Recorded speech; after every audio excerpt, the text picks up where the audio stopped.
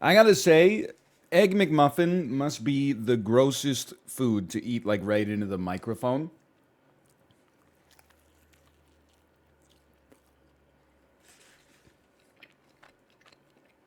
For sure. That is a gross sounding food. Something about it, listen, it tastes amazing. Something about the consistency of the egg.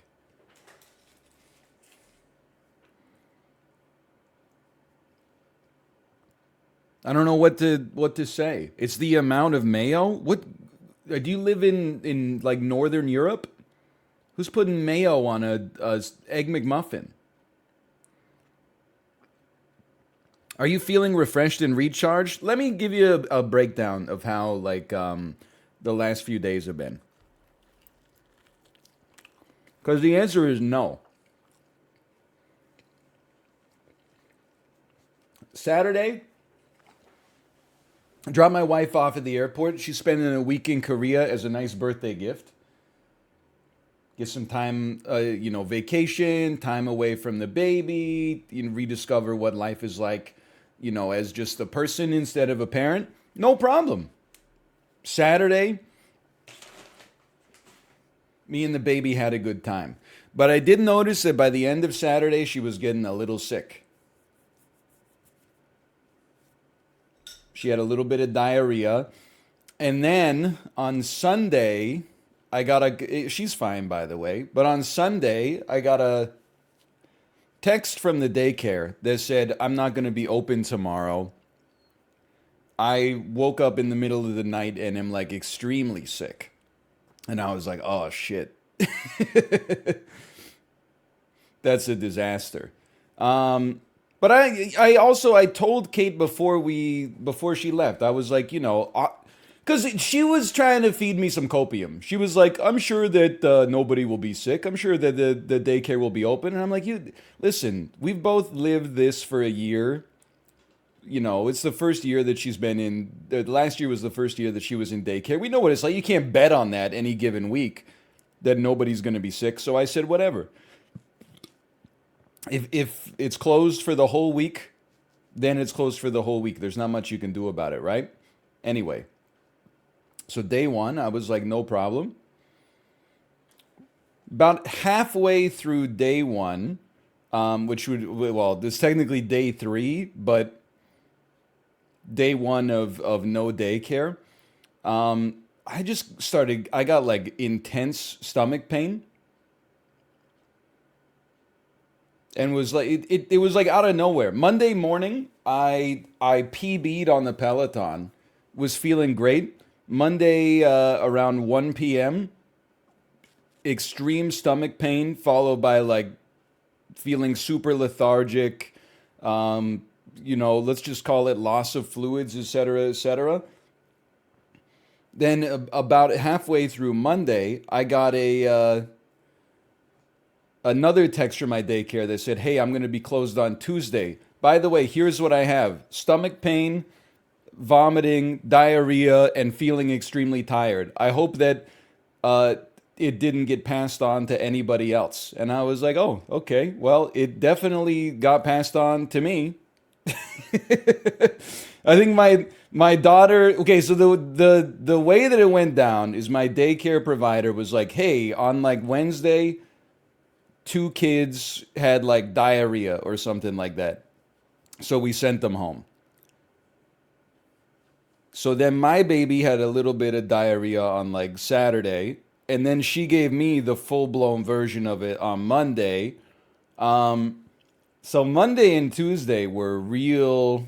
Those were nasty days. Like I know people have horror stories about stomach flu where they lose like 15 pounds in a week or whatever. I'm over. I woke up today and I was like, finally, I'm alive again.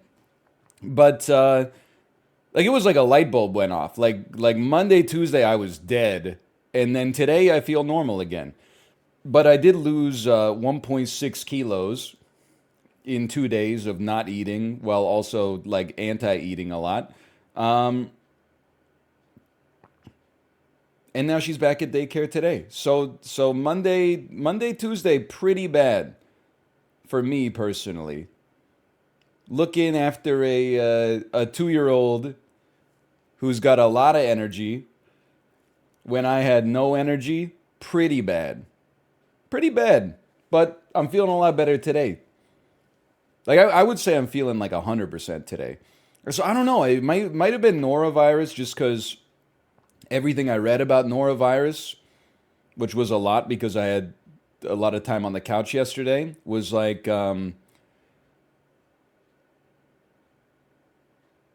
it lasts like 1 to 2 days most of the time, or 2 to 3 days, and after 2 days I feel good.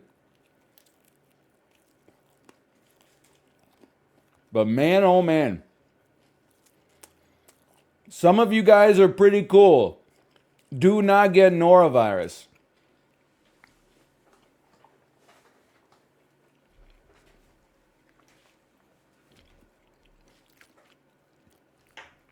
You watch anything yesterday while you were sick? I had Seinfeld on Netflix probably for like 8 hours yesterday while I was sick, and I could not tell you the plot of a single episode.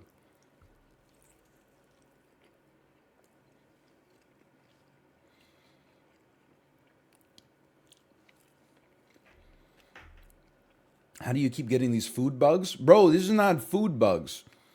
I mean, you can get norovirus from like, did you not hear the story? That everyone at the daycare was shitting their pants? I didn't bring a bunch of chicken tataki to the daycare on Wednesday.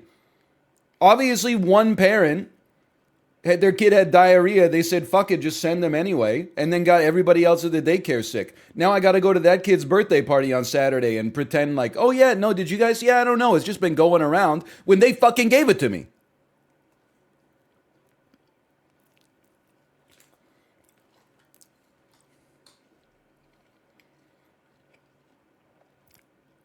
I got to take my ass to Toys R Us and buy like a moderately priced gift under 25 Canadian dollars, give it to the kid, and then give the parents the damn side eye.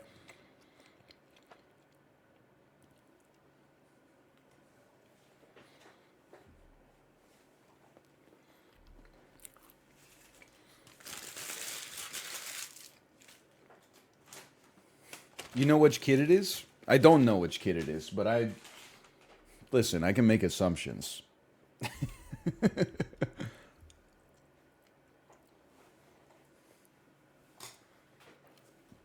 And I don't even blame the parents, okay? You know why I don't blame the parents? First off, there's two reasons for this one. The first one is that from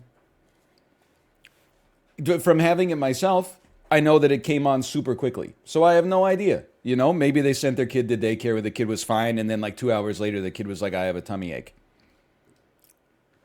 The other one is that it's society's fault because, you know, we live in a world now where both parents have to work to financially sustain a household, and you pay like a ton of money for daycare. So every time your kid has like a little bit of illness, you have to send them to daycare. Because if you took them out of daycare every time they had a little bit of an illness, then you would use up all of your sick days in like a month, and then your ass would be fired. So like, maybe instead I'll use it as an opportunity to commiserate. Hey, remember that time society gave us all norovirus?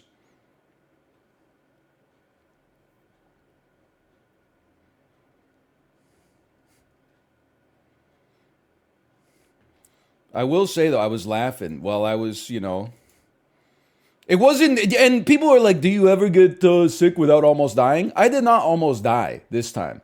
Did I ever say I almost died? No, I was just like not happy, regardless.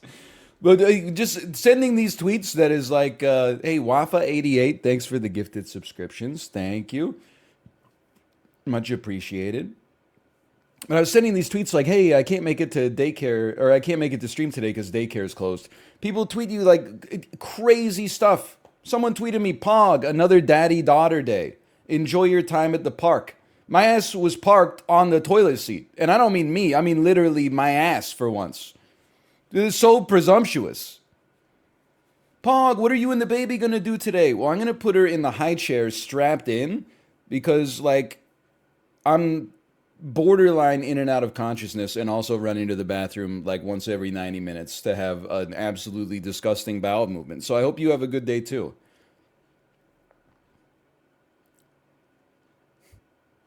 I don't think your tweets mentioned you were sick at all. Of course, because I don't, because I can't. Do you understand the culture we're living in right now? I can't mention that I'm sick because if I say like, "Oh, I've got a tummy ache," people are going to be like, "Oh, Return of Little Caesar! Whoa, oh, he almost died. I almost died. Whoa, the Campylobacter getting ready for round two." Because literally you can't make any single tweet without someone who's been online for 14 hours being like, "This is my time to make a joke that 1,000 other people have made every day for the past 8 months."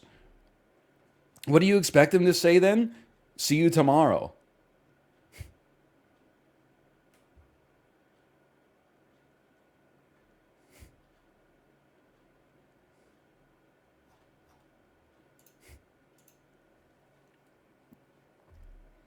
Or nothing. That's fine too.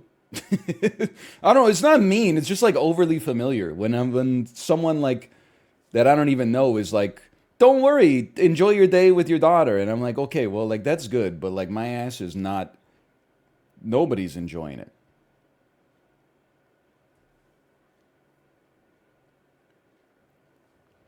Is having a child being hellaciously sick every other week? No, I think that's overly dramatic, honestly. But I did see a post. It was like it's a study,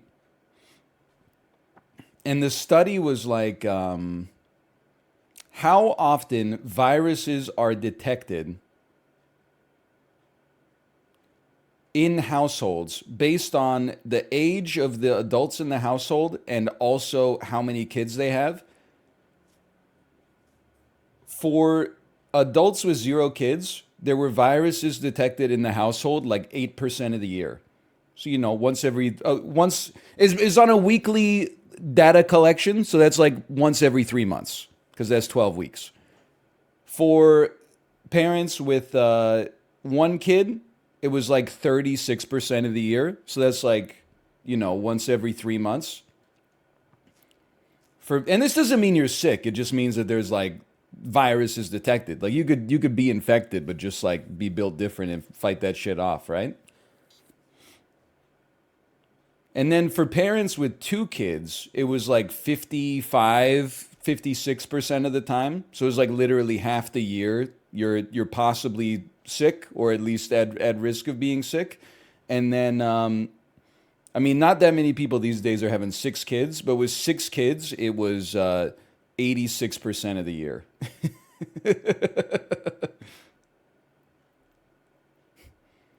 It's literally like 11 months out of the year or something like that.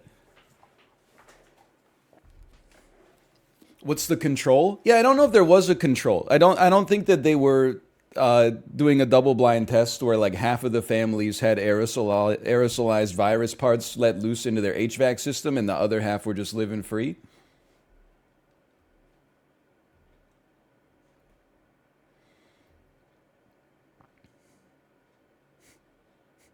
Thank you, Daniel, for saying what I'm saying, but less sarcastically. Which is there's an observational study, so there's no control. You got to remember, I'm going to be snippy. I'm going to be sarcastic today. I've been talking literally to one 2 year old for 4 days straight.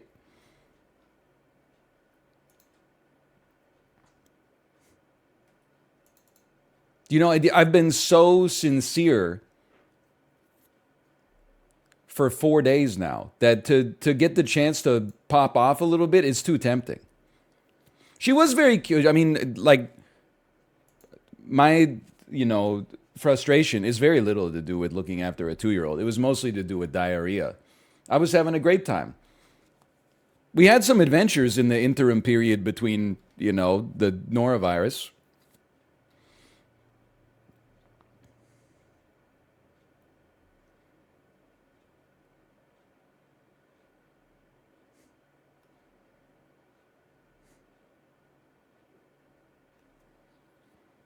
Did you go to the park? Not on the day when I was pooping. That's for sure.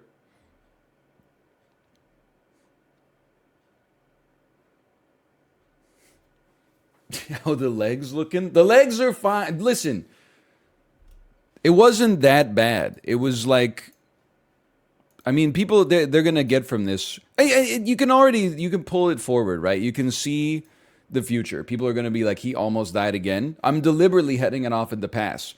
Going through the Salmonella Campylobacter was a nice kind of like anchor for me because when I had the norovirus, I was like, this is not bad at all. Day and a half of diarrhea, no appetite, limited energy. At least it's not 3 weeks.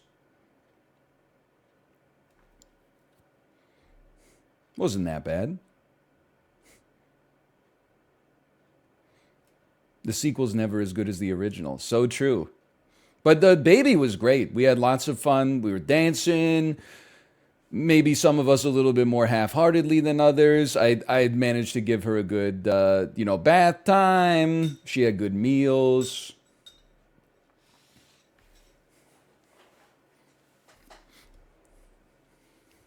We were not dancing in the street, though.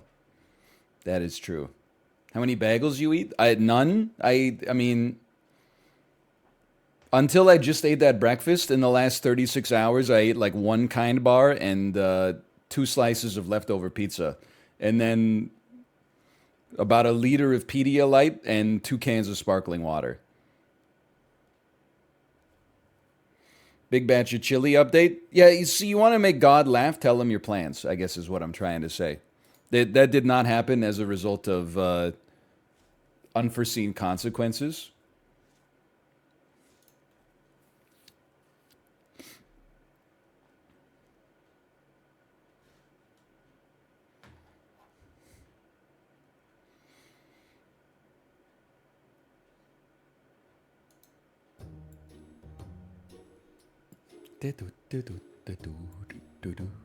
How does it feel to be solo this week? Honestly, like I was telling Dan, and again, if you think it's annoying to have one kid, or let me rephrase, if you think it's annoying for me to have one kid and always be talking about parenting stuff, it's about to get even more annoying.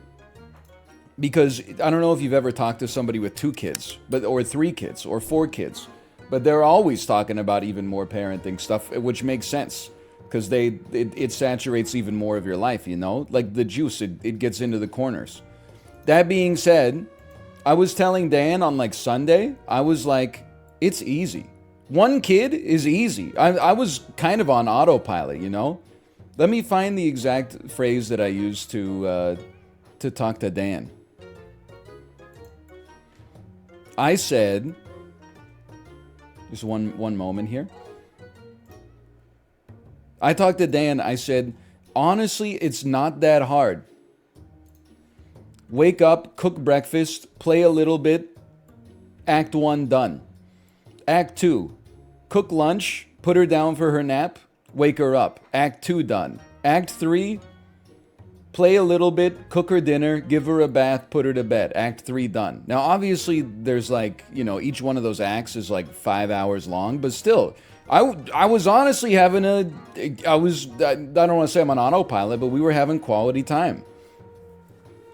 It's only once I got winter vomiting bug that things really got, well, let me just say thank you to Steve Jobs for inventing the iPad. That really helped me out a lot yesterday.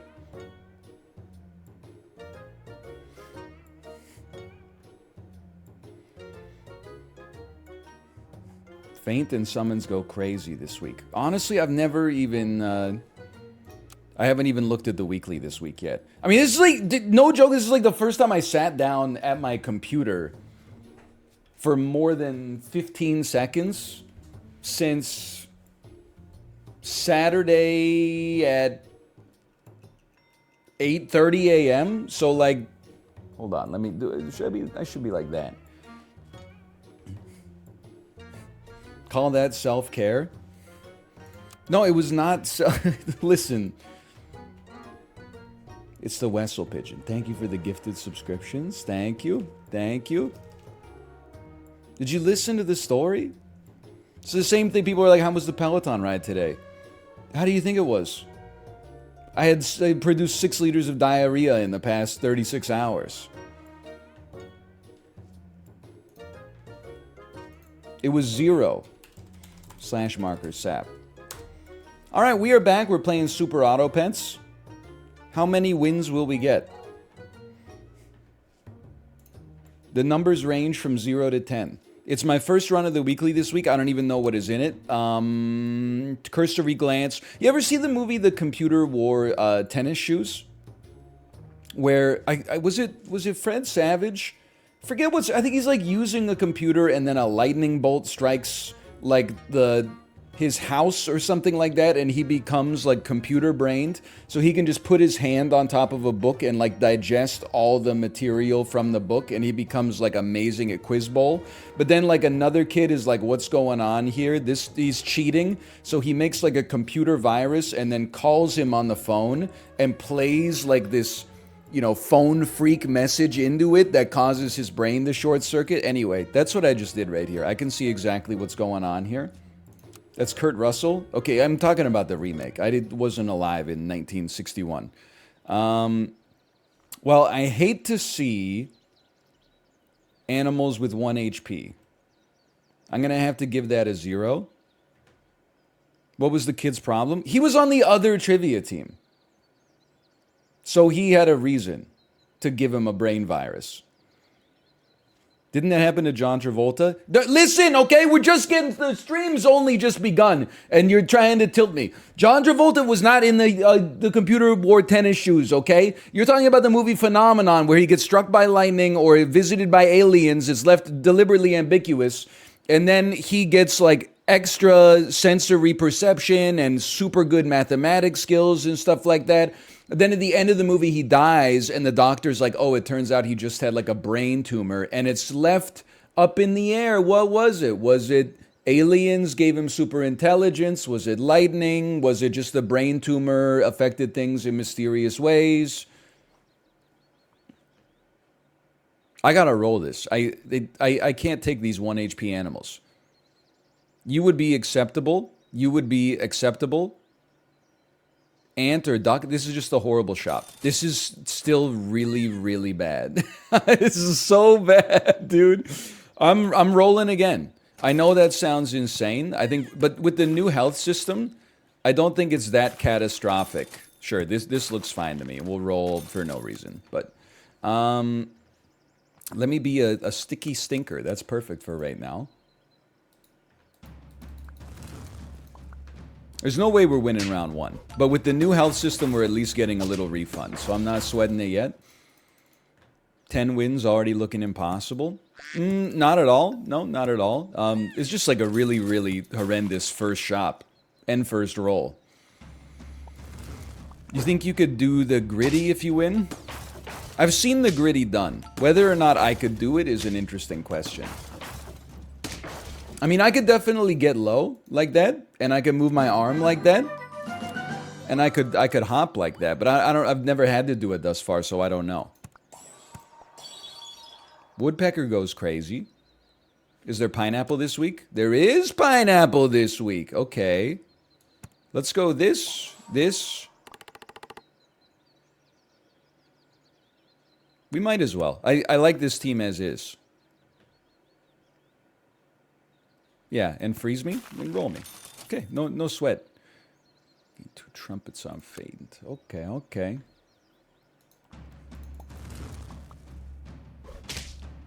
The gritty is mechanically harder than I thought. Me doing orange justice for the first time.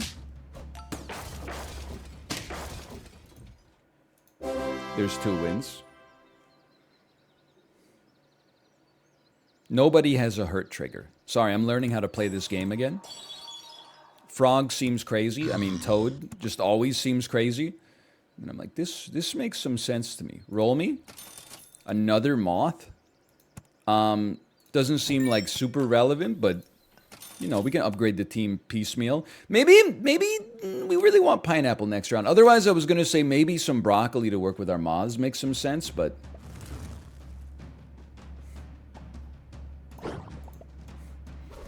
Ludwig played the golden packet, had no idea what was going on. Well, that's what happens when you debase yourself, and you start making content like incredibly ambitious chess boxing.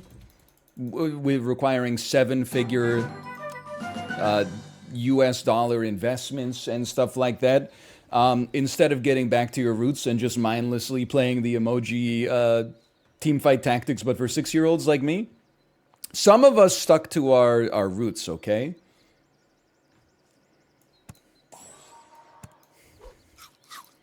Some of us didn't sell out and get like incredibly ambitious and make transformative content that elevates the medium as a whole. Some of us are just, we're still here. They're back in the same town we grew up in and went to high school in. I was born in a small town. I will die in a small town. Is this, I think it's John Cougar Mellencamp. Does John Cougar Mellencamp, by the way, does he live in a small town? I bet he lives in Los Angeles, that liar.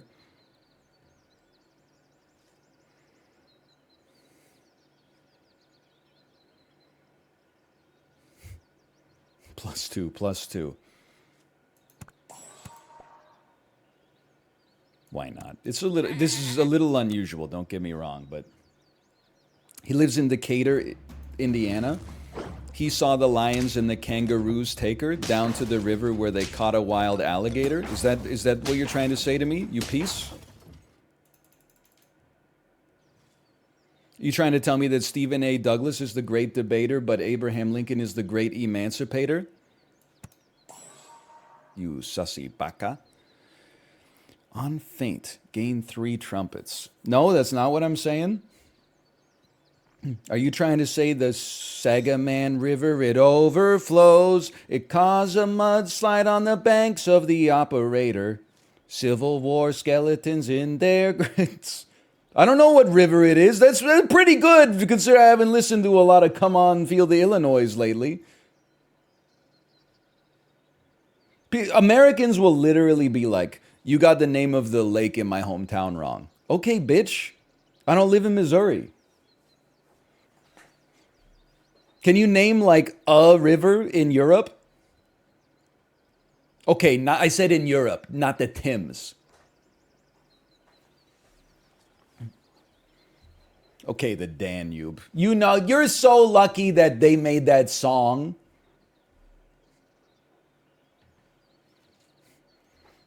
Rubicon? That shit isn't even real. There's a Jeep.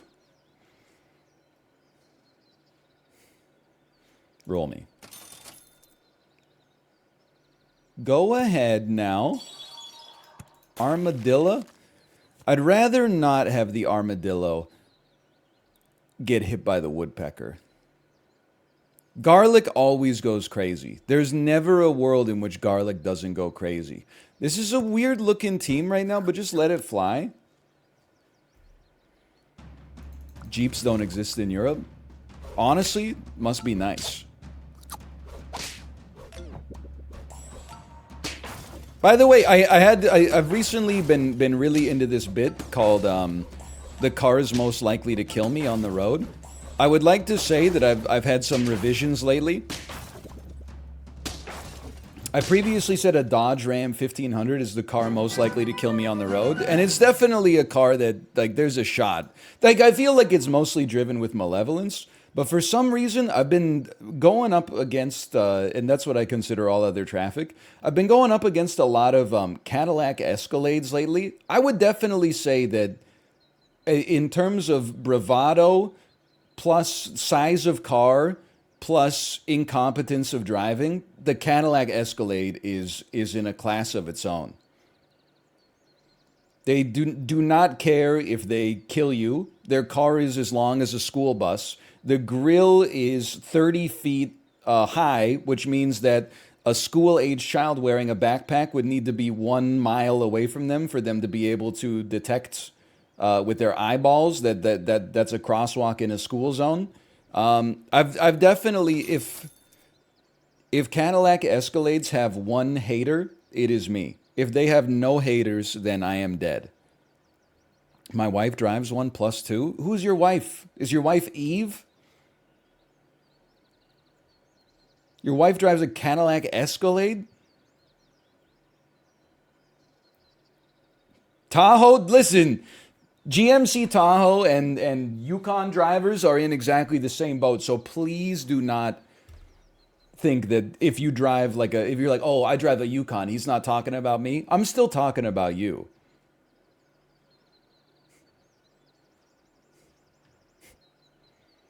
What about Dodge Caravan drivers? Hold on, I like this. How do you see a message? Listen, brother, how do I print from PDF? Dodge Caravans are always driven by sleepless parents on the brink of insanity. Those MFs are killers. You won't believe this, but I would say Dodge Caravan, I had the exact same story. One of them, I was turning right onto a two-lane road. The left lane was packed. The right lane was completely empty. As I went to turn right, uh, a Dodge Caravan in the left lane with no signal light on just threw it into the right lane and got within about 6 inches of hitting my car. And then, even though it was their fault, I waved at them as if to say, it happens, we live in a society together. And they iced me. They did not reply in the slightest. No body language or anything. But as soon as they got by, they freaking zoomed it. They like hit the gas. Like, how dare I almost hit their car? How dare another car be in my way?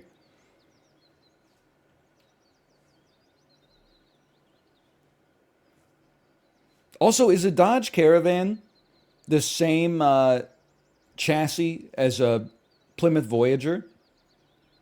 The Plymouth Voyager was everywhere in the mid 2000s, like a wine colored purple Plymouth Voyager.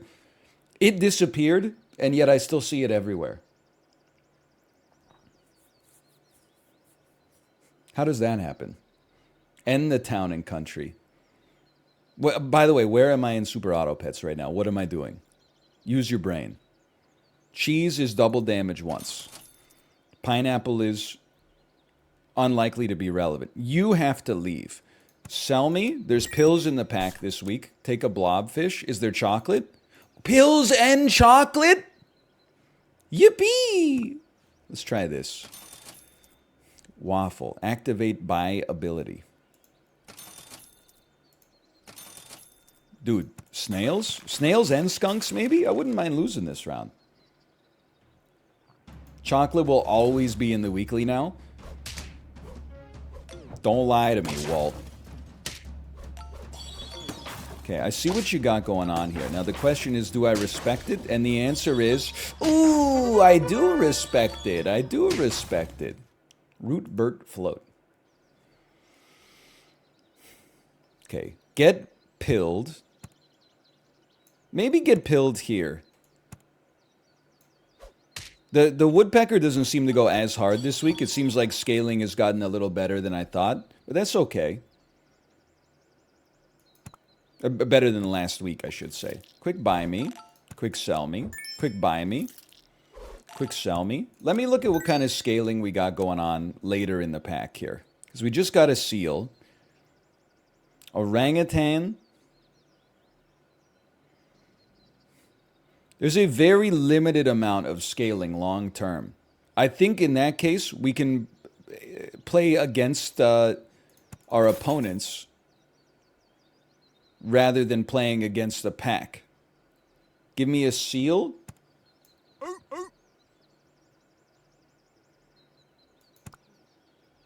The skunk is still really good. That much is not even up for debate. A grape would go hard. Okay. Okay. How much is a 1993 Plymouth Voyager worth? I couldn't tell you definitively. My guess is that probably like $1,500. I'm not really big into the used car market though. 2,500. I mean that's pricey. 2,500. In Europe, nothing. Well, true, because there's probably like one parking spot in the whole continent that could actually fit it, right? That's not even a knock. If anything, that's like, it's borderline complimentary. You know what? I'm starting to realize that there is like no good seal foods, are there? Apple, I would take broccoli. Yeah, everything else is like pretty horrendous. Okay, that's not good. Let's. I can't believe I'm giving garlic to an ant, but here we are.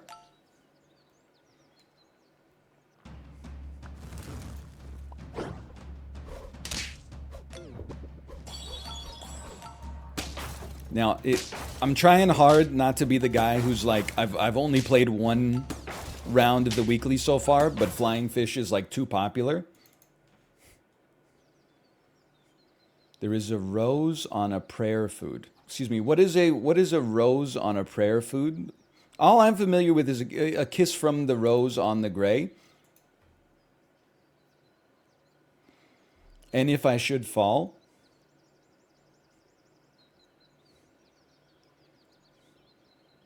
Is that what they're talking about? I don't know. Dude, my brain is not in a good place right now. You gotta remember, I've been hanging out with a 2-year-old. I've been defecating my brains out. Like, I'm still getting back up to speed here. A light hits the gloom on the gray. My reaction when the light hits the gloom on the gray. My reaction, ooh, when there used to be a graying tower alone on the sea, and then you. Give one pet the onion perk. Move to the back when in front once. Okay, so this is different than it used to be. And that's fine. You're not really doing anything. I'll be the first to tell you, you're not really doing anything. I would be content to sell you and then get like nature's chocolate, but we don't have to do it this round. We can roll to maybe get some better foods. Never mind. Okay.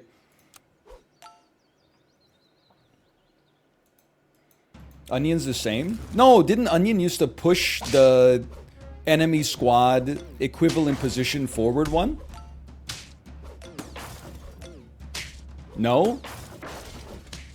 That's eggplant. Oh, okay, you're right. That's I got it backwards. And by backwards, I mean completely wrong.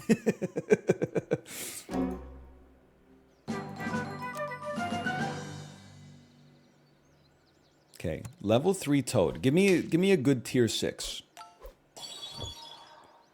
With no scaling, it's rough. I actually feel like maybe we copy our opponent and we throw an octopus out here. I'm not going to upgrade the woodpecker. I think it's a little too cost prohibitive right now. Listen, we have 3 life left. I think you sell an ant. I rather pill an ant. Okay, I'm glad that we misclicked. Give 3 random faint friends +2 attack, +2 health. No. Spinosaurus. Friend faints, a random friend gets better. It's not really what we're building here, but it's something. You did not buff the ant. Thank you. I think I'm in trouble. It's falling apart. 2 toads? I'm seeing double 4 toads. My God, we won.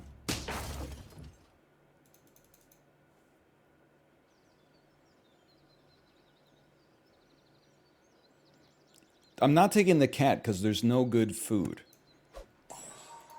I'm seeking a pill.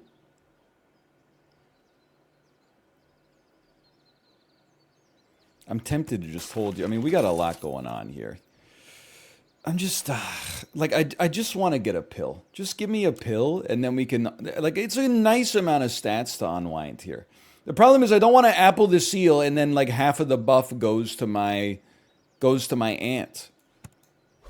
Like, I'm kind of just letting the carrot make the seal not as bad as I thought it could be. Like, I'm not even trying to level him. Okay, no pill means your ass is getting sold. The ant is gone.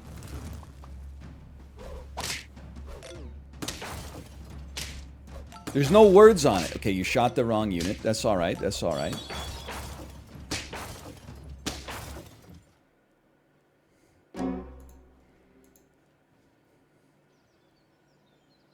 I can't believe there's no pills. Sell me. Buy me. Sell me. Place me. Broccoli me, don't hit the blobfish or I'll kill you. Okay, well, someone's going down, brother. Apple me again. I guess we are committed to the seal at this point. What do you do? Spend all trumpets, deal it as double damage. Okay, okay. No, no, we're not doing level 2 seal. I know we're kind of half in on the seal, half out. It's all octopus now. Octopus could destroy a summon build. This is a good matchup for us, even with the most annoying flying fish of all time. Ooh, tough luck. Ooh, tough luck. Ooh! Uh-oh!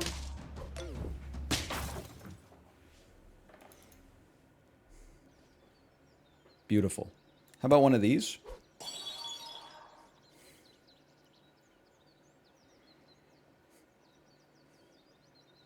I need a pill. Dude, honestly, forget level 2 walrus. I'm going, if I could get level 3 octopus. Oh! Oh!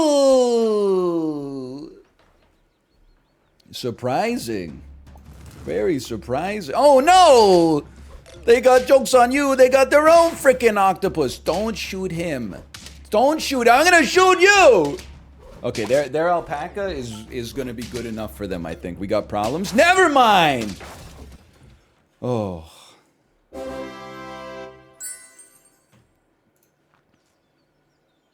Go ahead. In this case, we don't really need you anymore. Why don't you get out of here? Freeze me. Freeze me. Roll me. Nah. Yo! What? Goo goo gajoob. Goo goo goo gajoob. You piece of junk. What the heck? Let's go! Uh-oh, uh-oh, uh-oh.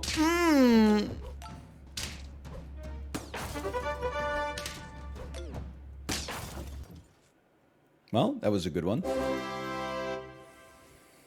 But one of these. One of these. One of these. Been kind of on autopilot for the last few rounds here.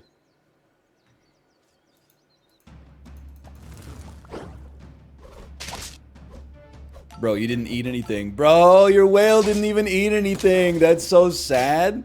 Okay, PETA is like really bad for us though. Is it? Yeah, it's not good. It's not that bad though. Level 3. Don't really need a cherry. Move to the front. Like, I guess I could move you to the, but I could also just move you to the front by doing that. That doesn't really make any sense. Like, a grape is good if we have to grind out some shop wins. Okay. And then literally just buy, like, any single target food.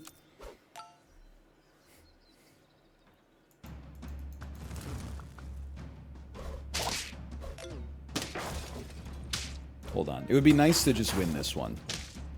Any chance you die to this? You're not dead! But we are.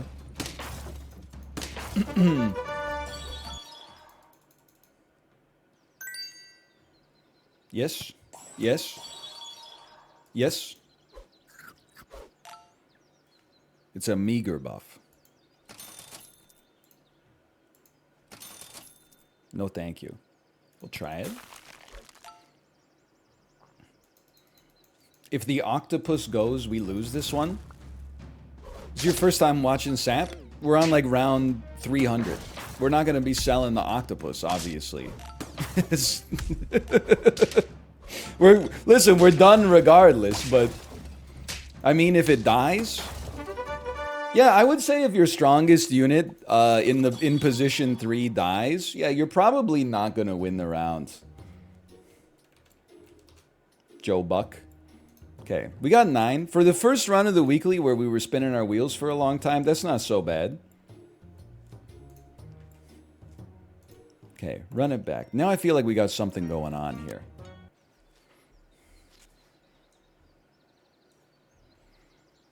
Units with more than 1 HP, or that can generate more than 1 HP. That feels good. Let me be Be like a miffed trucker. There were a few of them this year.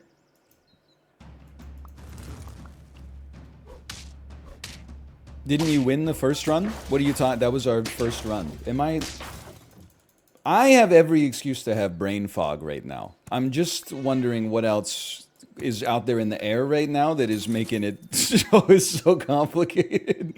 We're a little slow today. Why? How much diarrhea have you had? None? Oh, like you're doing right now?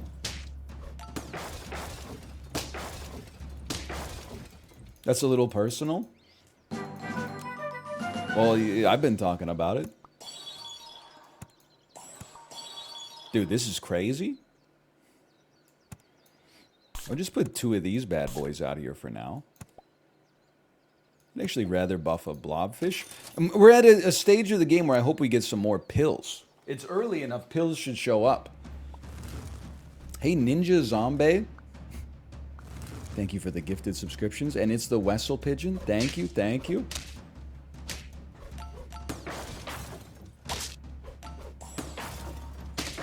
When I talk about diarrhea, 8,000 people don't tune in to listen.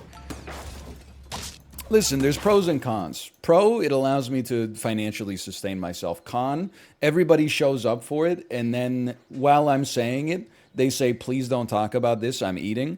And then like 8 months later, they're like, he almost died, lol. And then 5 years later, they make a post on the subreddit that was like, I just miss the classic era, like the he almost died constant diarrhea era. Like, I just wish we could get back to that.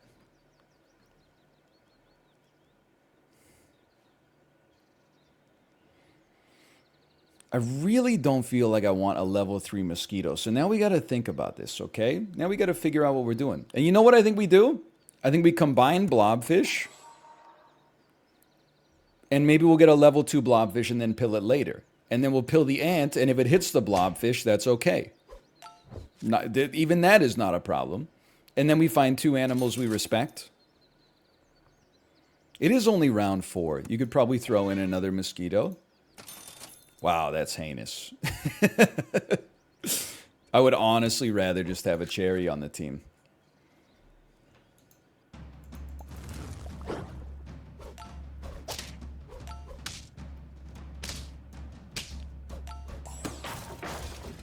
Hold on, I'm living for it. Wasn't that bad.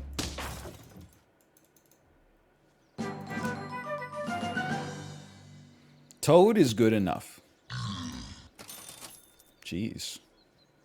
I still don't, I mean, you know what? I would pill you to make a level 2 Toad, but you're so close to not needing to be pilled. Or like we could, I guess what I'm trying to say is we could make a level 2 blobfish and then pill it after and get even more experience. We don't need 2 pills right now.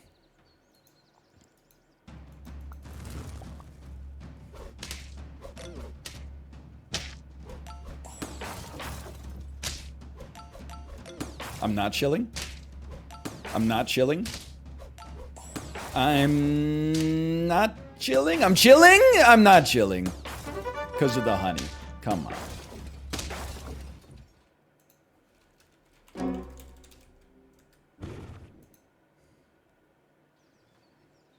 Okay, how about this and this?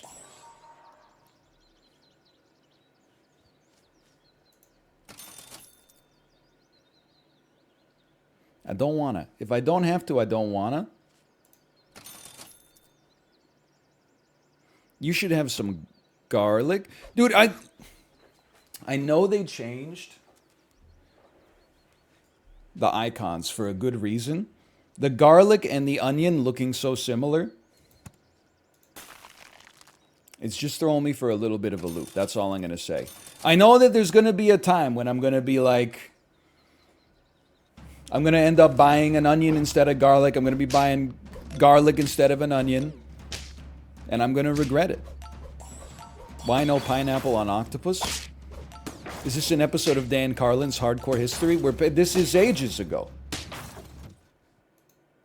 That was like 10 minutes ago. No pineapple on octopus. Okay, one of these. Why don't you give me a skunk for now? Why don't you give me a skunk for now? I am stunned that we have not encountered a...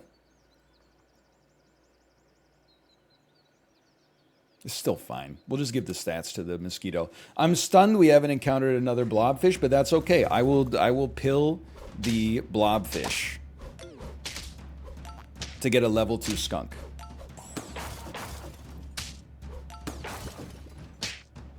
I feel like this team is amazing right now, but could get bad pretty quickly.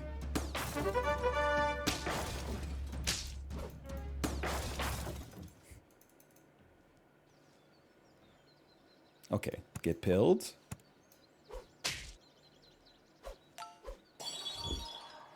Spend all trumpets to do double damage to one random enemy. I'm not like other Super Auto Pets players. I like animals that are good. Give the lowest health friendly pet +4 health. I'll take an orangutan. It's gonna buff you. Don't really want a level 3 moth. The problem with having 2 orangutans is very quickly, after like the first turn, they start to just buff each other over and over. Like they buff for on this turn, depending on what I sold, they would buff like toad and moth. But then they would just start buffing like something, and then let's call it orangutan A, and then they would do like skunk orangutan B. And well, I think it's poor value when we could have a unit out there with like garlic, for example. Like, we're not selling you because you got garlic. You're probably leaving a little later. The skunk, not leaving. You're leaving at some point, but probably not just yet. Maybe it is okay. Maybe now is the time. And in that case,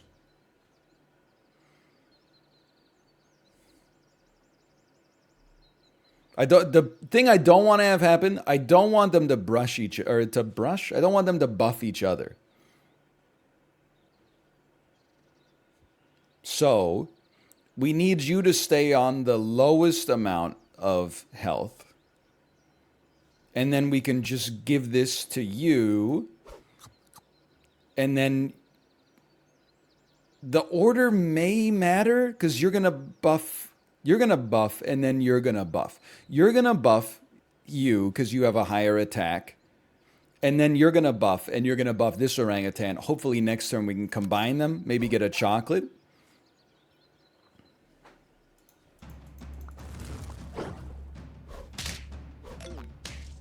Beautiful. Not beautiful? Not beautiful? Beautiful.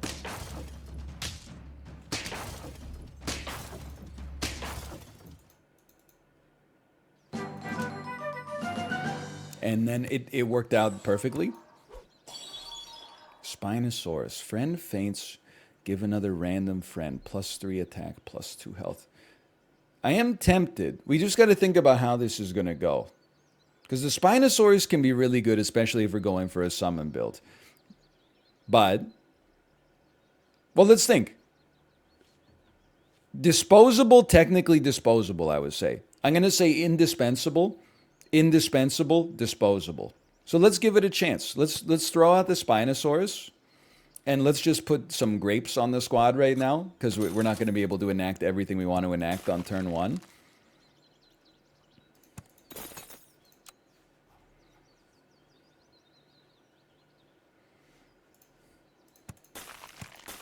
Try something like that. We're looking for pills. You buff the dude with the I'm gonna pill. You buff the dude I'm gonna pill. It's okay. For this turn, at least, it's okay. Somehow, heartbreak feels good in a place like this. Were we on 7 wins? It's not so bad. Pill to level 3? Yeah, it's a mosquito. It's no good. Well, I think it's you gotta do it. It's gotta go.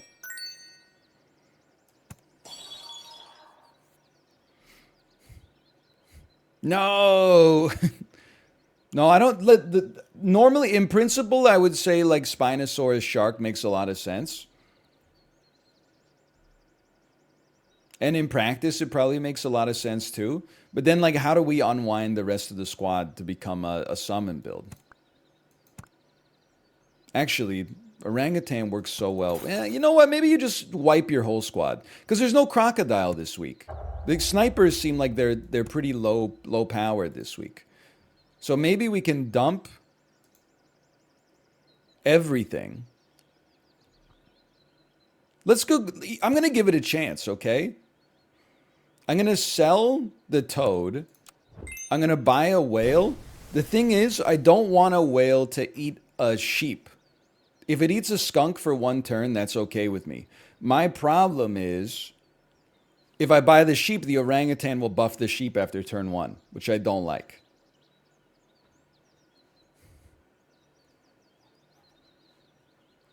Just pill stuff? I'm not a pharmacist. I can't compound my own sedatives.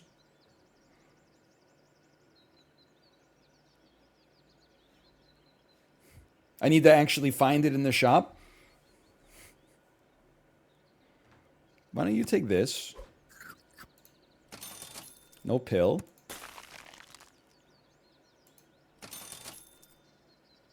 You're worth having for a pill-based situation in the future. And you have more HP. For this turn, this is how I'm going to run it. 8 extra HP on the shark is crazy. Wait, they got the same build, but better. That's horrible news. Flying fish. Flying fish. I'm keeping that in my back pocket. A flying fish.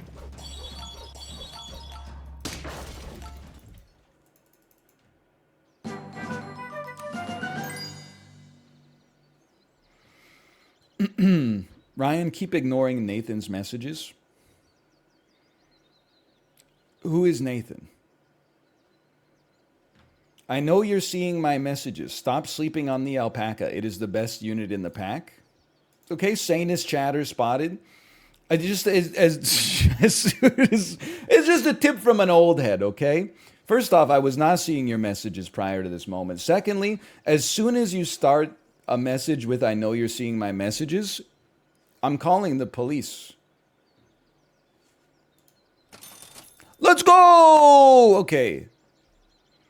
So you're gone.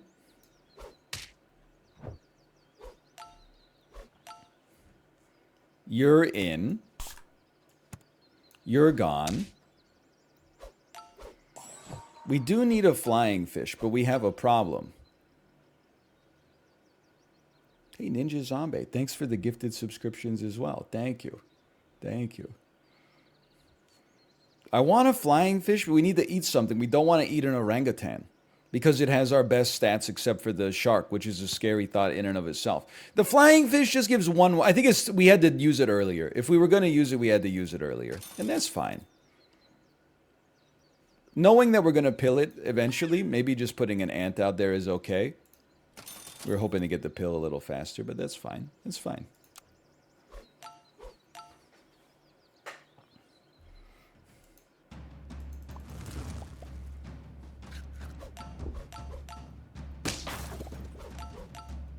They had a lot of cherries on the team. Is that supposed to scare me? The only thing that scares me when it comes to cherries is their prodigious price in the grocery store. Because, like, I don't know if you've been shopping like I've been shopping lately. Those things do be expensive. They're a low-tier fruit? I don't know if I go that far. I mean, I don't want to make any enemies.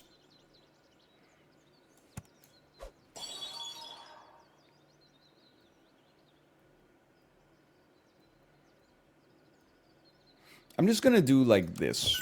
I know it's crazy. I mean, I think cherries, like, they're pretty tasty. That won't work right. Let's just do this. It might work, maybe. Go ahead, take 17 HP and then not be able to use it at all. I think they're tasty. I just think that they also, like, no fruit is good enough to justify a cherry's price tag. Would love to know your thoughts on this. This is mathematically unwinnable. Okay. Fair enough. I don't think I should have pivoted off of what I had going on. Oh, wait, we're not on lethal. We're not on lethal yet. Yes? The orangutan is like... he doesn't need to be leveled. Let's put it that way. What am I doing with this? What am I doing with this? The thing is, what am I doing with this? Like, we forget the chocolate. It feels wrong to get off of a chocolate there, but you got to do something. We just pilled a gorilla like a psychopath. We have none trumpets. A parrot that copies a whale's ability. A lionfish, before friend attacks, make the enemy target weak, works one time per battle. Doesn't even make any damn sense, man. Doesn't even make any damn sense!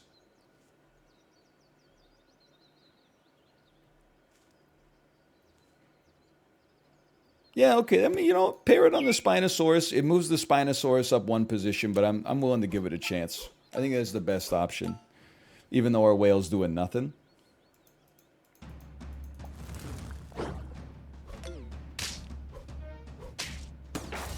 I can beat this team. I forgot! When your run is anus... Oh, no. They start putting you up against other anus runs. I'm dead. I'm dead. I can't win this one. Okay. Maybe whale was not necessary. Give me 7. You've unlocked farm. By the way, have they fixed bubbling lava yet? Or does it still sound like so distracting when you're on it? It's a feature, not a bug. Still bubbles? Okay. Then I don't use it. It's simple. If it bubbles, I don't use it. We got 7. It's so distracting.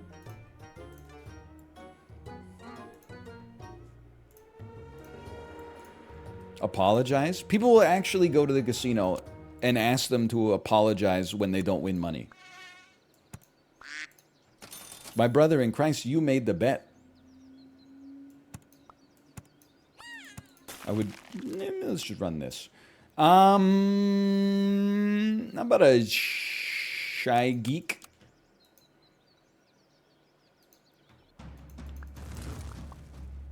Is it even possible to get 0 to 1 wins with the new health system? Yes, you would simply just lose every round. I mean, of course it's still possible. Was it a serious question? I guess is my follow-up.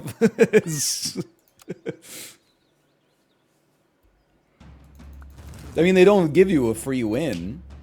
So of course it's still possible.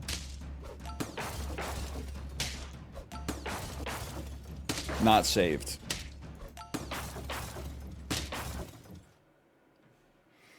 I was at a casino in Vegas sitting next to a lady. She freaked out because she didn't understand the 100 to 1 calculation of her winnings. What does this mean? She was freaking out because the way I'm reading this message is maybe not right. But it sounds like she freaked out because she won 100 times what she bet. Or was she freaking out that she didn't win as much as she thought she would? She bet $100 and got $1. I mean, that's like... Did you see the guy who bet $1.4 million on the Chargers to beat the Jacksonville Jaguars when they were up like 31-0 or whatever, and then lost? Possibly the worst financial decision I've ever seen in my entire life. Because I don't know, the return on investment was like less than 1%. And you can make like 4%. I mean, it's annualized, but you can make 4% in like a treasury bill right now. I mean, it's going to take you longer to get 1% than, you know, the second half of a football game, but still.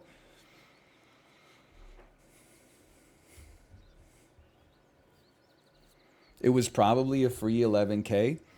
Well, that's the thing, right? When risk assets have been doing so well, that 1% seems free. All it takes is that 1 in 100 shot for things to blow up, and all of a sudden you're like, I'm bankrupt now.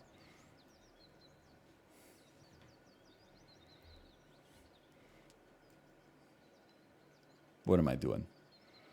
Okay, don't debase yourself by buffing the other ant, okay? You're better than that. I wish you wouldn't have buffed the mosquito either, but it is what it is. It's good. It's well balanced.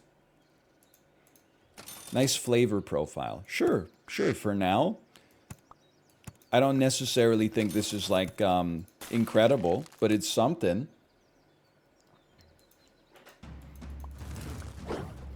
I did watch a lot of sports when I had so much diarrhea this weekend. It seemed like a match made in heaven. I think the most insidious thing about sports gambling commercials. So I guess what I should say is that like when I watch sports, that means like collectively I watched like, 8 hours of sports gambling commercials. They make gambling look like so much fun. They make it look like the most fun thing in the world. And moreover, they make it look like absolutely everyone is doing it. Like the average sports betting commercial is either like a professional athlete who made tens, if not hundreds of millions of dollars at their sport being like, hey, just bet $100 on Connor McDavid getting 7 shots this game. It's fun. It's even more fun than being a professional athlete. Or it's 19 friends at a house party and they're all asking each other what they're betting on. That is not normal. I'm not trying to be an insane hater. I'm just stunned at how that the ads have normalized it like so quickly.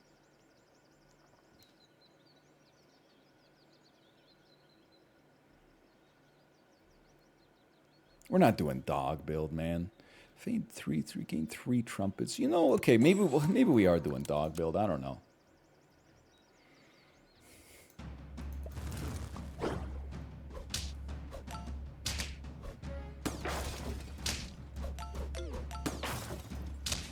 We're ass right now, that's for sure. I'm an insane gambling hater. No, me too. But like, I guess one of the things that's like crazy to me is that it went from like this shit is illegal, and if an athlete ever does it, they're like banned from the sport for life, to like 3 years later, it's like everywhere, and also on like you can't run cigarette ads on television because everyone knows that like smoking cigarettes can ruin your life or make you look like really cool. I'm joking. But then like also now, like there's ads, you watch it, there's ads on the boards. Like if you're watching NHL, every period the scoreboard goes like this, and it goes like, do your free bet at betplay.com. And then all the TV ads are for gambling. And then in the intermission, they're like, here's how the betting lines in the game have been updated based on what happened in the first period so far. Like it's crazy, man. It's everywhere. Like the sports are just a vessel for the gambling now. Is the way it feels. It's the way it feels. I don't know. Here's what I'm going to do. I'm going to put you here for anti-woodpecker protection, but I think this run's going nowhere.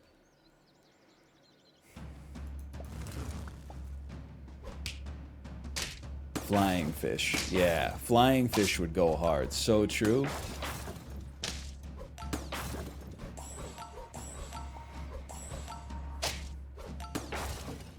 More? No, I'm still ass. Confirmed. Still. Oh, no, I'm not anus. Okay, this is how it has to go. By the way, I think if you pill like a trumpet generator in the shop, it should give you 3 permanent trumpets. I haven't figured out like how that would work yet, but I think it just makes sense. I think players should be allowed to bet on themselves to win. Listen, I think I have a pretty typical, like millennial stance. I'm not saying it's even the right stance. I'm just saying I think this is a typical millennial stance that I don't really care what you do as long as it, doesn't affect me for the most part.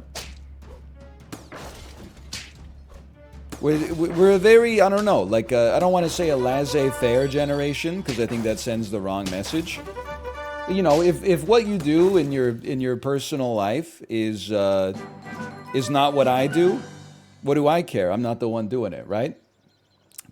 That being said, I think if we're gonna go all the like 95% of the way with gambling, we should go 99.9% of the way. I definitely think that sports players should be allowed to gamble on themselves to win, not to lose, because that's a conflict of interest. Well, that's the thing I never understood about like Pete Rose, man. Like, was there ever any proof? If Pete Rose bet on his own games, I can understand why he's maligned. But if he just gambled on other teams playing baseball, like, who cares?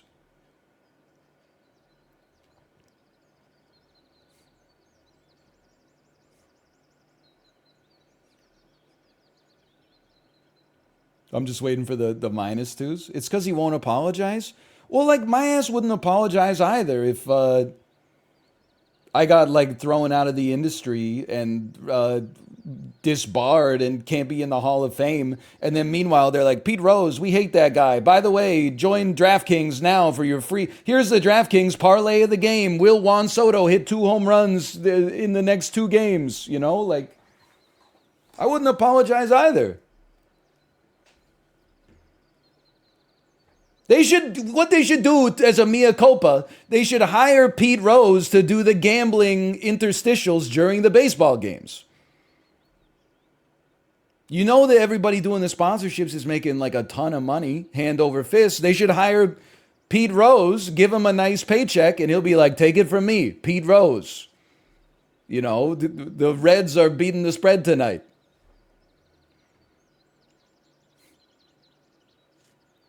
Anyway, I don't know what I'm talking about at all. I don't think we care about leveling a porcupine. We got to find a way out of the abyss here, man. So I would definitely say that a sheep makes sense. So true. And I would definitely say that an orangutan makes some sense.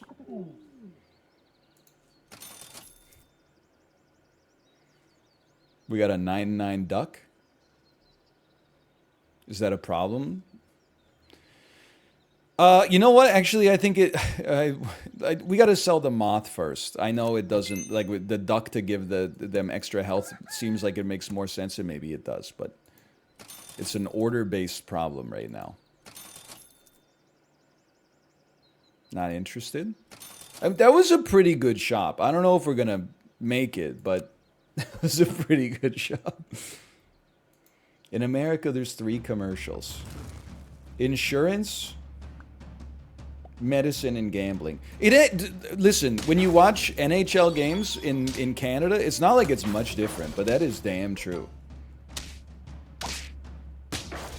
But the thing in Canada that's funny is that I think there's like a law where they can't say what like a medicine is for in its advertisements. We're in trouble. So like there's all these ads, and the one I see the most is for this thing called Ozempic. And I think Ozempic is like a diabetes management medicine that also promotes like appetite suppression or something like that. But they can't say what the medicine is for. So every single commercial is like, ask your doctor about Ozempic. Ozempic, my friend takes that one. Hey, my aunt used Ozempic and it made her feel a lot better. But then like they at the end of the ad, they almost like, and I don't know if anybody else has been watching Hockey Night in Canada in between the gambling ads, but they at the end of it they go, ask your doctor if Ozempic is right for you. If you have, and then they like wink at the camera, and I'm like, what the hell's what is going on here? I'm about to call my doctor. I don't think I need Ozempic, but I mean, the ad makes it seem like it's the second most fun you can have in Canada next to losing all your money on sports gamblers. Or sports gambling, I should say. I'll fully admit to also just simply not understanding. Watch this. Watch this drive. Why are there so many insurance ads in the United States? And this is not from a place of smugness. It's from a place of like I just don't understand. Like and it's not health insurance I get. But like there's so many ads for life insurance. And you're like, are you really selling that much life insurance in the middle of the NFL games? I guess the answer is like probably if they keep running the ads, but like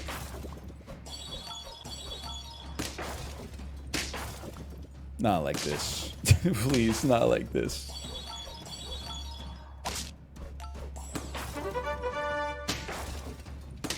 Also, life insurance, I'm not in the insurance industry. Life insurance seems crazy to me.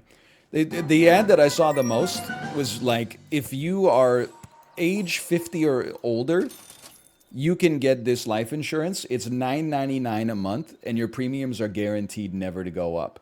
And I'm like, what the... Okay, well, what's the payout when you die then? Is it like $3? How could that even be possible? Like, even at 30 years, that's like... that doesn't make any sense. Okay, for now, we do this.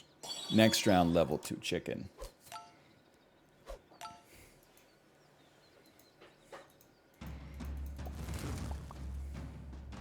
No joke, I'm scrolling through Reddit. I just got an ad for Ozempic. I'm telling you, man, it's... the Ozempic lobby goes crazy. Oh, Jesus Christ.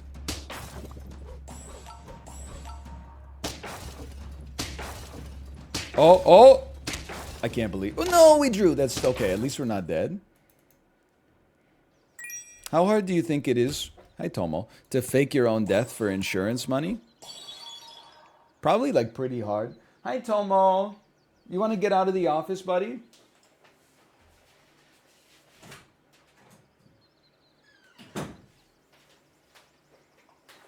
I mean, because, like, if you faked your own death for insurance money... I'm just thinking about how this would work. Your spouse, let's say, would be the beneficiary. So you would fake your own death. Let's assume you got away with that part. Then your spouse would get the insurance money. How is your spouse going to get you some of the money? I know my ass is way too tied into the convenience of modern life. There's no shot that that I would ever... my ass would be using a credit card to buy like an iced coffee within 6 weeks. Without a doubt.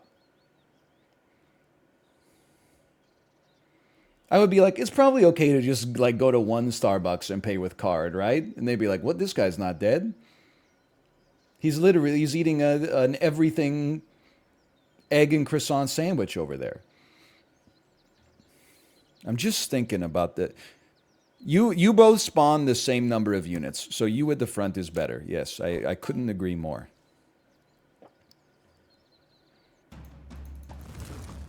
Just use your spouse's card. I think they'd catch you, man.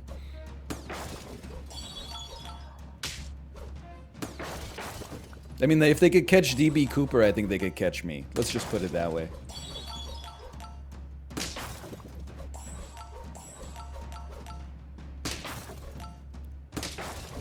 I'm not dead. I'm not dead. They didn't, though? Oh, you believe that? Oh, man.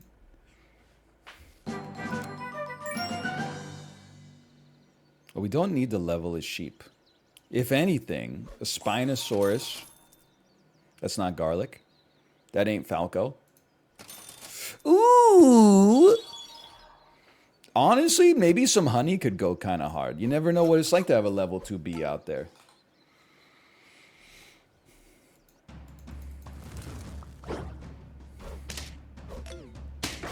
Does NL mostly play games that aren't super involved so he can engage with chat more? He plays interesting titles compared to other streamers. This is something that me and the other governors on the board of directors have been discussing a lot lately.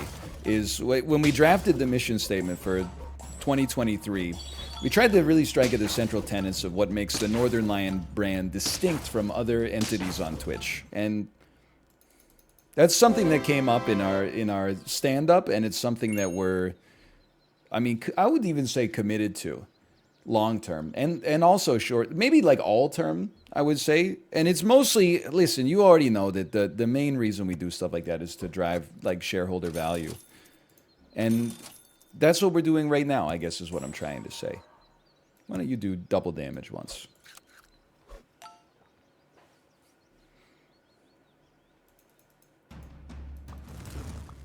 Oh, like you do it right now?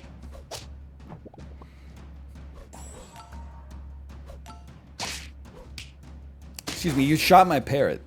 I mean, the highest value snipe of all time? How did that happen? This is an outrage. Oh, he lived! We're still gonna die, though. Yeah, we're toast. That was not bad, though. That was pretty bad. 5 wins. Bowler hat. Dude, I'm bringing the bowler back. What are we wearing right now? 1 of 1 eggshell? No, thank you. It's played out. Fedora? No. We're going classy. I need a hat switch here. Bowler. Bowler. There's a lot of hats in this game, man. Let me know if you see the bowler. Or the joler. It's in alphabetical order, yeah, so it is. There it is right there. Choose prediction. We got 5 wins.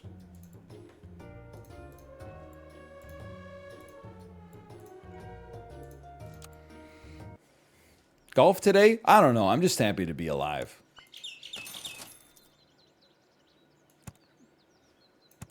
I'm going to operate on a new principle. And my new principle is maybe limited scaling early goes crazy because the scaling doesn't exist in this week. So maybe Pillbug Silkmoth can do something for us. I'll be like a unintended whale, like 75% of the people who make 99% of the money for mobile free-to-play games.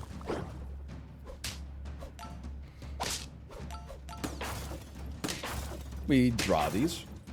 I was messed up. I was remembering when we were talking about ads. When my daughter was eating dinner yesterday. If you weren't here early, like, so I'm solo with the baby this week, and also like I got a mild case of stomach flu or norovirus or something. It was mild, but like what I was doing to the toilet was medium, if not hot. Let's put it that way. But I was like just not in a great state.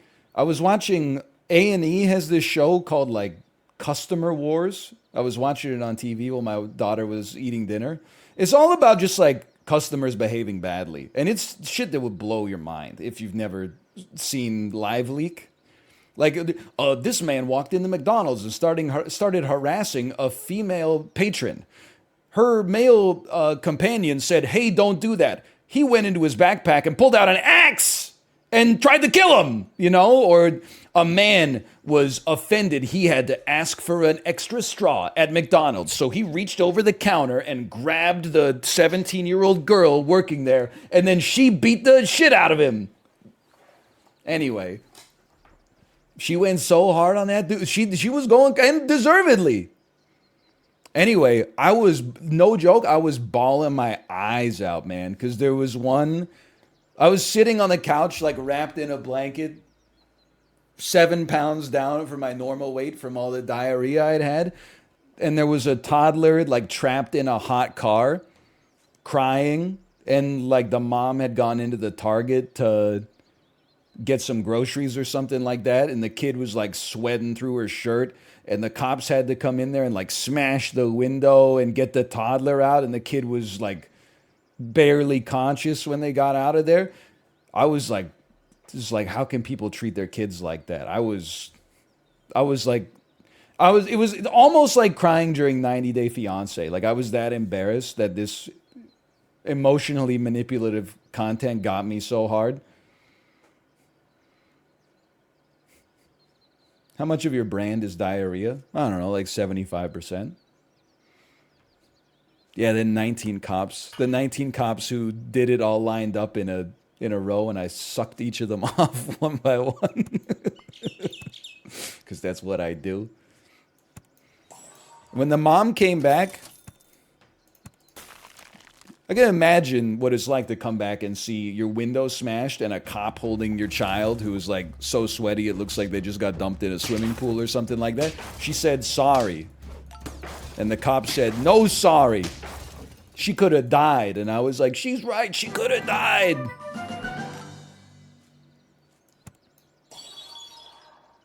Okay, so far so good. Do we care about the duck? I don't think we care about the duck.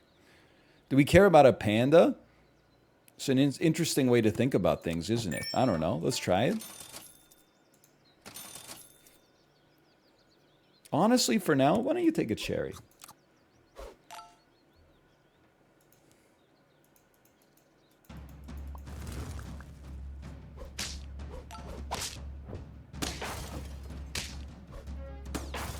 Two of these. Ooh. Oh no, they've got two of these too! Oh, well, it's a draw. You can stuff your sorries in a sack. Is that true, though? Because I've never seen it done. I've never seen someone stuff their sorries in a sack. So I'm just not sure if that's just like something people say, but they've never actually... There's like people say like atoms exist, but I've never seen one.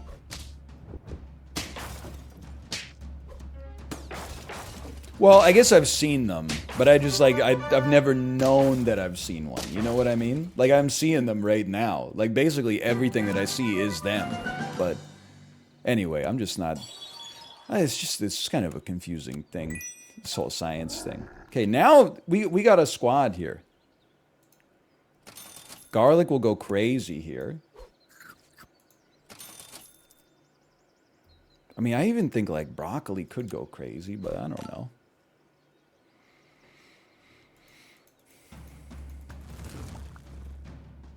$215 level 1 panda. How the hell does that happen? You don't see atoms, you see light? You know what I don't like to think about? Is the fact that, like, everything we see is upside down, but our brain reverses the image in our head. I guess where else would it do it? But I don't like to think about that, man. Because I'm like, dude, because when I flip upside down, my ass gets, like, so dizzy. To imagine that actually, like, that level of dizziness is where I should be at all times, that's too much, man. I don't wanna think about that.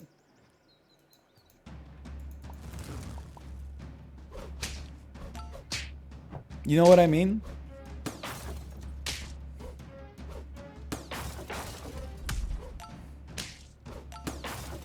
No? You know what I'm... And then, like... What if, like, what I see as, like, blue isn't what you guys see as blue?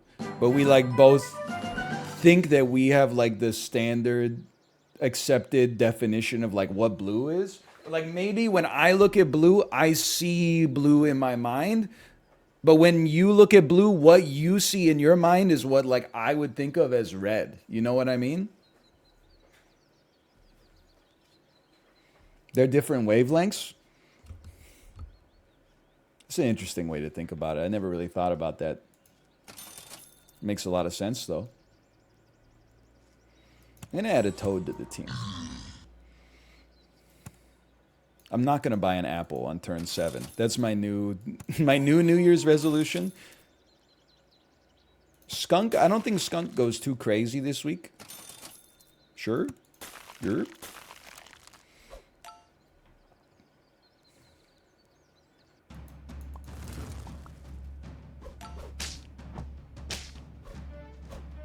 Yeah, NL, you've changed? I know I've changed, because I crapped out, like, all the cells in my body and had to rebuild them this weekend. We went through the shit of Theseus.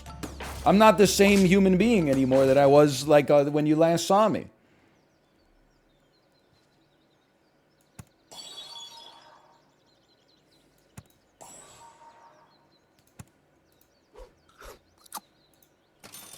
It's okay. This squad, I'm not sure it's going all the way, but it's looking pretty good right now. We got to figure out what we're going to do with this pill bug, though.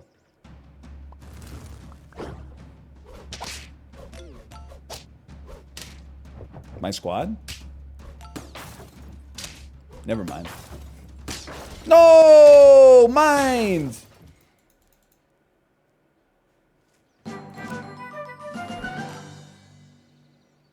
One of these. I guess we're doing one of those. My hometown in Michigan is installing a roundabout somewhere and people are losing their minds. Listen, I accept that roundabouts are a more efficient way to get traffic moving around. And they're not that complicated once you use them. Like we've got enough of them in Vancouver now that like when the sat nav goes like enter the roundabout and take your third exit, like I actually can translate that into an action. But I will say one of the things that's great about being in Washington State, where there's not that many roundabouts, at least in my anecdotal experience, is it just makes driving feel more relaxed. Because instead of a roundabout where you try to find a point to enter and then exit at the proper area, instead, you get to a stoplight. There's 7 lanes of traffic, even though there's no homes or businesses. And then you just sit there for fucking 4 minutes. No wonder people in the US are texting and driving like crazy. I'm used to traffic lights that's like, you get to a light, you get 20 seconds in one direction, maybe a 15-second protected left. Then the other lane gets a little protected left for 15 seconds. You're sitting there for like a minute, maybe. There's intersections that I've been to in like Everett, and Redmond and Bothell and stuff like that, where like if you miss the light, like if you're on amber and you choose to stop, but take a second, cue up your favorite song, because like you're not going to be moving again for 4 or 5 minutes sometimes. It's madness. But on the other hand, it makes it like really nice. Like it's a luxurious drive because you're like, oh, I get to take a nice little break right now. Also, I know this isn't just a Vancouver thing, but I always think to myself, driving in Vancouver, whenever the light turns yellow and I gun it, so I make it through the intersection, and I'm like, ooh, that was exciting. And then I look behind me, and another car came through behind me, even though I probably shouldn't have gone through myself. And I'm like, it gets me every time.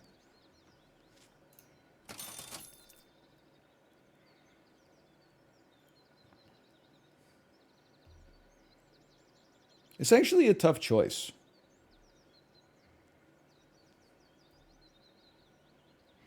I think if I have patience, you guys are going to get there. But why would I have patience when I could just go fast instead? Yeah, okay.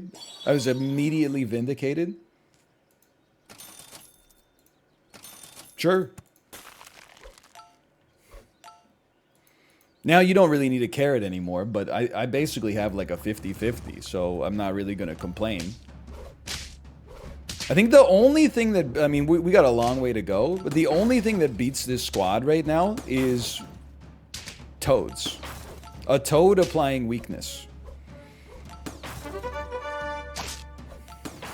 Did you see they added McDonald's Sprite to shops in SAP?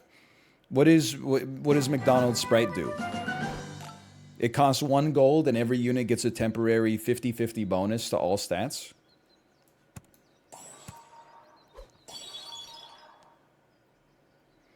You don't really need to be here anymore. I feel like we could instead... Because our shop tier is already at max. The bird can still do something. Throw an octopus out there. Can I tell you why we threw the octopus out here? I'll give it to you straight. It's fun. Chocolate? Yeah. Walrus would go hard, that's true. Did you see they added Ozempic to the weekly? They did, but according to Canadian rules and regulations, I'm not allowed to know what it does. Ah! Okay, well, this squad found 10 different ways to beat me. Never mind. No, they didn't. They still lost.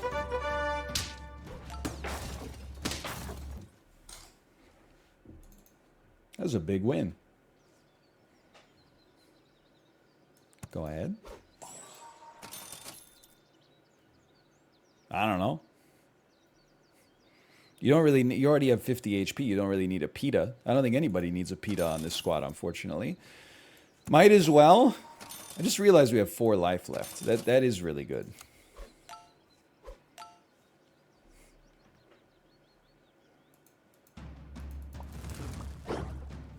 Please tell us if you've seen Megan yet.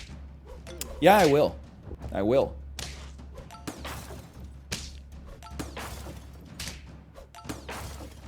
I haven't. But I'll tell you.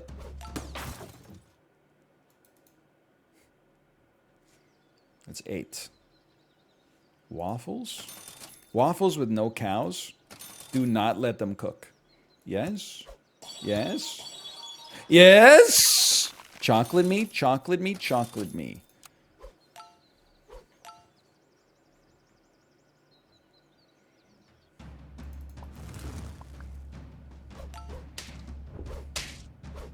I just think it's crazy that, like, honestly, I know Megan seems like a bad person, okay? And yet, like, why is it that in today's society that's rewarded with this much media attention? But enough about Prince Harry.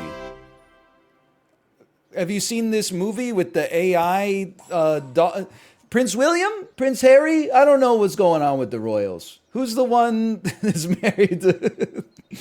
Who's the one that's married to the guy with the red hair? And who's the one that's got no hair?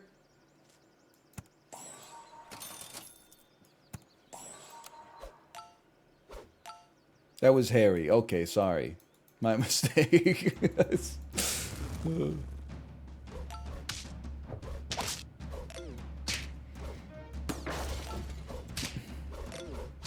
Mods.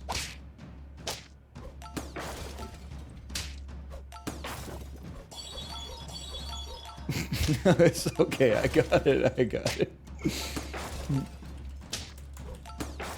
No, not them. Just give it a second here. Whoa, 10 piece!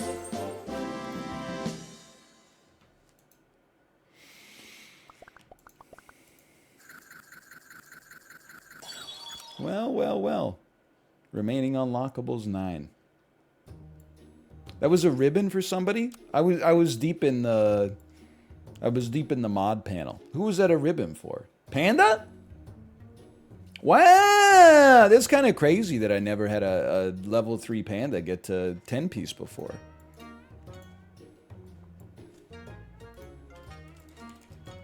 Crinkle Panda. Remember that guy?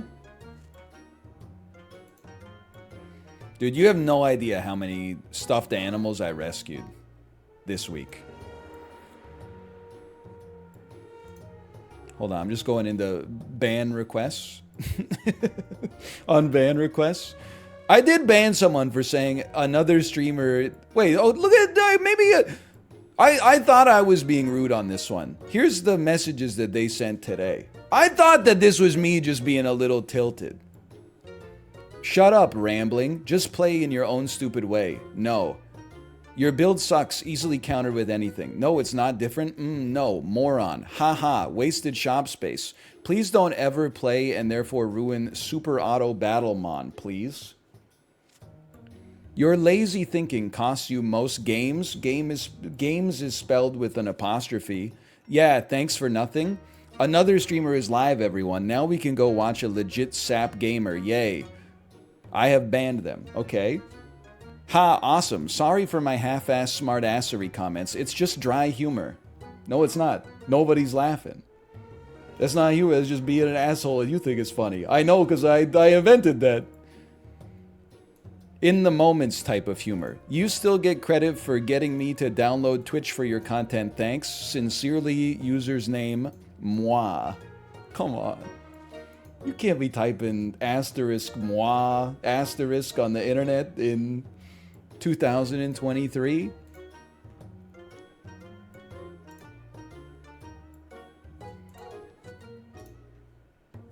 It's just, we're living in a different era now.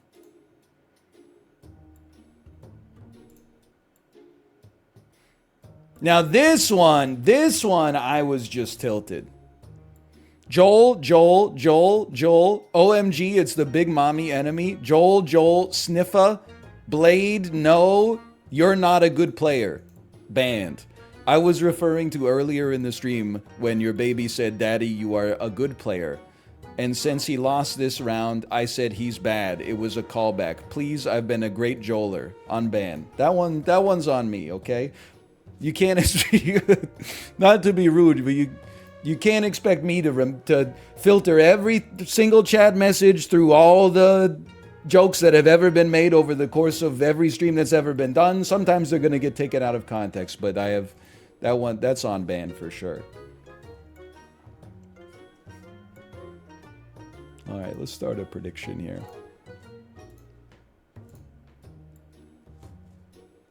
Do you ever ban subscribers? Oh yeah, like not often. Because they're just smarter than non-subscribers. Let me be like a wrinkled eye or something.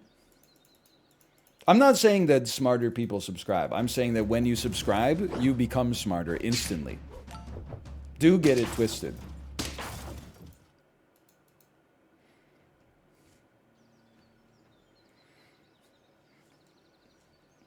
Anyway, I do want to say that...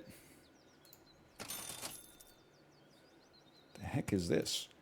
I do want to say, I don't think it should be legal for A&E to make the show Customer Wars, because it actually takes away like what little shred of hope that I had in society left inside of me. I don't know if that sentence made any sense. That show made me never want to go into a store ever again.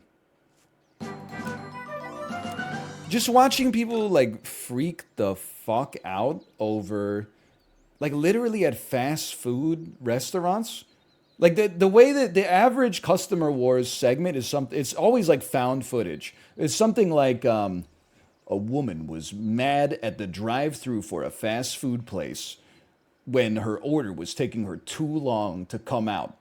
And then like she's out there going like, with your $2 an hour ass, can you get my food out here? And she's just going off on them, like just strutting around like Mick Jagger in front of the drive-thru window with Saul's car. Anyway, and then the worker came out and threw a milkshake like in her face, and it only kind of hit her like on the side of her tracksuit, and she was like, "You missed!" And then another worker came out and threw a soda like right in their face, and then she rushed the door and started like trying to beat the door down.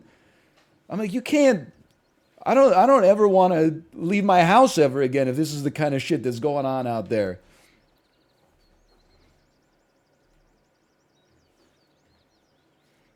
There was one really funny clip though of like at a Houston apartment complex, two very out of shape dads got way too drunk and then just started like beating on each other, but they have no conditioning or coordination at all.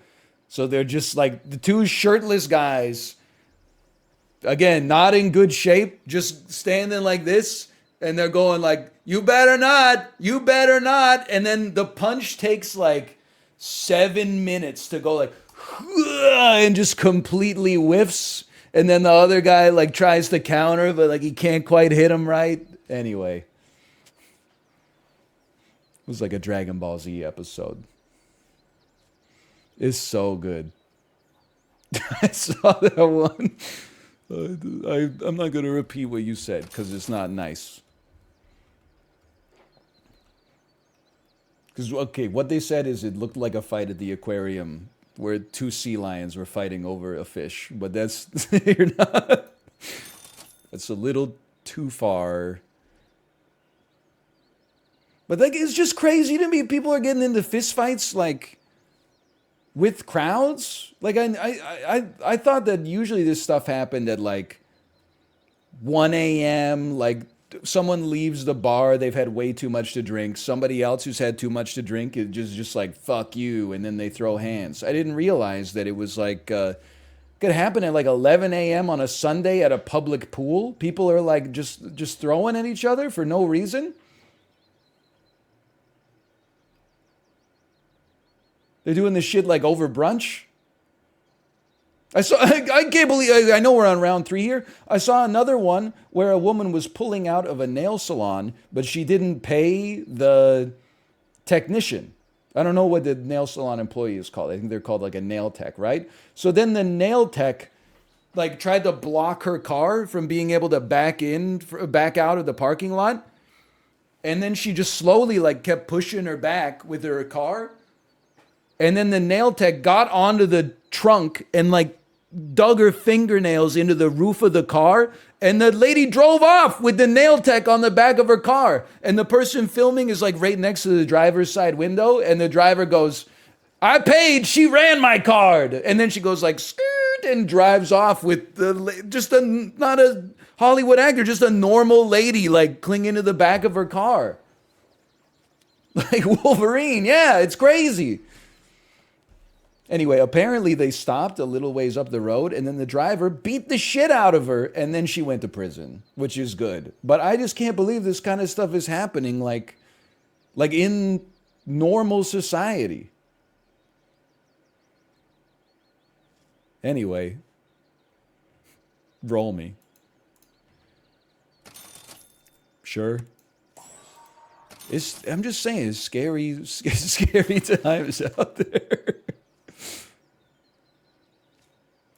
It's not normal. It's just normal in America.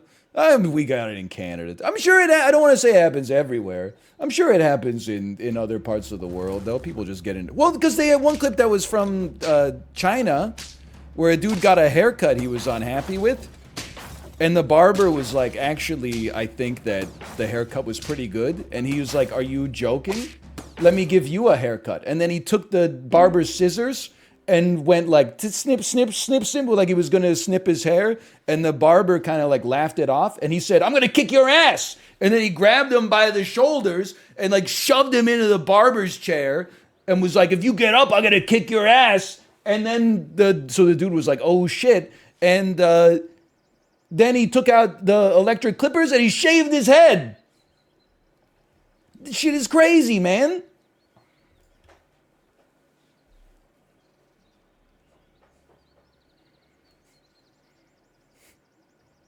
He shaved the barber's head. He didn't shave his own. And also, here's the other thing. I don't want to like get on this guy's bad side. I didn't think his haircut looked that bad. I thought his haircut looked pretty slick, honestly. I thought it looked pretty good.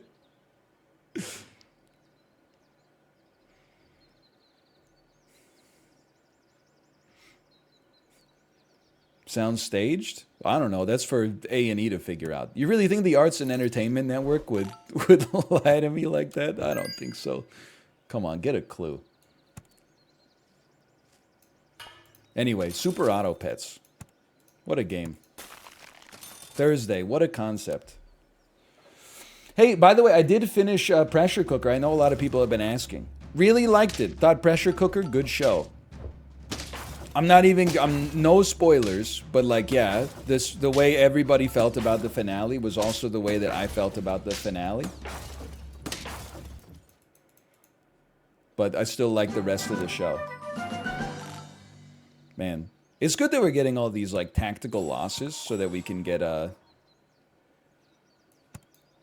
these snails to work for us.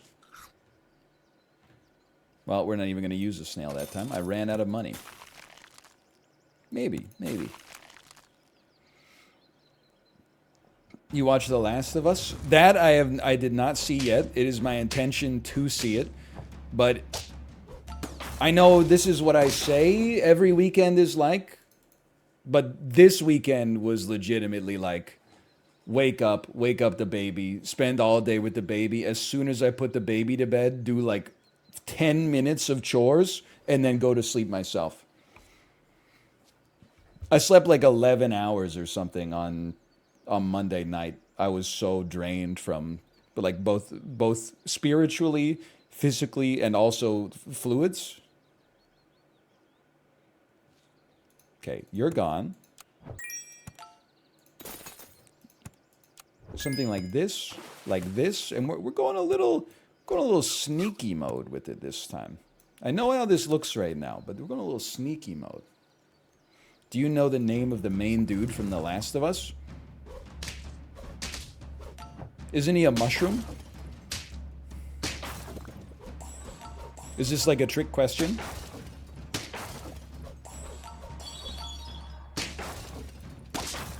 What? I thought it was about like a guy.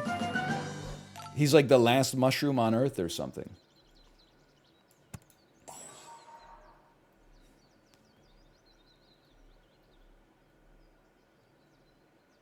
That's the one? I know! Why has everyone acted like it's so out of the pocket then? I know his name is Joel. I know that Joel is addicted to getting behind waist-high cover and then being like, I'm gonna kill you, and then the guy goes like, I'm gonna kill you, and then Joel goes, I killed you, and then the other guy goes, oh, I have a wife, and then we all cry together or whatever. But I'm like, I'm interested. Okay, I'm gonna do this. We need to get like a summon build here. We need to get the summon build to go. And it is not going. It is still not going. This would buff a woodpecker. I'm uninterested. This does not help. I'm scared. How is this only on 3 wins? This team looks amazing.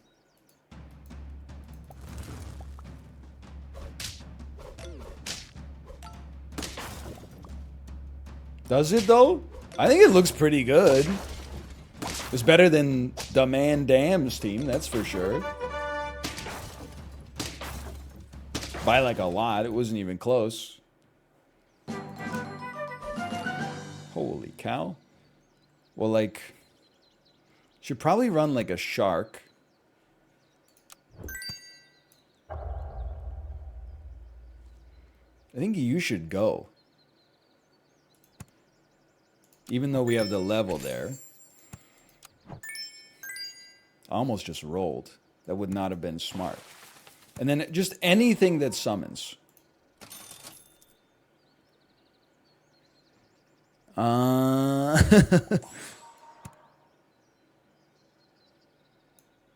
Alright, this is not a typical situation here. But this is a transition round, okay? Just let him cook, as they say. Stop it! How is this guy still alive? Or as Austin Powers would say, why won't you die?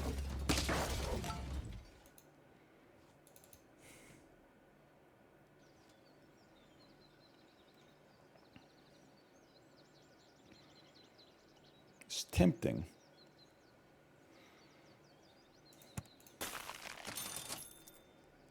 So Turkey, like, works, but at some point, we have to actually, like, summon a unit.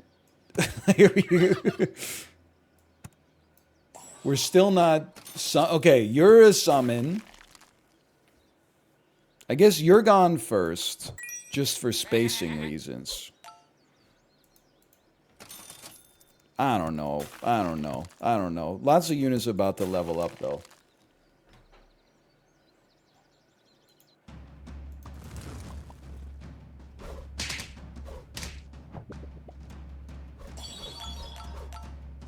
Could be worse. Probably. I hate a trumpet fish because it always looks like you're about to win, and then you lose. I mean, not a trumpet fish, a surging fish. Look at this dude's got 40 HP. How does that even happen in today's modern world? No! Yes! Oh. Oh.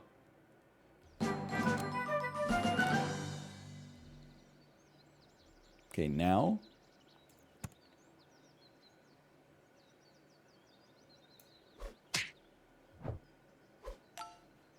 I should have leveled you first. Dude, that's order! What do you do?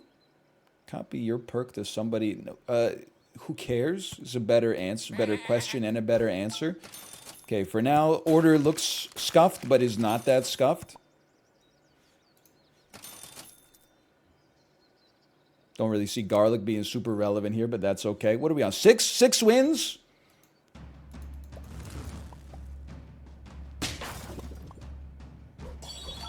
I don't think it's out of the question that we could take this one. This round, I don't know. This match, I think we got a chance. Why wouldn't I put garlic on a shark? What's wrong with me? That's like it's a gimme. It's one of the easiest gimmies of all time. You do look good. Thank you. I lost 4 pounds to the toilet this weekend. Thank you. I appreciate it.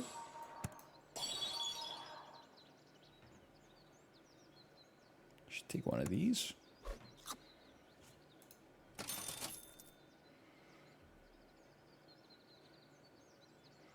For one round, I'm going to say why not. Just take the compliment. I'm taking the compliment. Do not whale. I don't see the problem with the whale. We get one extra trigger on all of our feints.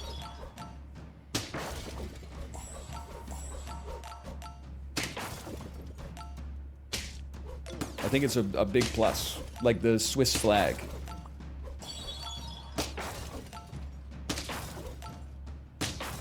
Oh, we win this.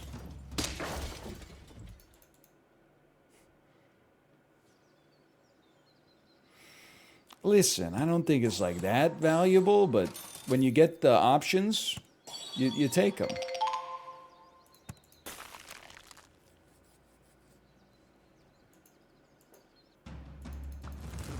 It wasn't food poisoning. This one was from the daycare, okay?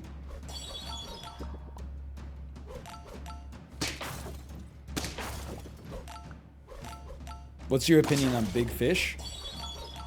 Like the industry or the Tim Burton movie? Because like the industry, I think I'm against it. I don't know anything about it, but any industry that can be described as big, I think just to be on the right side of history, I don't support it. I only support small fish, Jerry, small fish. Not the tunas, the anchovies. Anything bigger than a heron, I say no to.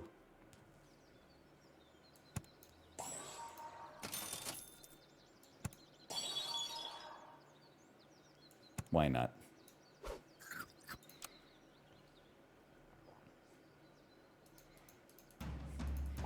The movie, I think it's Tim Burton's. Well, it's probably my favorite Tim Burton movie, but I would acknowledge that Ed Wood is probably like a better movie. This is bad.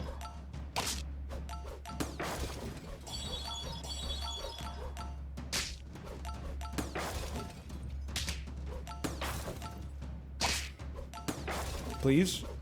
Do it, come on! You motherfucker! We were close. 9 wins. One of these. Love to see some more popcorn. Or, no, garlic on the shark. That's the kicker.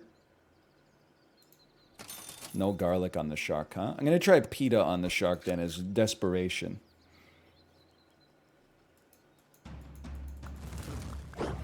Ah! What is it? Dude, this is the dream team. They got a lioness to level 3 early. This is over.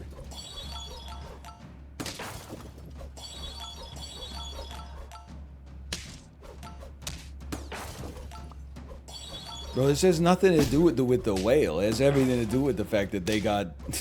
they probably just bought that snake this turn. Holy cow. It's a 32-32. Alright, 9. 9's okay. Astronaut's helmet.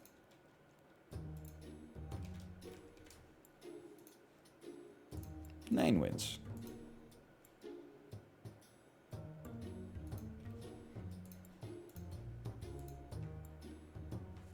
It was suboptimal in a vacuum, but yeah, you were screwed either way. So you should work for like the NTSB. Well, both of the engines flared out. causing the plane to turn into a fireball mid-flight over the Pacific Ocean with no possibility of landing. But the pilot could have at least tried to pull up before impact with the water, so at least we could recover the bodies.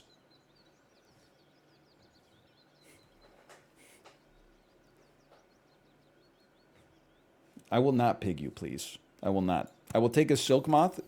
We need units that have HP. If they don't give me HP, well, that's like their own personal problem. Let me be a frozen fox.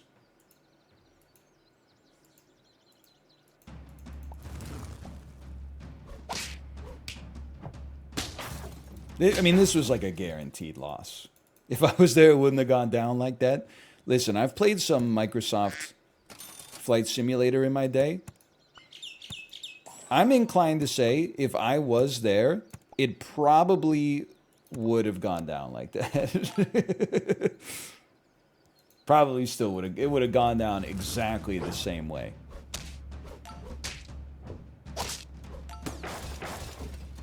This is probably not going to make people too happy to hear this, but I think if I was a ship's captain, I'm just going to tell you straight up, I do not think that I would go down with the ship. Oh, just because of my choice of job, now I have to die because my ship hit an iceberg or something? I'm not saying I'd be the first person off the ship, because I know I got a responsibility to send the alarm and coordinate everything and stuff like that. But if I'm watching people get into lifeboats and somebody's like, hang on, I left my purse in my stateroom, my ass is taking their spot, okay? Oh no, my iPad, it's in stateroom 1107. No, my ass is getting off. My version of the Mark Wahlberg, it wouldn't have gone down like that, is just like, it's not me being a hero, it's me being a coward. Like that Asiana Airlines flight that landed at San Francisco Airport, clipped the jetway, and then like they had reports that people were slow getting off the plane because they were grabbing all their personal bags and shit like that. If I was there, it would not have gone down like that. If the lady 2 rows in front of me was trying to grab her full-size suitcase that should have been checked, but she was like, I'm not going to check this because then I have to wait for luggage. I'm just going to shove it under the seat in front of me. It wouldn't have gone like that. I would have been pushing and shoving. I would have been like, get out of my way. We're getting off first. My life is worth more than your iPad. I would have been going off. I would just give you a preview of my face. I would have been like, really? Looking at my wife like,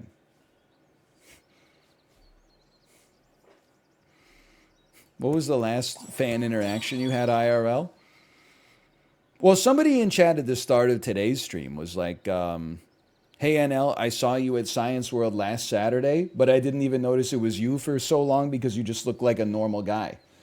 And that's true. I was at Science World, not Saturday that just passed, but the Saturday before that. So you did see me. That's my guess. But it's not Science World. It's Tellus World of Science. It's okay. Just like get it right next time.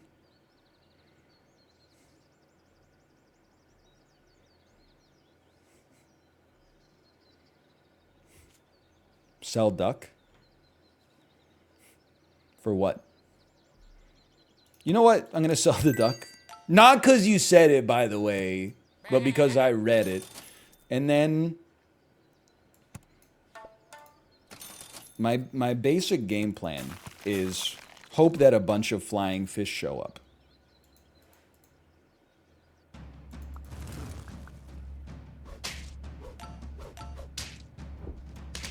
Excuse me, okay, I was like, excuse me, where's my buff? You were about to make me go customer wars.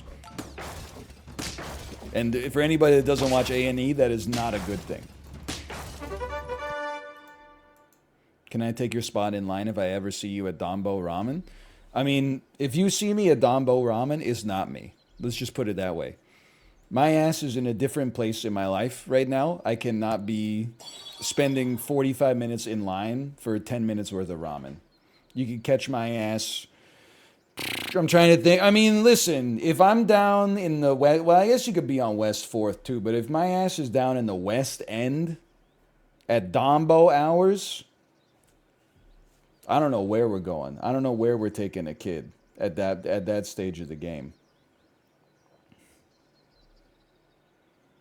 Where's the closest triple O's?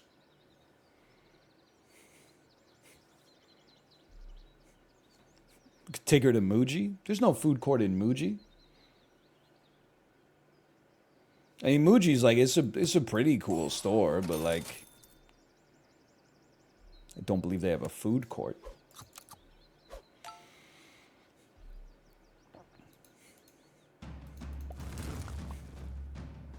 The music they play in Muji is so painful. I've not spent that much time inside of the Muji. Okay, I'm a little out of my element. All I will say is I love the message. My life's like a Muji for real. We did buy we bought an aesthetic CD player at Muji, which hangs on your wall, and then it holds one CD, and it's like transparent, so it like spins around. And then to turn it on, it's got like a pull tab where you go. That's very cool. We also bought 2 oven mitts, and they are the worst oven mitts I've ever used in my entire life. If you hold a baking tray that's hot out of the oven for more than 5 seconds, you will get third-degree burns on your hand. Some of you guys are pretty cool. Do not buy oven mitts at Muji, okay? I don't know if Japanese ovens don't get as hot or if they're just made like garbage, but they're insanely bad.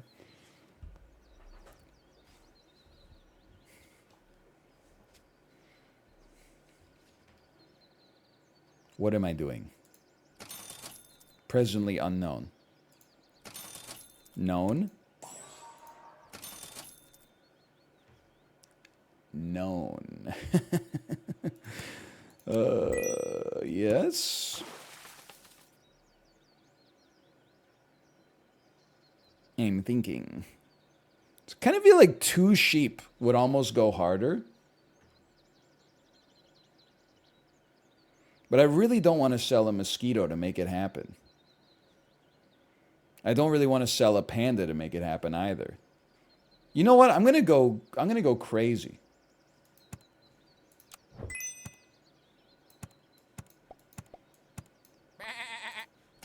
And you're probably gonna go crazy too.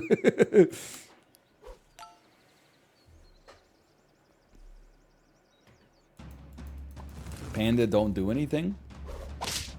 Oh crap. I didn't know you were being literal.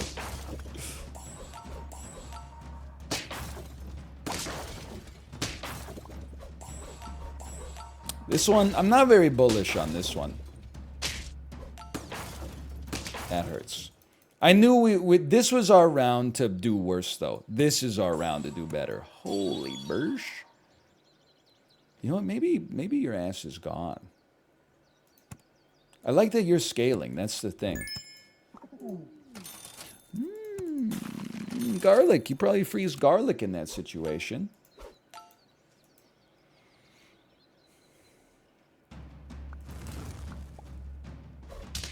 You get one of those ballistic missile notifications. What's your next step? That's a great question.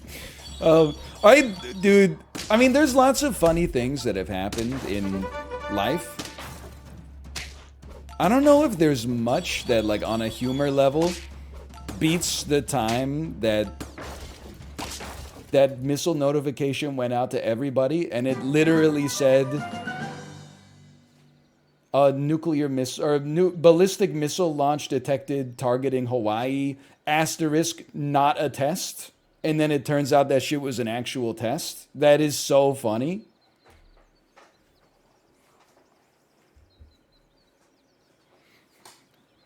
Although, did you see the one that was like, and I know I talked about it on stream, but the UK National Health Service one, where the NHS texted like 4,000 people, and the text said, results, you have terminal cancer, prognosis 3 weeks to live, Merry Christmas. And then it turns out that actually it was just sent by accident. Like that is, I mean, it's not funny, but it's also the funniest thing that's ever happened. Is the interesting thing about that.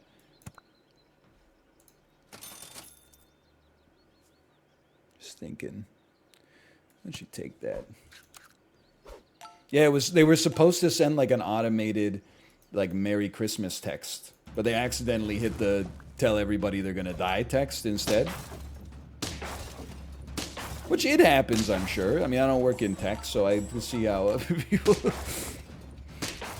Oh, that's. I don't even want to think about that. Why are you bumming me out? You said, statistically speaking, probably one person out of the 4,000 got the text, then got the text that it was fake news, and then got a text that said, actually, just via coincidence, you are gonna die, though. That would be. I think at that point, I'd be like, just take me out. I can't go through this whiplash like that.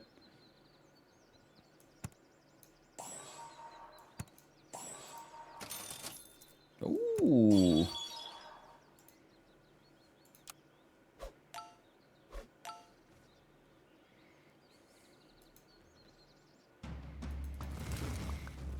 The ultimate one guy? I don't know what that's in response to, but I would say I agree with that.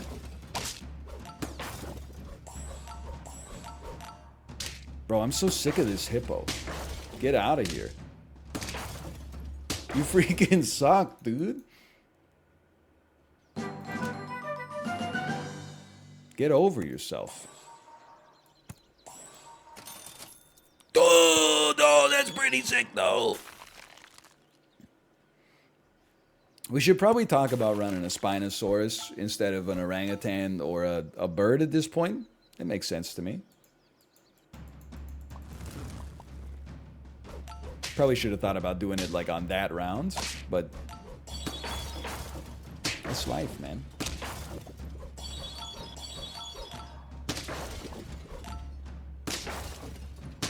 I lived. Hey, Anel, have you heard of Yi Jian? You're gonna get me in trouble again, okay? I will say, I looked it up. People say I'm arguing in bad faith.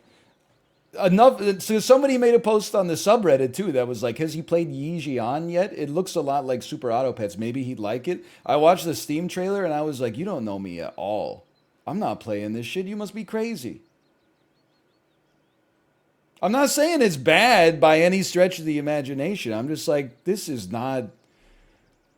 There's fucking like cherry blossoms falling all over. These ladies are fighting in kimonos and stuff like that. It's just. Victory Lap 27, thanks for the gifted subscription. Thank you. Subscriptions. The trailer is not representative of the game. Well, then, honestly, it's skill difference then. They should cut a new trailer. I'm selling. I'm selling. This is what it's all about. I'm making a bet on you. Okay, now, like, the problem is, if we take a damn shark, maybe you sell a turkey?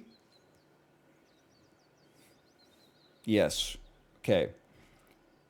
Take the shark to get the buff. Sell the turkey.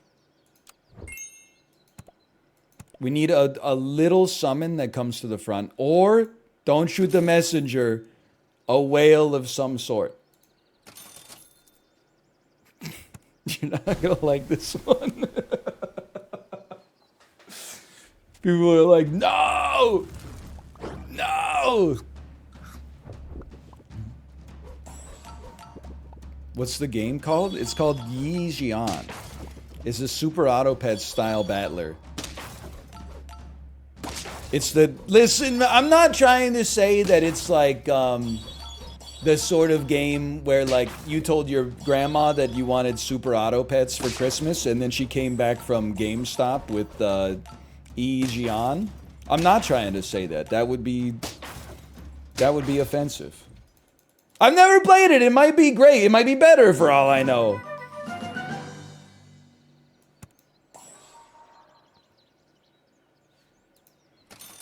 I want garlic, but you're not garlic, you're onion.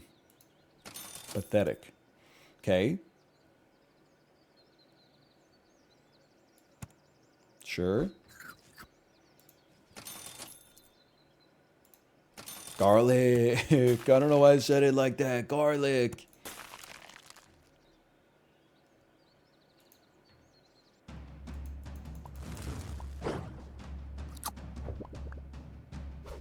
How many hours you got on SAP? Like 40, I think. 40 or 50.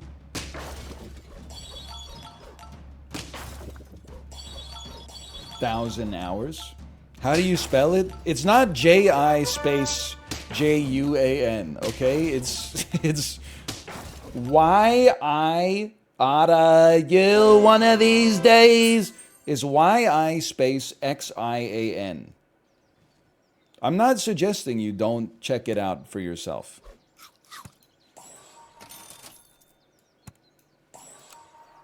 I don't care.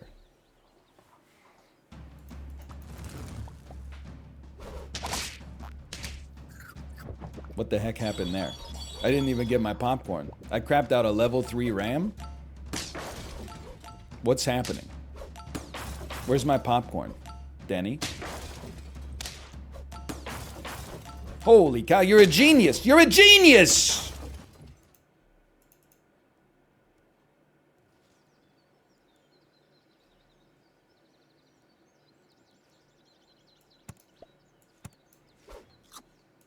And Ninja Zombie, thank you for the subscriptions as well. Thank you.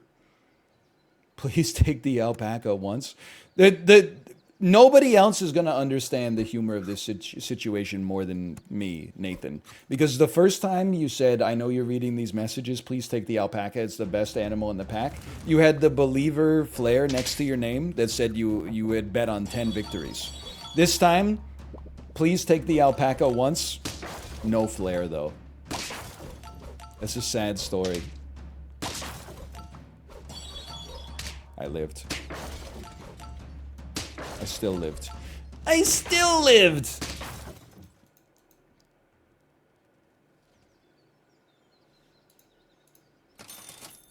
Listen, I'm a simple man. If they want me to take the alpaca, I'll take it.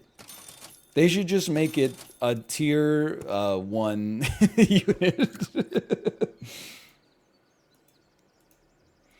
Because by the time stuff shows up at like tier 6, it always feels too late. I'm not saying it is too late. Oh, my ass. My ass! It's a cockery bull's diarrhea coming out of a Fred Fox asshole. Oh, we're toasted. I'm getting farmed.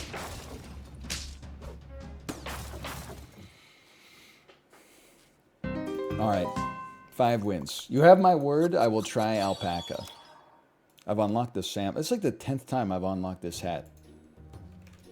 Zoomers in chat. I swear to God. Do Zoomers not know AVGN? I thought there would be like framed photographs of him in like every single high school classroom because he invented online video. Zoomers don't know AVGN? He was popular in the 1970s. Well, it's a little old school, don't get me wrong. Be like a nefarious lawnmower. Older Zoomers do. How old are the oldest Zoomers?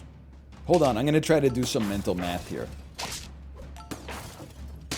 Zoomers are the generation that came after millennials. Millennials, it's like 1984 to like maybe 2000 or something like that. It's the oldest Zoomers are like in their early to mid 20s. So what were they doing in 2008 when AVGN was popping off? They were in high school. Oh, dude, of course that's like the prime demo for the angriest gamer you've ever heard.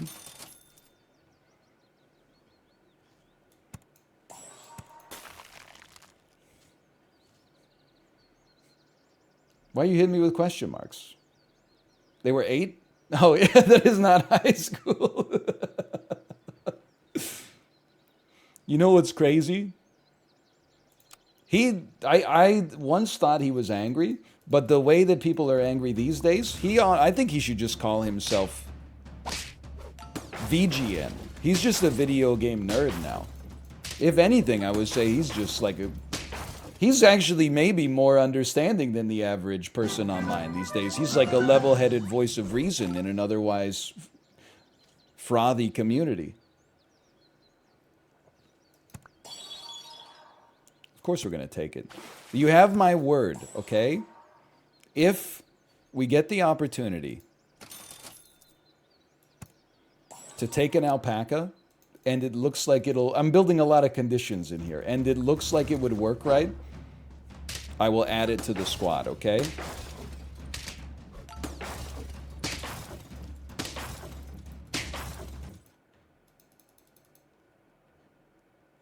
Have you seen his movie?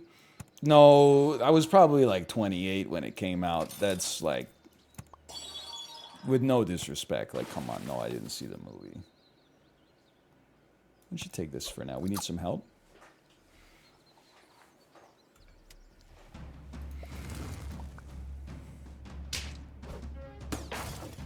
Did you see him fight the nostalgia critic? No, I didn't catch that one either. I didn't see that one. This is the strongest team I've ever seen. Oh, nice. He's building the same team again. Dude, it's early. I'm just going best units available. That's why my results have been so strong right now. Okay, you like should be pilled, but you're not really. Okay, there you go. Get pilled.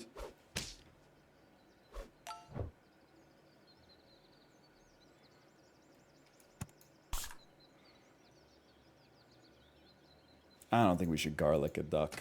I'm scared. You ever notice we're not spawning anything? I think I just rolled past the sheep.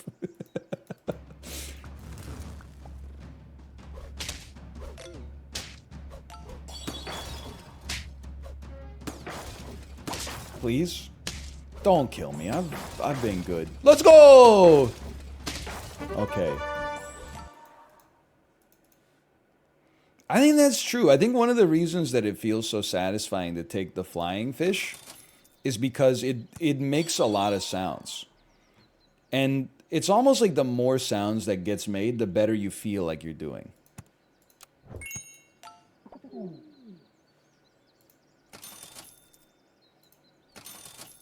Garlic me? Casino logic. It's very true.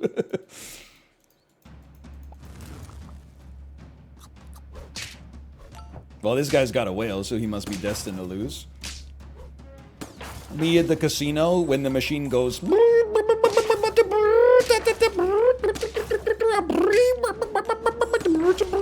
And then it goes... And then it goes, payout, $1.37. And I'm like, whoa, but I got 6 Felicity Shagwells on line number 17 that inexplicably, it doesn't go like this. Line number 17 is with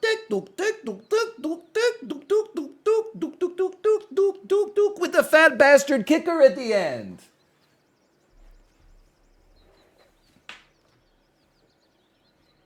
Sheep. We must take a sheep.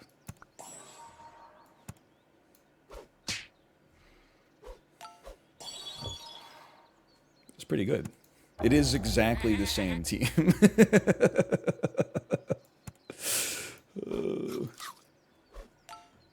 Me sitting at the Austin Powers slot machine for 12 hours just because I can't get enough of the bit crushed. Do I make you horny, baby? Kate, I can't leave. The machine's hot right now. I just got another Do I Make You Horny, baby bonus spin. Hey, Ninja Zombie, thank you again. Thank you. The gifted subscriptions.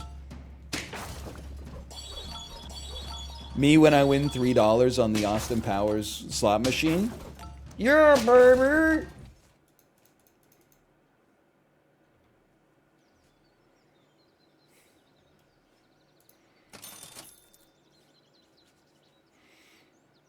What am I doing?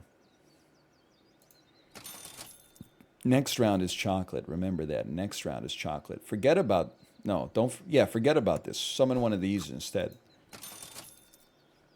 Take one of these just for now. Next round is where we get spendy. B, the seagull? Huh? Who's the worst Austin Powers character?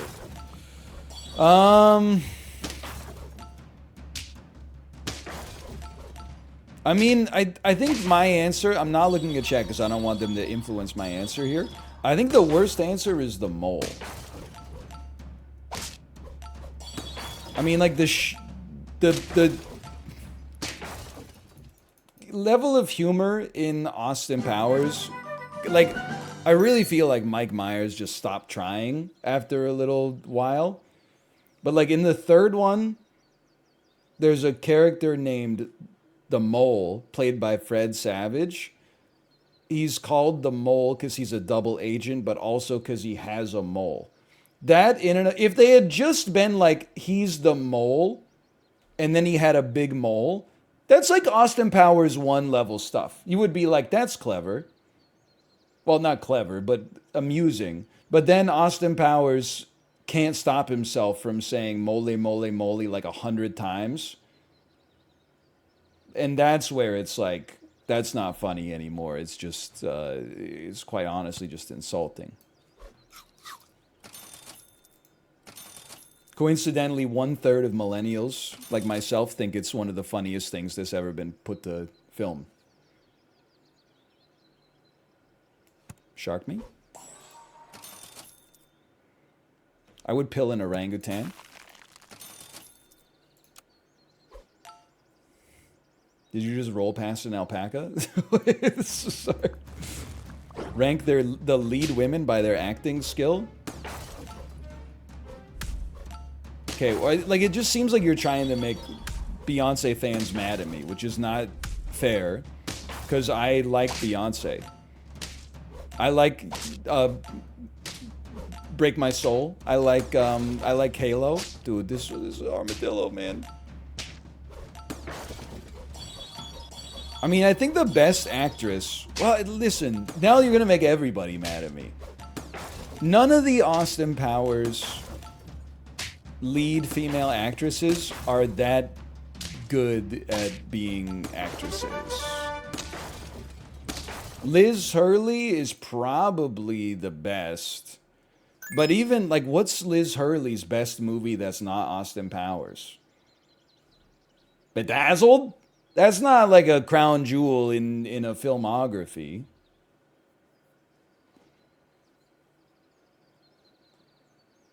And then, like, Heather Graham, I hate to be this guy. This is so rude. But has she ever played any character in a movie where her thing is not just like, I'm hot? Because, like, she's also the prostitute that Ed Helms marries in The Hangover. And she is the guy who tempts Adam Sandler to cheat on his girlfriend in Anger Management. She is in Boogie Nights, that's true. But, I mean, listen, that's a great movie. I would give some of that credit, perhaps, to Paul Thomas Anderson, but what do I know?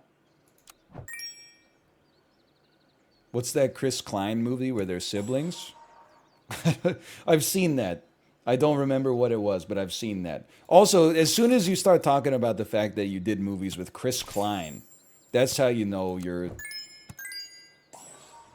I mean, your filmography is not perfect. I'm not saying it's bad, just imperfect. So I don't know. I don't want to answer the question because it's going to get me in trouble. It's the same damn team. I got nothing against Heather Graham or Elizabeth Hurley or Beyonce.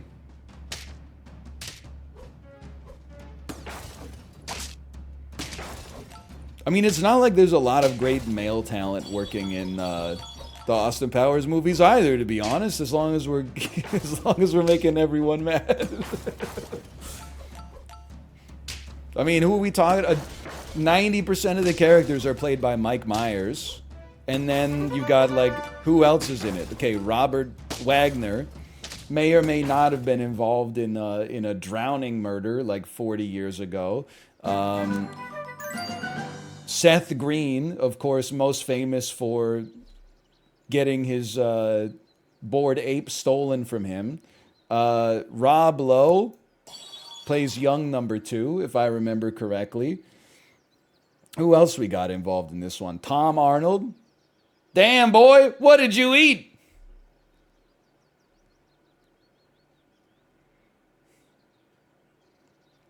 It's true, Michael Caine is in it.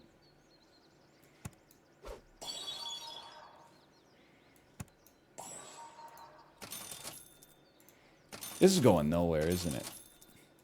No, let me just believe it's going somewhere. Why do I have a turkey on the team? Michael York. Okay, Michael York's been in some great stuff. Taming of the Shrew. Me watching The Taming of the Shrew in 9th grade English class. That's Basil Exposition.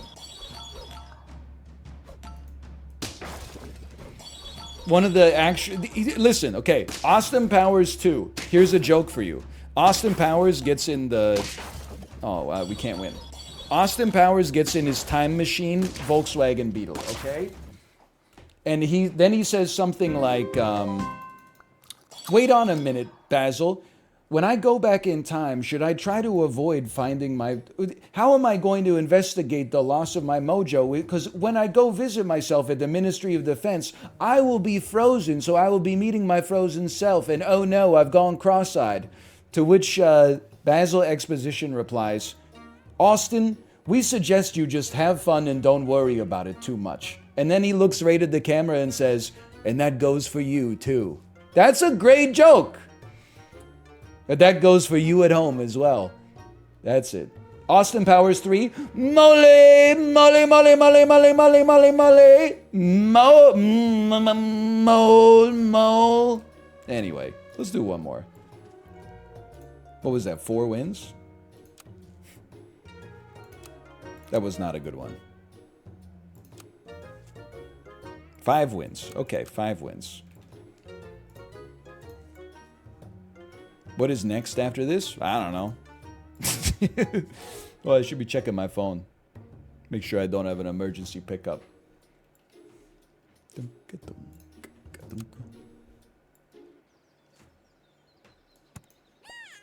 Why are you talking about Austin Powers? Bitch, somebody asked. Hold on, I gotta click on this. I want to end my turn, but I have to click on this Epic Games Store notification, pre-purchase returnal. I will not be doing that, no offense. I'll be like a overexcited driver.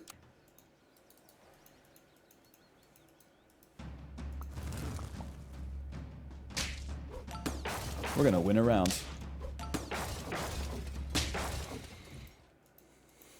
I had the same notification. PS5 owner. Nice, I don't want to make any enemies. So PS5 owners, when the only good console exclusive comes out for PC. Oh! No, I don't even like Returnal, honestly. I just wanted to make people mad. It's a personality flaw. Also, I own a PS5.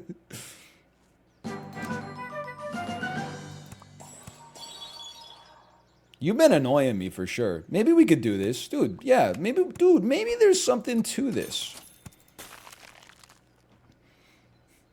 90s alternative rock tier list. I'm not going to do that, okay, because we've been down this road a few times before.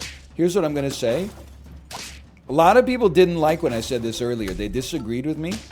I'm going to say it again anyway, because I will not be silenced. What? You're running the same squad, you hater? Anyway. One of the most underrated songs of the 90s that I forgot about until it was included as track 1 on an Emma Lovewell 90s ride on the Peloton. Duncan Sheik, Barely Breathing. That's a great... Listen, it's no Alice in Chains. It's no Nirvana. It's no Soundgarden. It's no Pearl Jam. But as far as like 90s one-hit wonders go, it's a great song.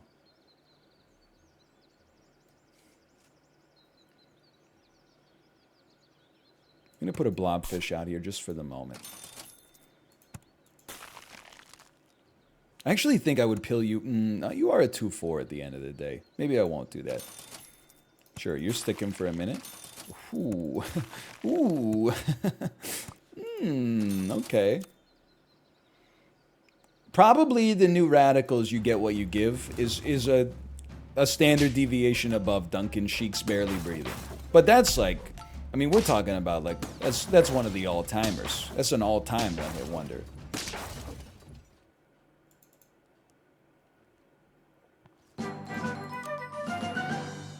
Yes. Yes.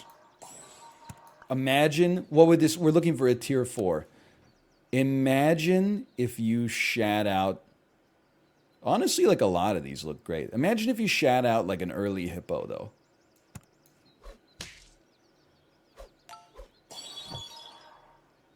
Oh, I think there's something to this. We could be annoying as hell. Absolutely. Teenage Dirtbag. I like Teenage Dirtbag as well. I got nothing against Teenage Dirtbag. Hey, you ruined my whole squad, you piece of garbage. I should move the Silk Moth up. That's an unconscionable error. Ah, never mind. I'm chilling.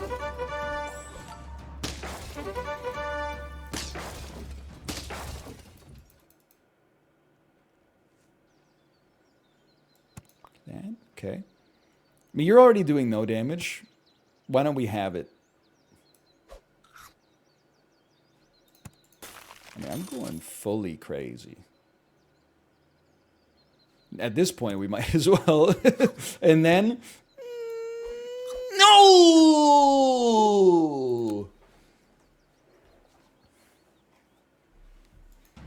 Slop them up!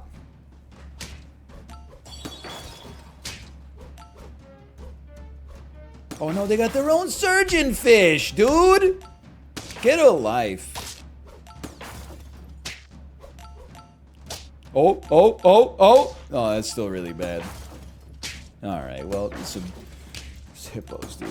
Hey, NL, should I go see the Canucks at Madison Square Garden in February? I'd say it's a simple question. Are you a fan of the Canucks or a fan of the Rangers? If you're a fan of the Rangers, you should definitely go. That's like a must-have. I would circle that date on the calendar.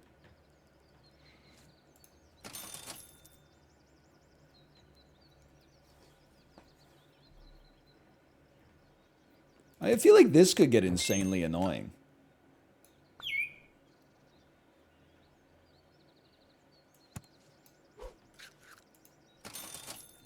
Let's give this a chance. Ooh, maybe?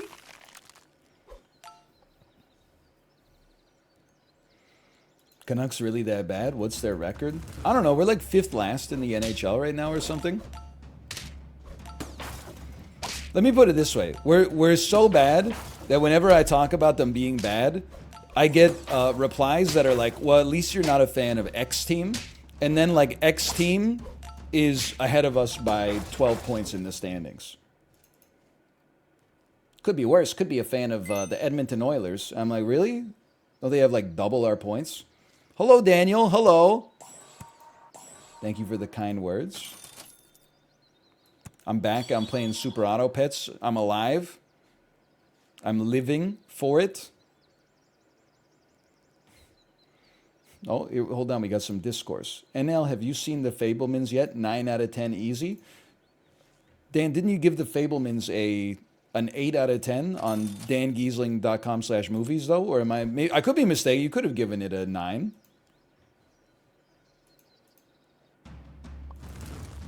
Eight out of 10, yes, that's what I meant. Boy, I sure hope somebody got fired for that blunder.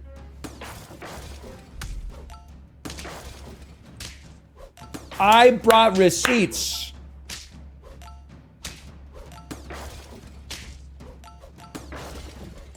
See, this is like not right, because my team should be better than this, in my opinion.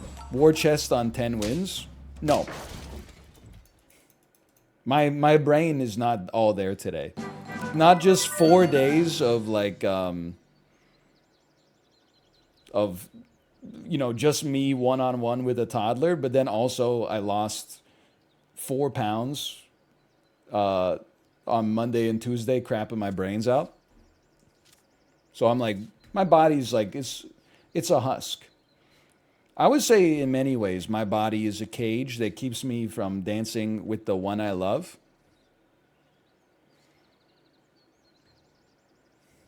I would say like I don't know if anybody else feels this way, but I'd say like we're living in an age that calls darkness light, though the something it's been a while. Arcade Fire is canceled. They weren't when that song came out. I guess obviously we probably wouldn't have heard of it. I don't think Bump and Grind came out after all that fucked up shit about R. Kelly came to light. Let's go level 2 parent. I don't know what I'm doing with this. I gotta think about this. Friend faints if it was a faint pet. Activated again. Works 1 time per turn. What the fuck? Okay, listen, okay? What if we get just like 10 ants? Does this make sense?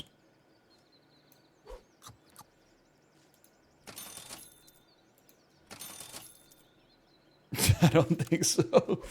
Because, like, okay, when the ant dies, we should get 2 triggers on the ant dying, right? Get ready. Here it comes. 1, 2, 3. So that was the game plan. Now, the problem is we have no attack, but hang on. Our pterodactyl has a lot of attack. Now, it sucks that our armadillo is only level 1 because it's not generating that much defense, but it's okay.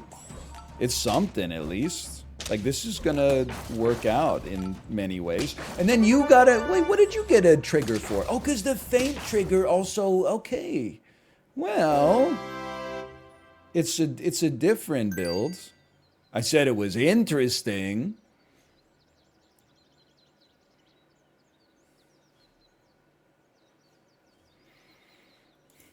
It's a pterodon, not a pterodactyl. It's actually a pteranodon, for the record. Also, I'm too old to learn new dinosaurs. I'm just saying it.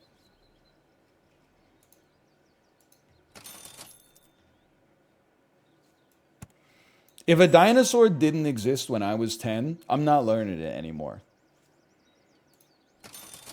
And it's a recurring bit. Piece of garbage.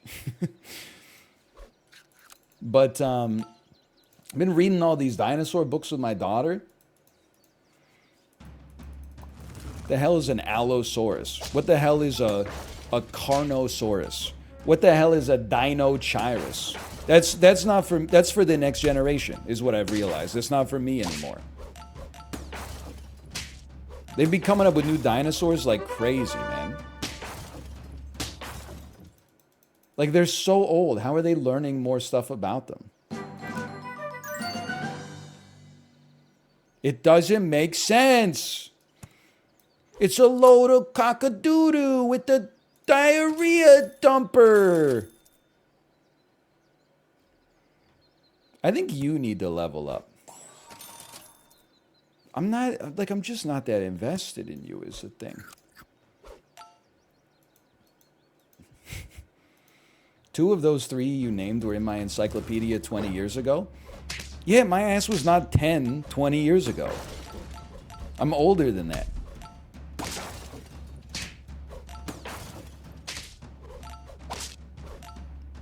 I did not live. I did not live. I lived? Pita me? I did not live. Not that much older? It's like you arguing with the teacher because, like, I know I was wrong, but, like, my methodology was kind of correct. Could I get, like, a half mark? This is the real world, okay? Twitch chat is the real world. You heard it here first. There are no half marks.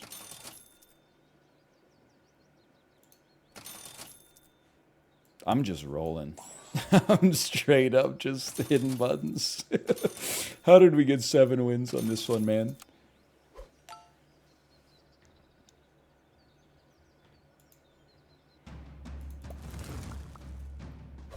No, the whale. Twitter in February after Colin Farrell wins Best Actor for The Banshees of Inisherin. Well, it's a strong team.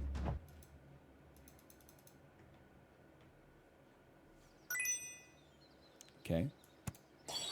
Faint triggers. Not sold. Not sold.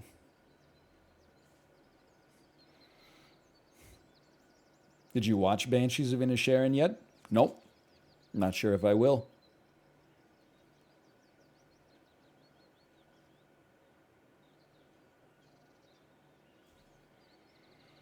You should. I know. I know. Everyone says it. I'm redoing the whole squad. Here's how we're redoing the whole squad. You're gone. We go like that. You're gone as well. Not for a snake. Not for an octopus. Give this pet's attack to one random friend. We've only got one of you. No. You got to think about this. You got to think about this. Maybe you, no, because you're generating 6-3. You're important, not as much as I'd like you to be. We'd love to have more, not faint triggers, but more units that spawn units when they die. I hate myself. Sell me? Buy me? I know. Dude, nobody's more pissed off about this than me, okay? We need the triggers! We need more faint triggers. NL the type of guy to buy to not buy winter tires. That is damn true. Like in a strictly literal, rhetorical sense.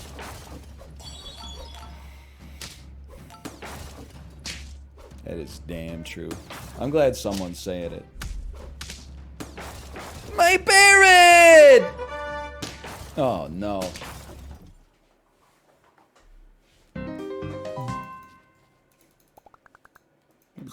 Seven wins. Not a great performance. We did unlock the Steely Dan hat though.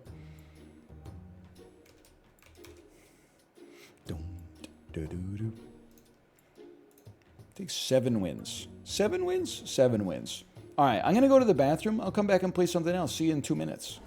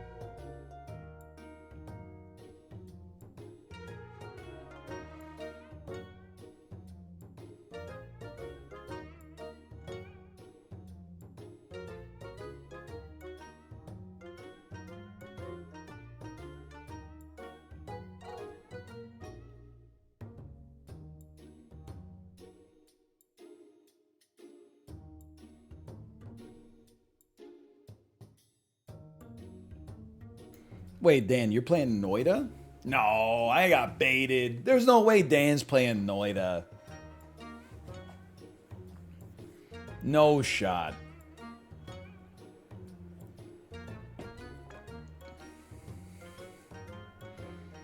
Please help us gaslight Dan into committing to Pace Noida. Thank you for your consideration. No, I don't like it.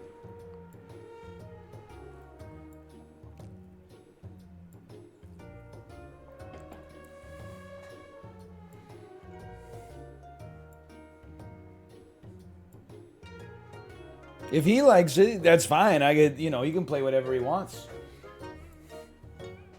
But I'm not gonna lie to myself.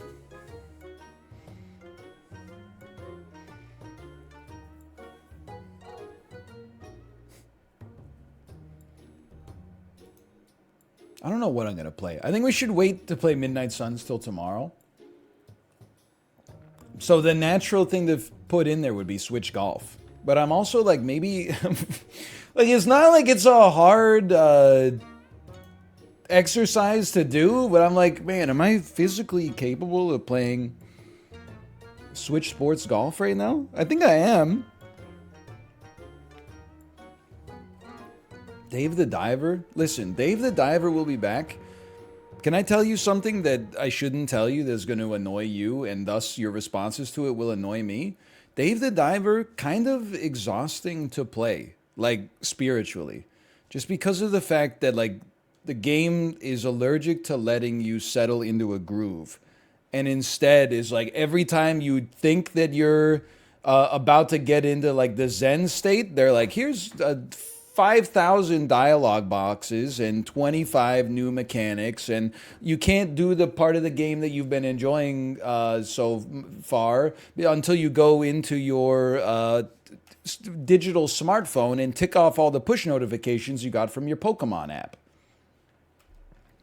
Yet you play Midnight Suns? Yeah, Midnight Suns is like a better it's a better game. Giga Chad. Yes. Dave the Diver is still good. I just wish they'd chilled out a little bit and let you like simmer now and then.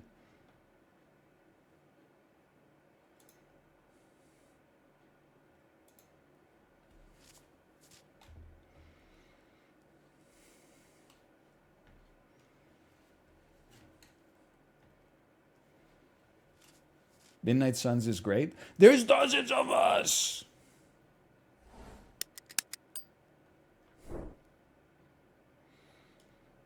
Play Peglin? Nope. Nope. Plenty of Peglin VODs, and by plenty, I think I mean there might be 2 Peglin VODs you can check out.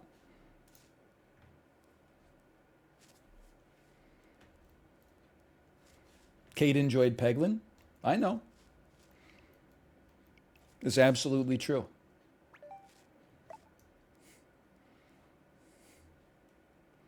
Although legally speaking, we are one entity, we remain 2 individuals as well, with 2 distinct series of likes and dislikes and tastes and favorites and so on.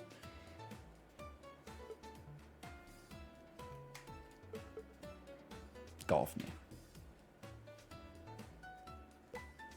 That's how I explained the Trinity. What, like, are you talking about carrots, celery, and onions? Or are you talking... What are you talking about?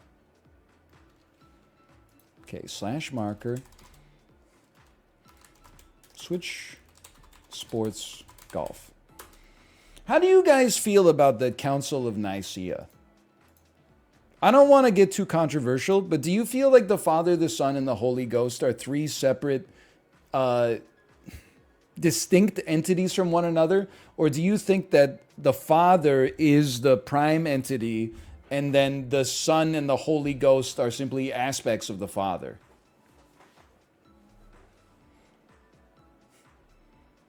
Oh, no, don't, dude. And said 900 years ago, people would be put to death for saying the things you're saying. Giga Chad. I know. Man, nobody is replying at all. Is this thing on? Hello? Hello?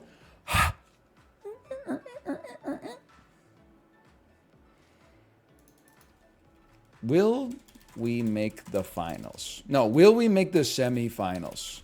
Yes or no? Now, I'll just let you know, like, in advance. I have not played this in, like, 6 days. So, we're... I will also let you know, this is not in advance. This is, like, at the moment of conception here. It doesn't matter. The only thing that matters is the lobby. The lobby matters. Switch sports. My own skill is largely the same, round around.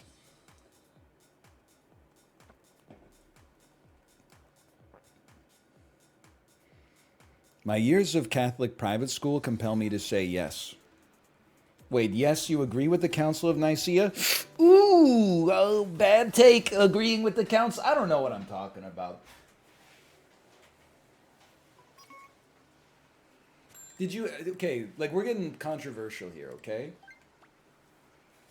Still got it. I was talking last week about how, like, it's hard to sing hymns because I don't go to church, so I don't know the songs. So they just put the words in the text and then expect you to know how to sing it. What if they started making hymns? Just hear me out on this one. And they were just to the tune of modern pop songs, but with religious words.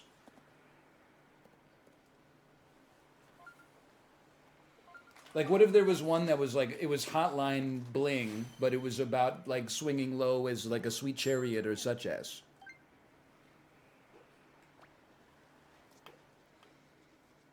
Ooh, birdie. This is the easiest hole of all time. Dude, they should do like a rock band hymns edition would go hard, dude. My ass. That's the note charts all coming onto the screen. Every valley shall be exalted, shall be exalted,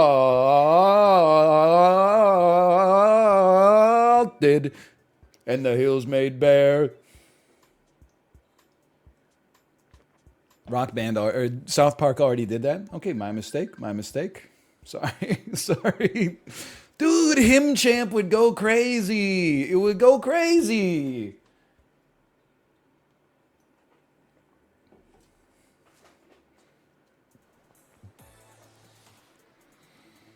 I'm just saying, because I don't know how to sing this song. And sometimes you go to like a church for a wedding or something like that, and then they're like, don't worry, we won't make you sing any hymns. 5 minutes off the communion wine, they're like, everybody break out Psalms and turn to page 61. We're going to sing some shit nobody's uttered since like the year 1100.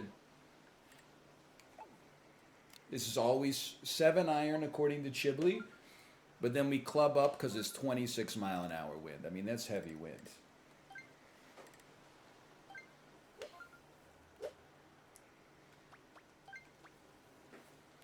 Oh, no. That's too much. That's simply too much. But you know what? Yeah, it could be worse.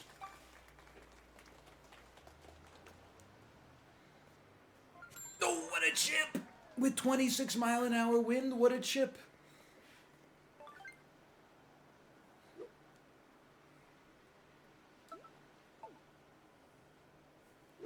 Nope. Nope. It's more like this.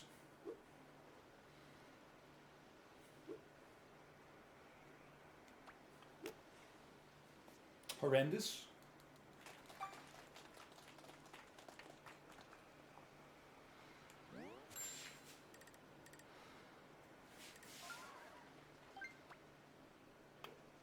Oh! Still got it. NL, did you ever play hockey? I didn't play hockey. Say kids in Canada, if they're going to play hockey, they oftentimes start maybe when they're like 7. I did not start when I was 7. And March break when I was like 9 or 10, my parents sent me to hockey school. Bought hockey equipment. I already knew how to skate. Like I'd been skating a lot, but they teach you how to stop. They teach you how to skate backwards. They teach you how to do a little stick handling and stuff like that. Let me uh, let me say we will make the semifinals there. Day 4 of hold on. Will we make the finals? Will we make the finals? Yes, no. Day 4 of hockey school. Started to have like an intense stomach ache.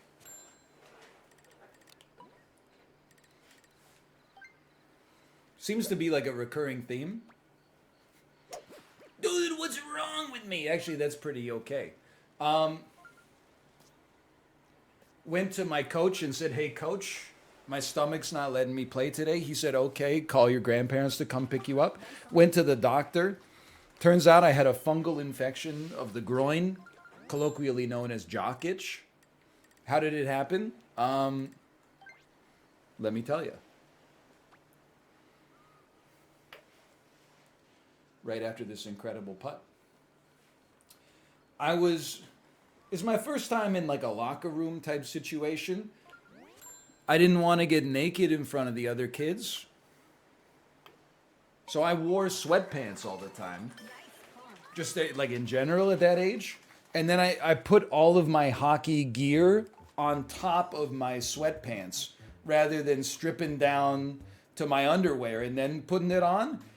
So it was getting like real hot and like moist down there. And the doctor was like, yeah, don't do that. And he gave me some kind of, I think it was like a cream. And that was my last experience with hockey. Now, believe it or not, I'm a good skater. I'm not NHL level at skating, but like I can skate well. Not so good with the stick, though. I can skate backwards, and I can stop.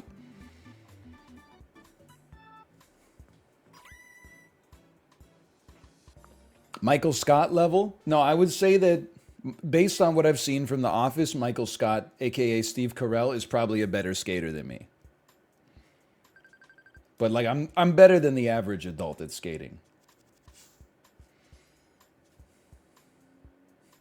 Would you play in a rec league? Absolutely not. I would get my ass kicked. Also, whenever I read about beer league hockey, people say stuff like, oh yeah, like we have drop-in beer league hockey at like 11 p.m. And I'm like, I'm not doing that shit. Are you crazy? I also want to, I don't know if Dan's still here. I was having a real conversation with him about how like, I need to find like an actual hobby. Because all I do is like ride the Peloton, look after my kid, eat hot chip, and go to sleep. And I was talking about like, oh, I might even like to do some volunteering or like get involved with like the Rotary Club or something like that. Then I looked up the Rotary Club. There's all these posts about how like they can't get young people to join. Oh, how do we get young people to join the Rotary Club? Do organize like charity events and stuff like that. You know the Rotary Club in Vancouver? They meet every Thursday at noon downtown. Are you fucking crazy? How are you ever going to get someone under the age of 65 to join the Rotary Club? Meetings are Thursdays at noon? Have you lost your mind? No backspin.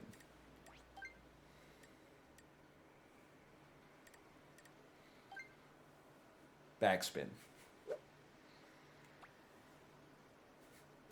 Nice shot. Holy cow.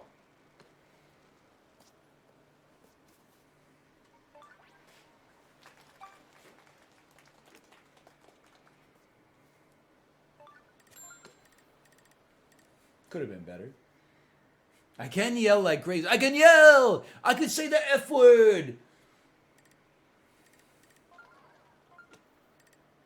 I will say, not my proudest moment as a parent.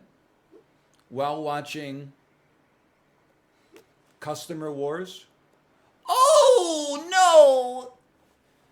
My daughter came over. She was just watching her iPad, like, standing up. She came over and sat with me on the couch. Here's your average customer wars segment, by the way. One person goes like this, and then the other person goes, "Doom, doom, doom, doom, doom, doom, doom, doom." She looked at the TV and said, "Daddy, they're smacking." And I said, "Yeah, honey, we never do that. You should never smack another person." And then I was like, my job here is done.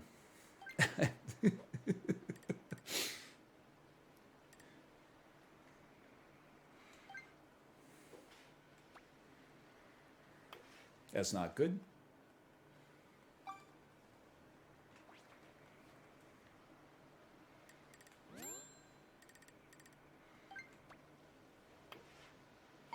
That's okay.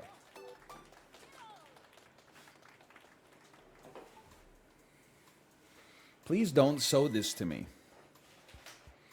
Don't sew this book to me. A year has passed since I tore my scrot. I should have noticed right from the start. Only scrot can keep us together. Hey, will we win the finals? Yes? No. Why doesn't Sting catch more flack for using that voice? That's not what Sting sounds like.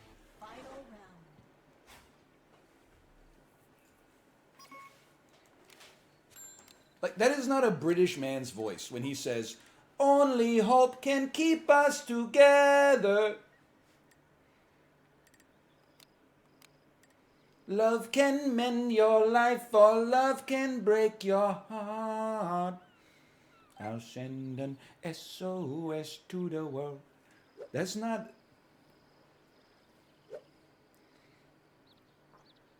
It's not a British man's voice.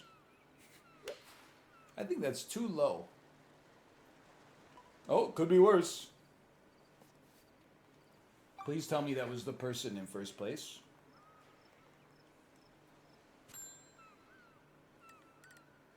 God, this would be an incredible chip.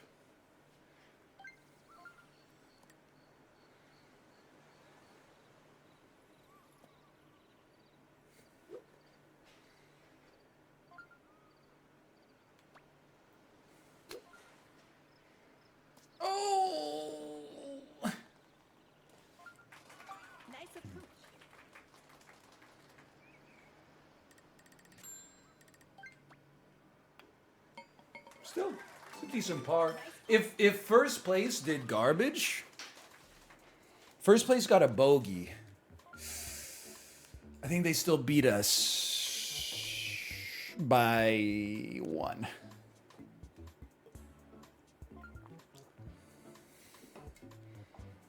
It's not so bad.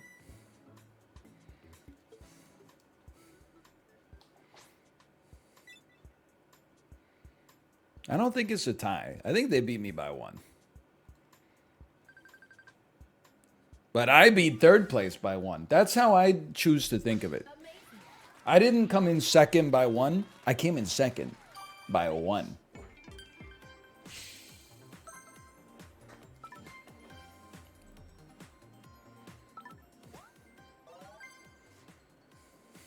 So true. So true.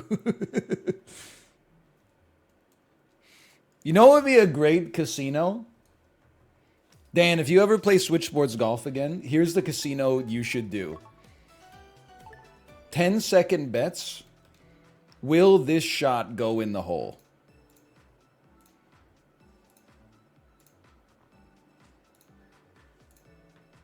Think about it. Give it a roll it around in the brain. See if you But imagine if you ever got a hole-in-one on a par 4. Imagine the payout for the yes bettors. It'd be like a 1 in 10,000. Oh, man. Couple of S-rank gamers. Joe's an S-rank now, huh? With the pleading emoji. Will this shot go in the Joel? Even better. Round one. Oh man, I got a burp, but I don't trust it. 1 second. Nice I shot. trust it. I'm better now. I'm changed.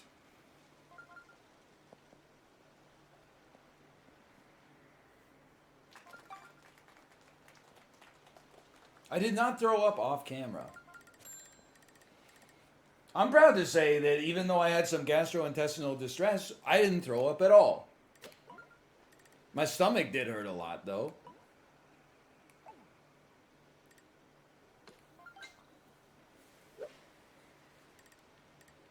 Maybe you should have. I mean, there were a couple of times when I wish that it happened, but give me some backspin. Nice shot. I gotta say, whoa! I'm proud of myself. I'm definitely the most, Nice hunt. as far as members of my household go, I have thrown up the least recently. I mean, my baby is not even close. She throws up maybe once every 3 months. Maybe a little less than that. My wife does not throw up on the regular. Ooh, but she did in her first trimester. What a putt, dude. Ooh.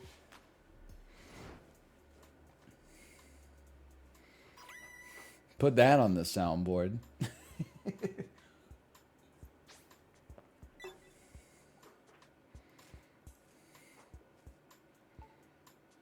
Well, well, well. How about in college? I mean, like I didn't throw up that much, but I threw up more than probably any person should.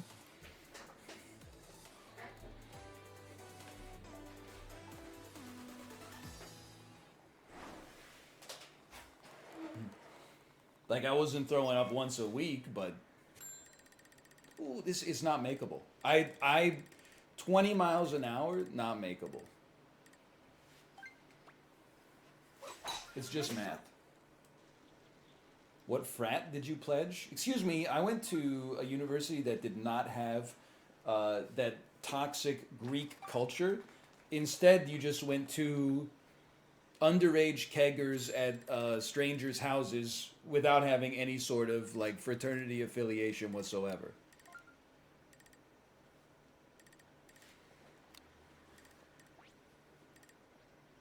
Where's this tree? There it is. Nice shot. I hate playing this whole like the coward's way, but you gotta do it. Yeah, I didn't know frats were like a thing in Canada, but apparently UBC has frats, which is crazy because I thought. I mean, I went to Queens. Queens does not have frats. UBC, I thought people actually went there to study.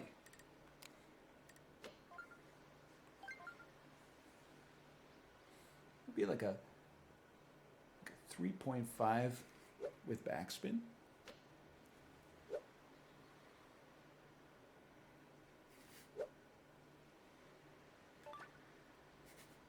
Nice shot.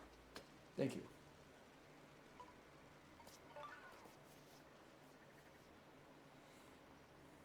Could be worse. Nice on.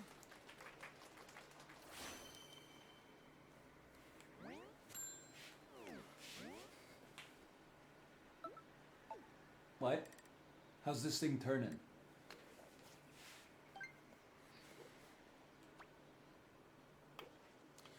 Oh, well played.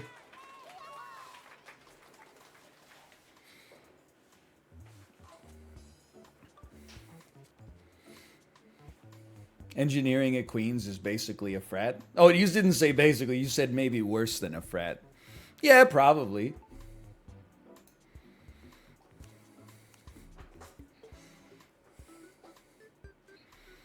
I definitely lived with, hung out with, was best friends with, we engaged in illegal tauntings, where the last person is who is alive gets all the money, etc., etc.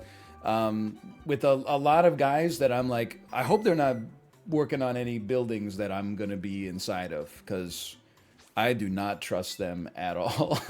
So I would die for them, of course. Um, my best friends in the entire world. I just hope to never interface with anything that they're actually building on a professional level. They probably just had, listen, we work hard, we play hard. Will we make the semifinals? Yes. Which bars did you complete? Okay, now listen, this is something people are not going to understand without a preamble. At Queens, there's a culture. If you're an engineer, you get a leather jacket, and then there's little social bars like merit badges that you can sew to your jacket. For example, if you went to Ritual, which is like the engineer happy hour, if you went to it like 10 times, you got a badge that says Ritual, which means you went to the happy hour 10 times. I was in arts and sciences, not in engineering, so I don't know what the badges are. But I bet I qualified for some. I consumed enough Genshin Violet to get, the some kind of compensation.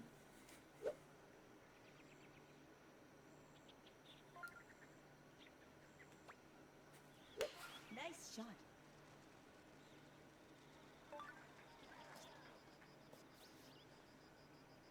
It is a good shot. They're not lying. Where's the lie? Nice on.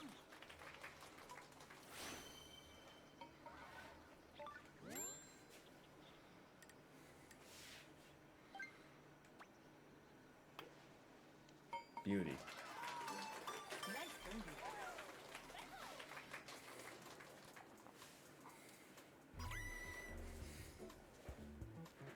Thank you, thank you.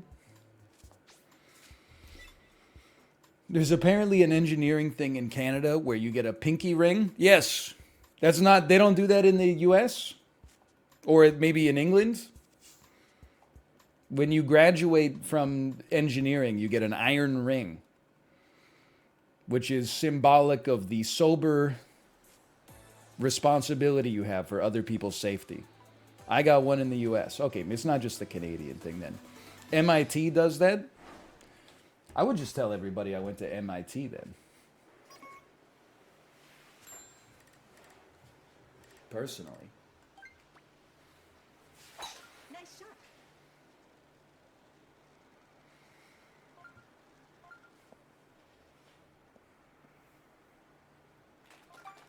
You put it on your right pinky so you remember ethical responsibilities when you sign things. Joke's on you. I'm left-handed. Bet you didn't expect that. Bet not. No backspin on this one. I think we want to. It's a heavy wind. I think we want full power. Nice shot.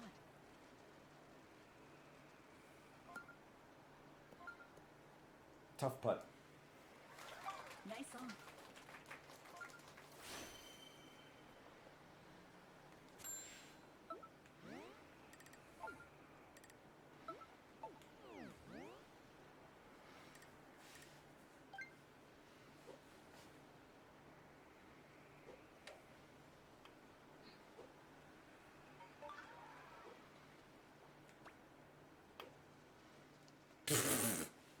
Good power though. Good power.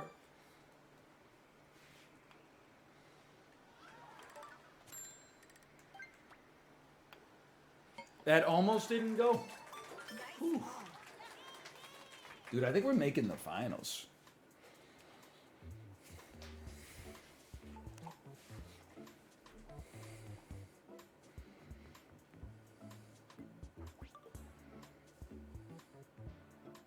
I would hope so. This lobby is like full of S-rank gamers. It's pretty good. Ike Laudius. Thanks for the gifted subscriptions. Thank you. Tight game at the top here.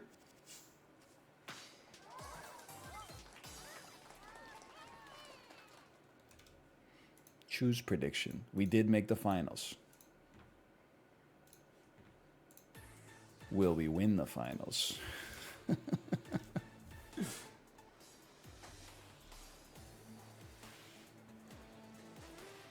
It's just me and the other S ranks. Final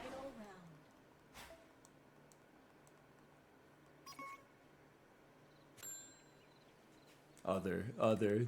Okay, yeah, fair enough, fair enough.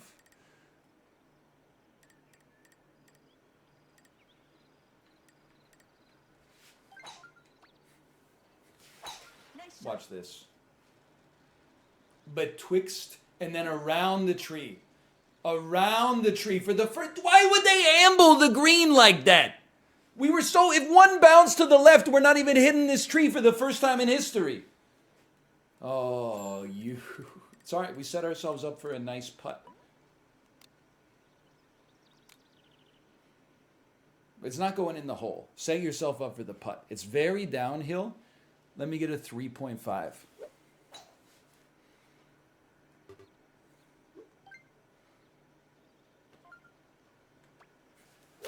Nice shot.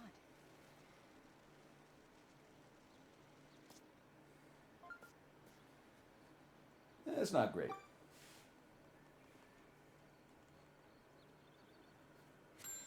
Nine miles an hour, little uphill. We definitely want none backspin. That was a great chip attempt.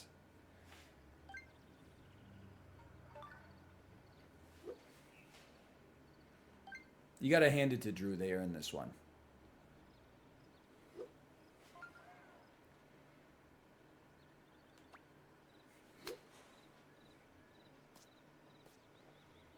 And that's about it. We'll just leave it right there. Okay. For all the marbles. It's for none of the marbles. Drew already secured victory, but it feels marvelous. Oh! Physics don't even make sense!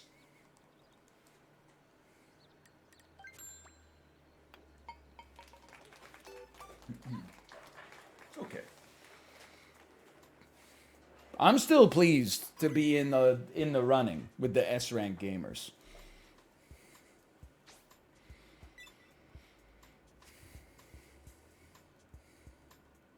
The finals bet should be 1, 2, or 3. I know this is not what degenerate gamblers want to hear, okay? Cool.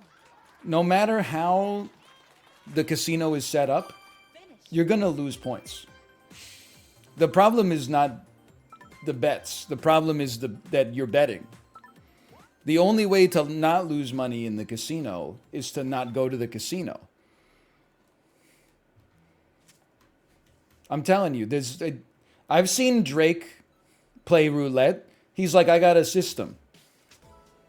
And then he says something insane, like I put money on every odd number, and then I double the bet of each subsequent column. We did not win the finals, by the way. It doesn't matter. You're putting money into a 1 in 98 random number generator. But if your number comes up, you only get paid 95.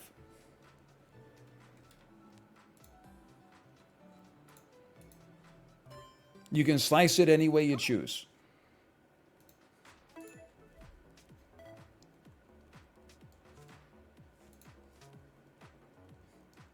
I'll take those odds. Many people do. It's true.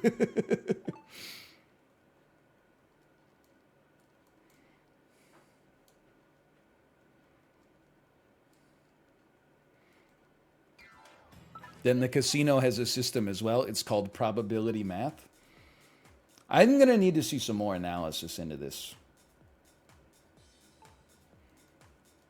Because I would say that's one of those, I don't use this phrase lightly. That's huge if true.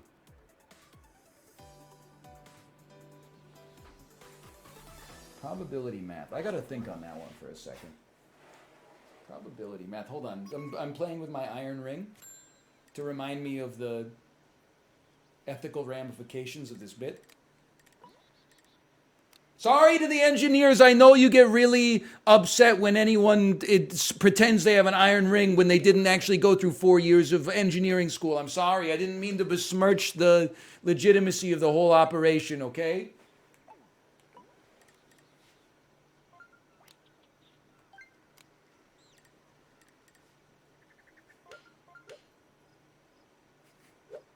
Oh, that's it. Nice shot. This tears it. Ooh, backspin me, though. Backspin me. That's pretty good. If you could. Oh, the fringe! The coefficient of friction on that. If we had not touched the fringe, that's in the hole.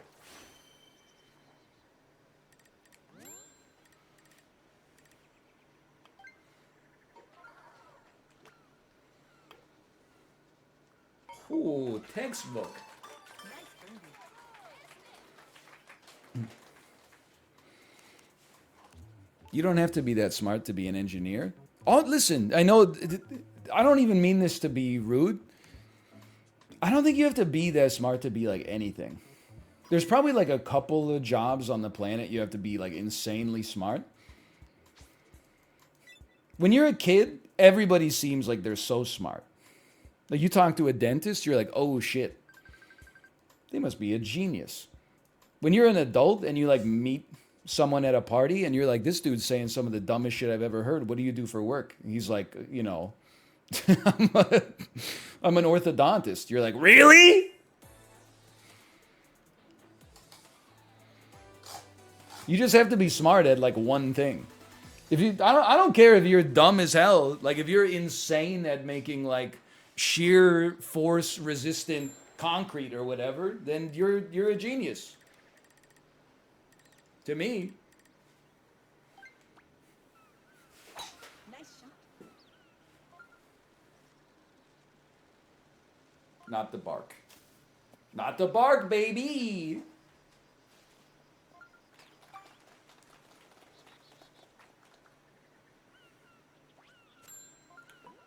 Now this one I always underclub. I have become underclubbed from my world. What a song. Nice shot.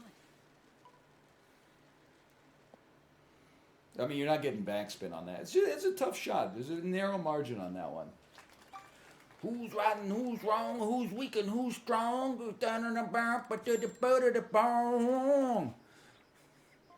What a song. You remember that one? People remember that one. Cumbersome? I'm not putting. You must have lost your mind.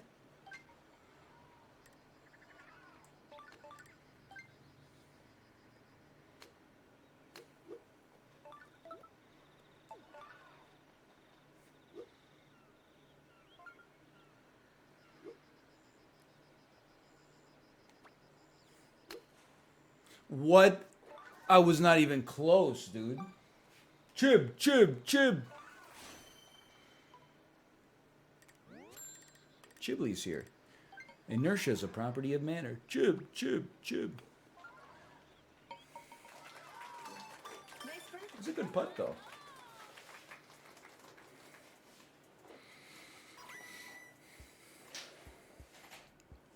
Chib Nye, the science guy. So true.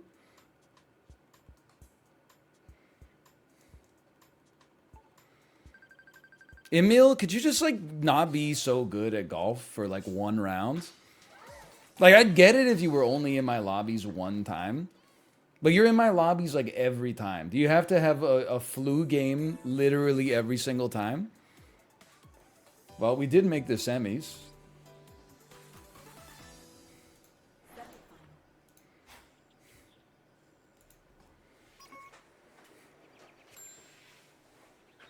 This is the tricky tree.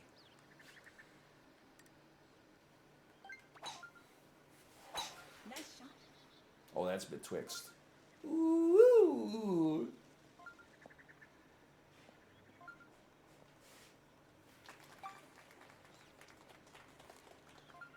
Oh, right. I forgot about this part. Okay, we dip betwixt the lasers. That's going to hit a tree. You might as well go full power. Because you're probably going to hit the branch anyway. Nice shot.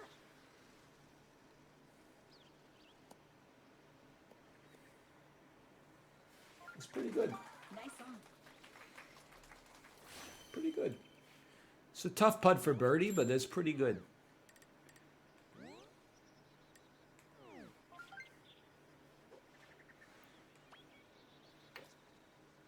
Oh! Death, you are my bitch mother. Lover, whatever. Nice par. Emil! Chill out!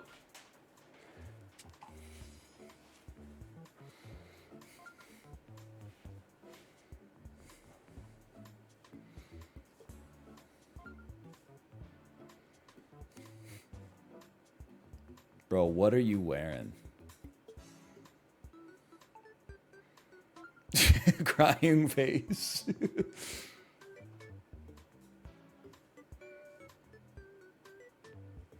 What are you wearing? It looks like a hat that like Sheryl Crow would wear. No offense if this is how you look IRL.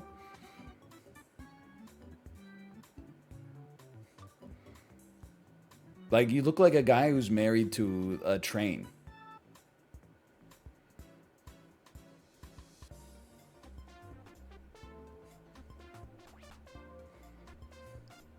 And you freaking suck at golf. I'm sorry. Sorry.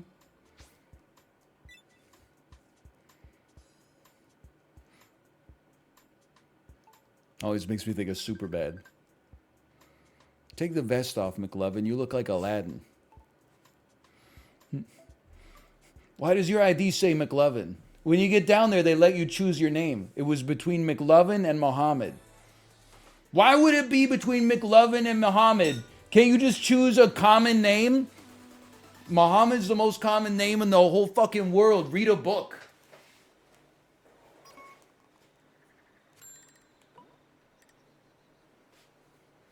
Have you ever met someone named Muhammad? Have you ever met someone named McLovin? No, that's why it's a stupid name. What a movie, man.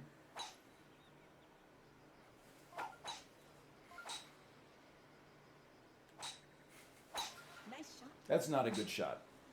That's not enough power. Never mind. I'm kind of crazy with it. That's pretty good. Nice on.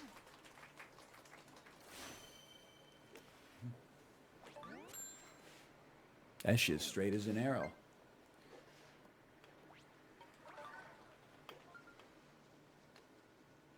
Oh! Nice birdie.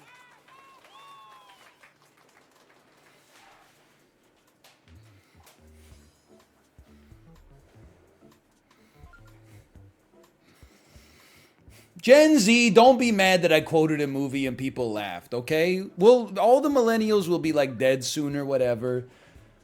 Let us have our time in the sun of just quoting movies and having people laugh. And then when you become like the biggest generation on the planet, you can be like, hey, check out this funny TikTok I saw. And the TikTok is always something like my reaction when we're in the middle of watching SpongeBob and my pussy farts. Okay? I put in my time in the damn mines to be on top of the culture like this, okay? Let me have my moment in the sun.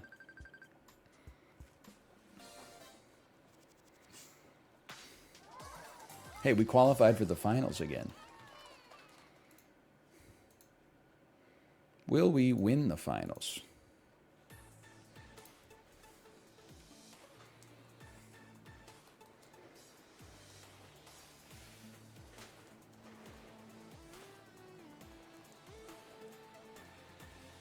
I did see the clip of them reading Superbad at the table.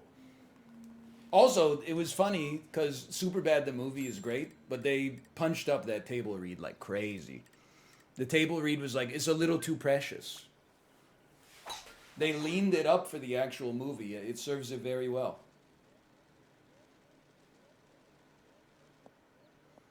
As long as we're past the tree, this is fine. I'd rather be in the rough and be past the tree. Kind of. I think this goes over. This is Chib 7 iron technique. It's downhill, so let's indeed use some backspin.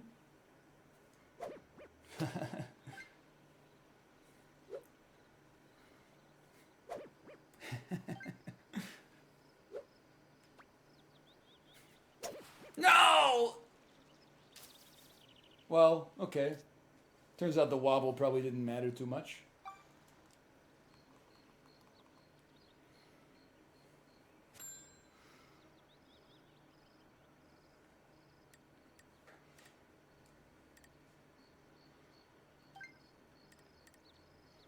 It's a very important shot. Let me focus.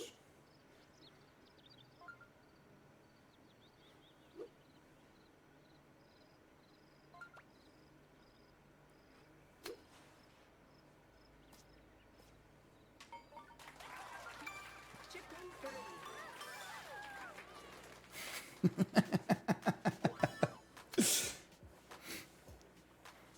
birdie. Kind of sick with it, huh? The backspin into the hole looks so greasy, dude. The ball is like, no, no, I don't want to go. And the hole's just like, mmm.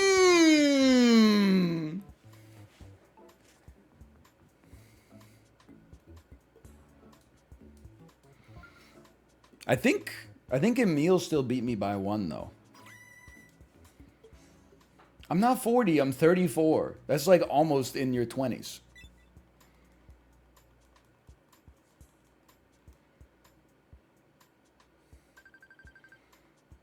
Well, honestly, Emil, good game. Amazing. Finish. You played well. To be 1 point back of a golfing stud like that, I'll take it. Ooh.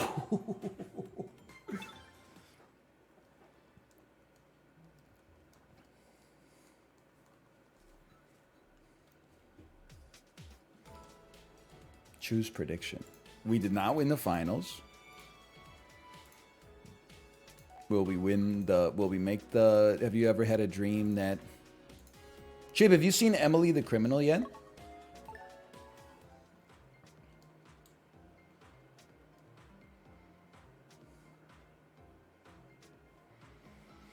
Nope. It's pretty good.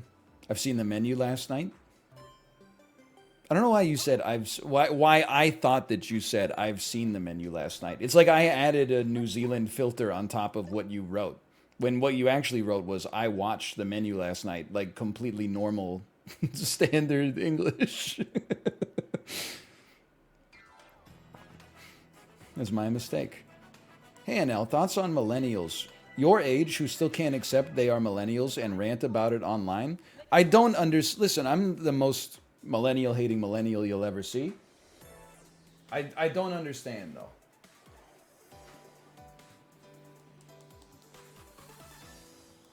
Round 1.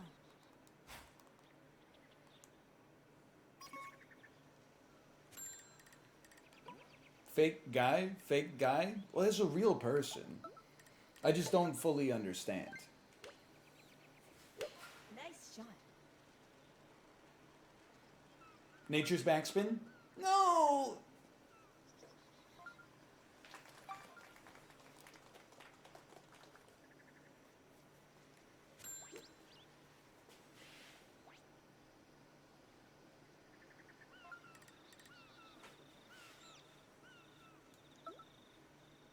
This could be good. Should backspin it though?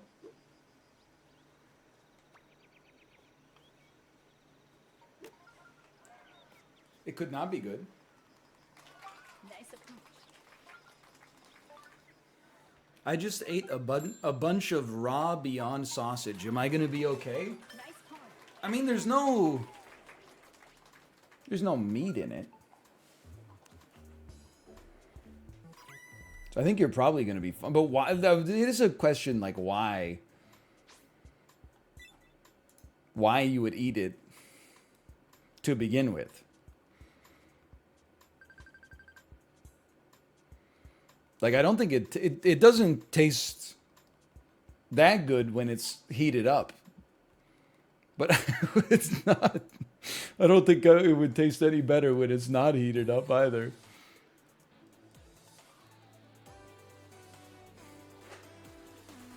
It's not. Well, the thing beyond sausage is not sausage. It's just. Well, it's not sausage in like the. It's there's a nomenclatural distinction. I'm not trying to gatekeep sausage. But if someone said I ate raw sausage, am I going to be okay? I'd be like, no, dude, take it from me. Your ass is about to get Campylobacter. But if someone said I ate a raw sausage, oh, by the way, it's a Beyond sausage, I'd be like, okay, your ass just ate like some beets. You're probably going to be fine. Nice. What was that? Oh, on the fairway, though. It's chippable. Oh, it's mighty chippable.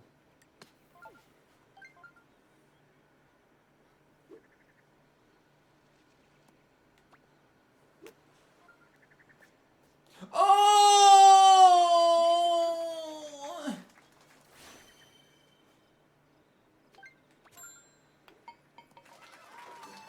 Nice birdie. Well, that was still a birdie? That's kind of crazy.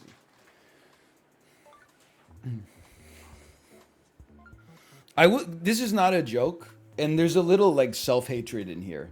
But can I tell you what is like my trying to think of the best way to describe it. You know how people be like, "Oh, I've been hate watching Velma. That's my guilty pleasure. Ooh, I love how much I hate this show." My guilty pleasure is like I'll find like a thread on r/Vancouver about something like, the public library closing 1 hour early on a holiday, and then I'll find someone that's like, you think that this would with all the and this is crazy with the some people, and then I click on their profile and then go see all of the things that they have written like angry comments to. And really, like, the number one thing for me for being a self-hating millennial is when someone writes that like they're a millennial in a comment, and then I go look at their Reddit history and they leave like 10 Reddit comments a day. Like if I see a 30 something's Reddit profile and it's like 15 minutes ago, 1 hour ago, 1 hour ago, 2 hours ago, 3 hours ago, 11 hours ago, 12 hours ago, 12 hours ago, 13 hours ago, 14 hours ago, 16 hours ago, 1 day ago, 2 days ago, 2 days ago, 2 days ago. That is where I'm like, you need to fucking cut that shit out. Nice shot. That is not good for you.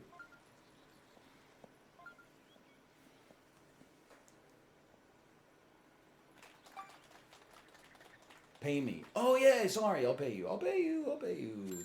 I'll give you my lunch money. Fine. I'm just like a little worm or something, I guess.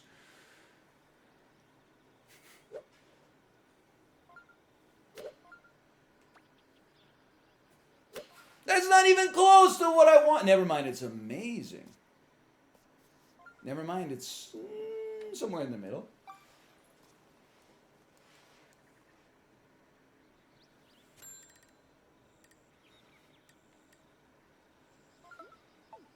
Something in the middle. Ooh, that's my putter.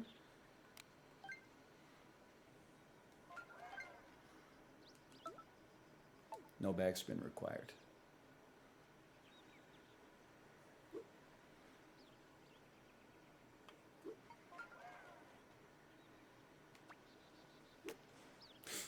Oh, I knew it too. I knew it.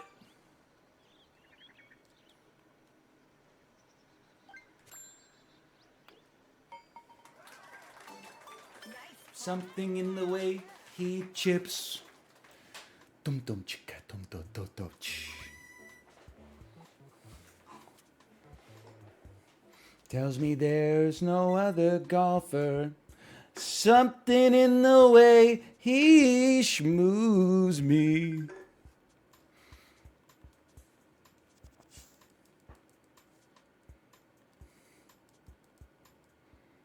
Damn NL. Are you a cookie? 'Cause chips ahoy.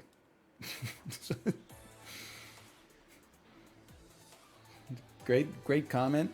NL, would you rather take 1 million in quarters or 250,000 in bills? I'd rather take $1 million in quarters for sure. Why so many of these questions? I mean this with no disrespect.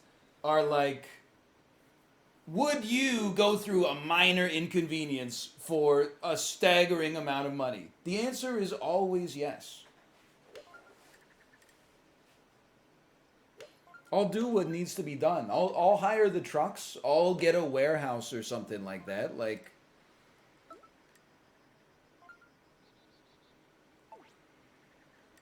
we'll make it happen.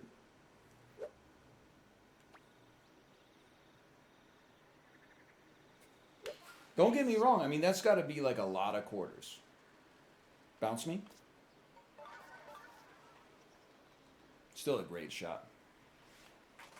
Nice on.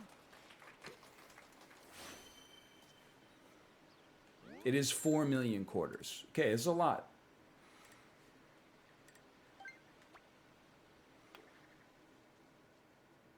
Oh, thank God. Nice birdie.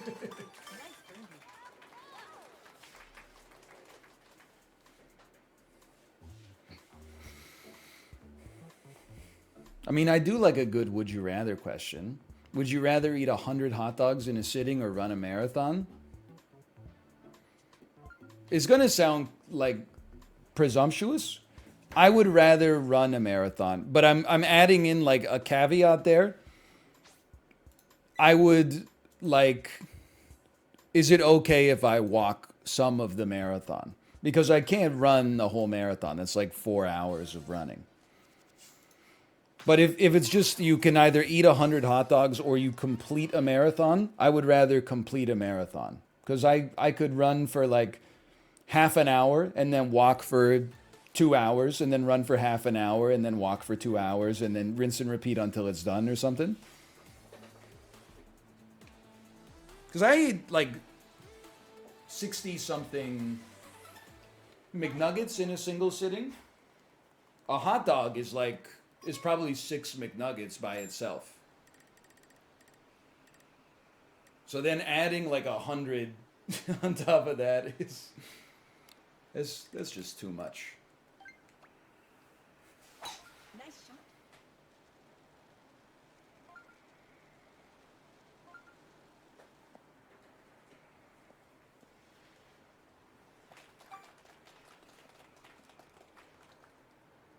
I would definitely take the marathon. Okay, dude, it's sensible. Unfortunately, it's sensible. Hey, Nintendo, why does it always zoom in on the green? You think I wouldn't want to zoom in on where my shot's actually going so I could see it? Who made this? Nice shot.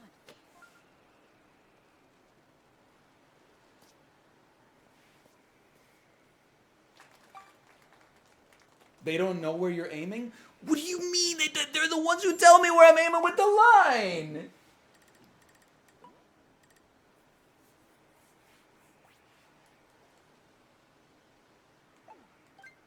It's a little uphill.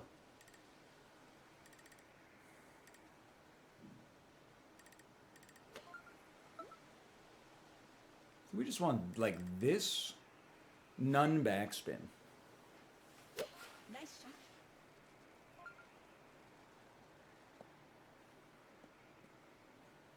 It's not that bad. Nice on. Holy cow. I wish I wasn't on the Mons Venus.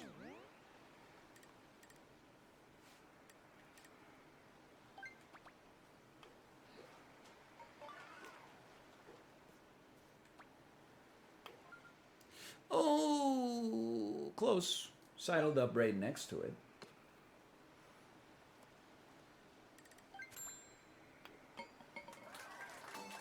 Nice par. Mount Putus. Chibli, so true, so true.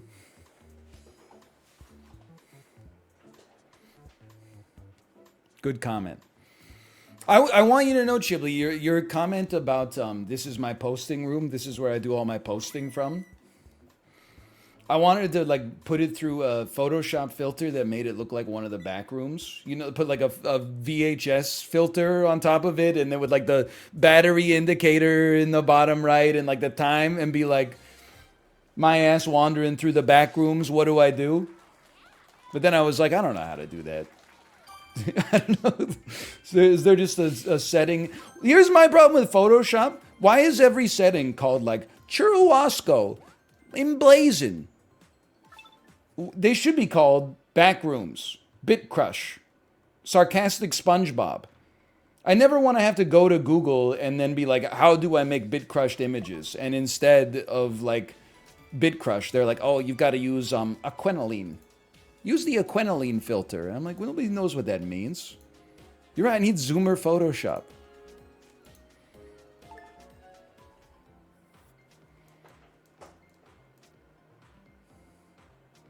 Would you rather eat nothing but Chinese takeout for a week or nothing but McDonald's for a week? You know what I think about from time to time? This is literally just stolen from Twitter, but I think it's an all-time tweet.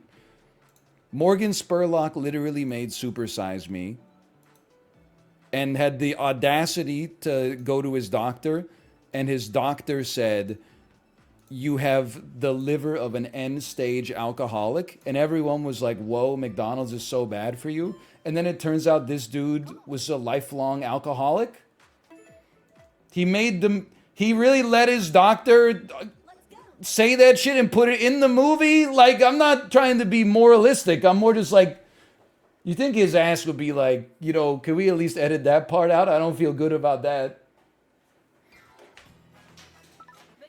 I don't think it was the McDonald's. Anyway, I would probably rather get a week of Chinese takeout, honestly, just because, I mean, at McDonald's, there's not that much variety in the foods. At least with the Chinese takeout, you could go like, you know, you could get some beef broccoli, and then the next day you could be like, let me get some wonton soup or something like that. You could get a more realistic vegetable supply. Nice shot. I love that. Oh.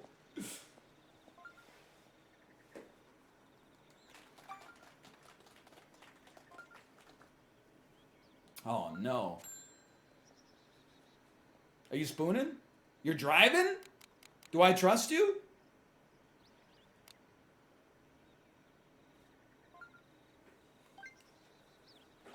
I want to see their shot. Dude, it went low enough. They know something I don't know. And we got to not hit the bunker. So we got to be like 1.5. Or hit the bunker slightly.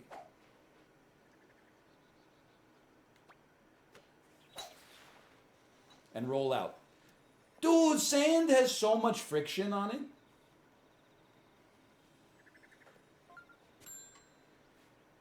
Get over yourself.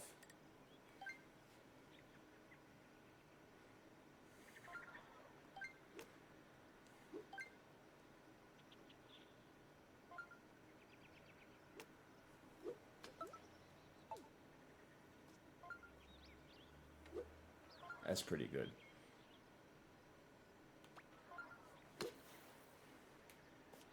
Oh. Nice approach.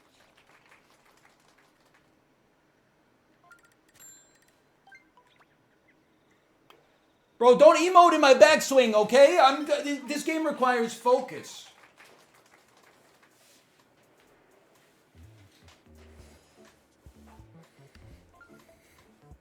You emoted on par? Get a life. Hi, Jay, by the way. Hello. Would you rather eat a gallon-sized jar of mayonnaise every time a number one seeded NBA team wins the finals, or have an explosive bowel movement every time you think, hear, or read the word Paramount? I would definitely rather eat the mayonnaise, even if that ends up being once a year. I hear the word Paramount all the time. Because it'll be like, hey, there's this new shitty show that's coming out on Paramount Plus.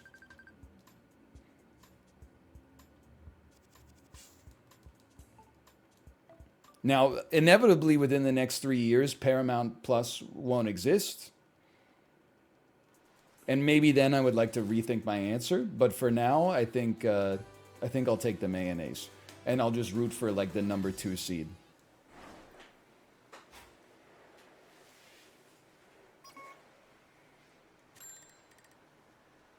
You always club up.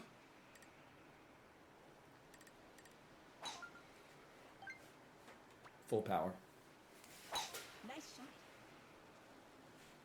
Spooky. I mean, we hit it as hard as we could. I'll take that.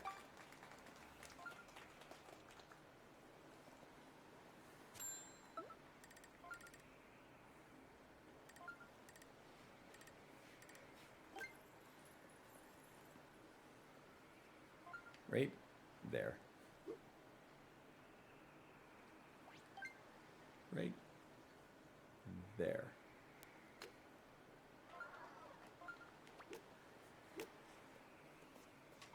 You piece of shit.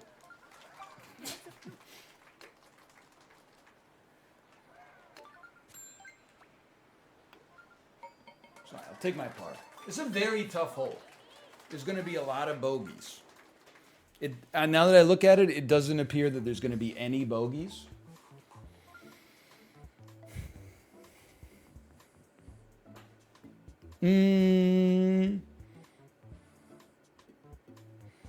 Would you rather be a Valorant streamer for the rest of your life or only be able to speak in Twitch emotes for a year?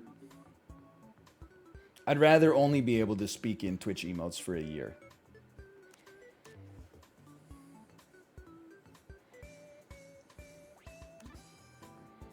I mean, it would be I'm not going to say that would be a Poggers year, but it would be bad.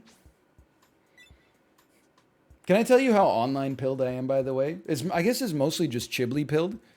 My accountant sent me an email on, like, what a move from last place here. My accountant sent me an email, like, last Thursday and was like, hey, we should get a jump on those taxes. It was January 13th. Something like that. Today's Wednesday. We did make the semis. He sent me another email that said, just following up on this. He doesn't know that I've been in the shit, right? Like, so I'm not hating on him. But at the same time, I wanted to reply. Hold on, will we make the finals? I wanted to reply and just, the reply was just going to say, why are you so obsessed with me? I don't think that he would probably dissolve our working relationship if I did that, though.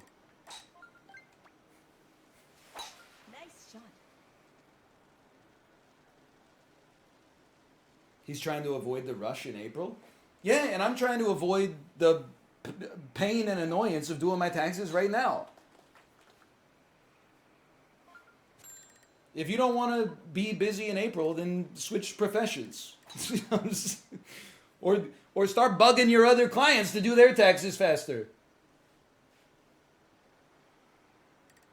If we bunker, this is actually not so bad. I would rather set myself up to be in the bunker to have a reasonable chip.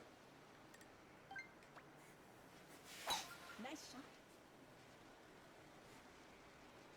Yeah, that's totally fine. Even in the bunker, totally fine.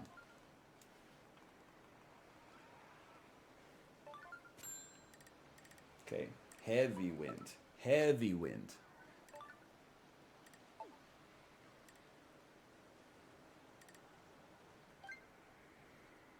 As uphill, so we want to be at like a 2-point X.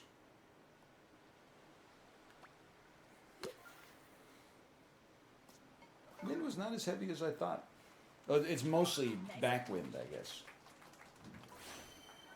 Still a good birdie. Ooh. Nice birdie.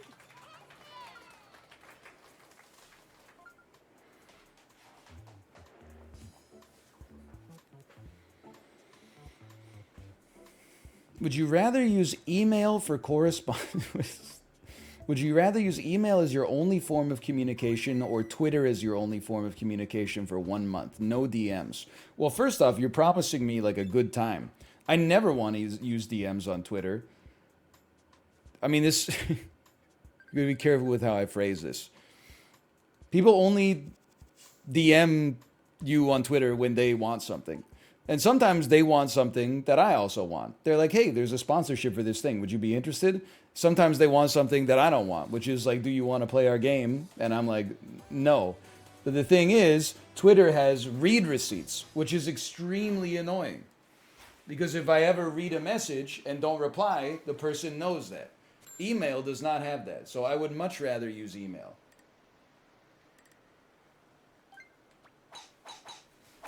Nice shot.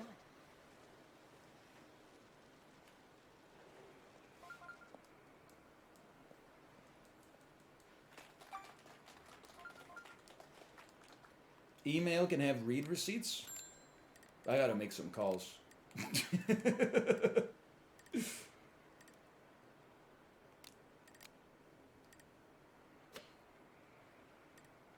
I didn't know that.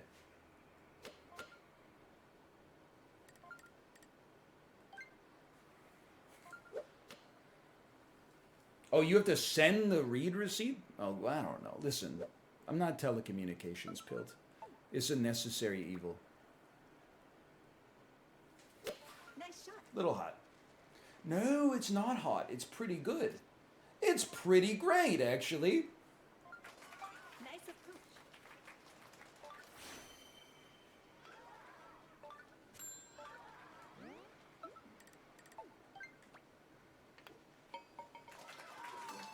Nice birdie. You can turn them off on Twitter. Thank you. You're actually gonna you're gonna change my life. Because now I don't have to do what I do right now, which is if I read the... Because you can get a little preview on Twitter of what's in the body of the message before actually clicking on it. So what I do is I try to derive if I'm interested in the request from the stub. And then if the answer is no, then I never open the stub so they don't get a read receipt that I opened it. So instead, they just spend the rest of their lives wondering, oh, I guess he never checks his DMs. Hey, dude, we made the finals.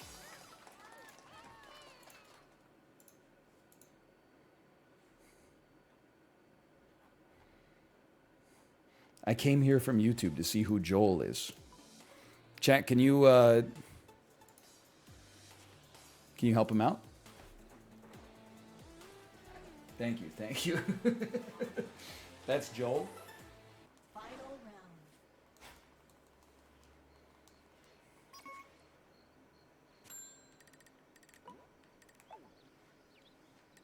Keep it going. Say Joel, everybody. Hey, everybody, say Joel. Keep it going. Nice shot.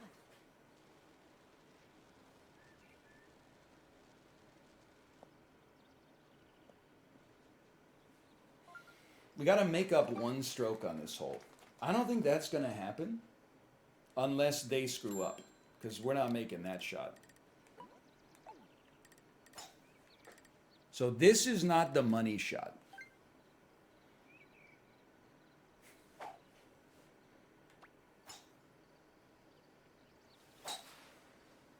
This shot is the money shot.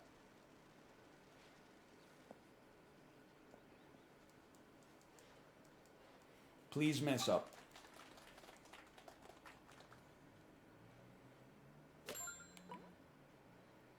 Four miles an hour of winds? I mean, this is a simple none backspin Marty. I think you want to be around a 3.8 here. I would take that in a heartbeat. Nice shot.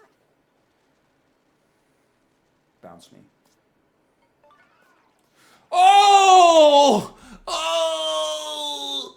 It was, did you see it was turning towards the hole and then it did a 180.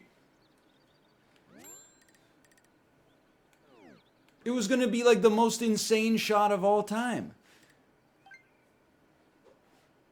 Too much? Fuck. That was nature's backspin. Oh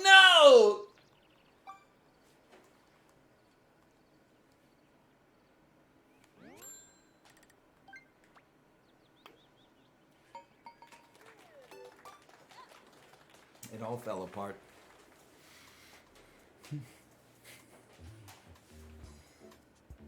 If you make that, I'm gonna be so pissed.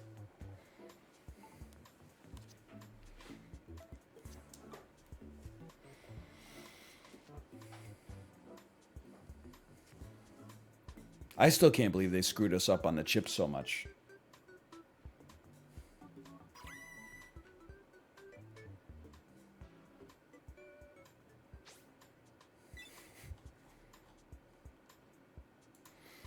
Hey, is your accountant just following up about your taxes? This is brutal, man. Good game.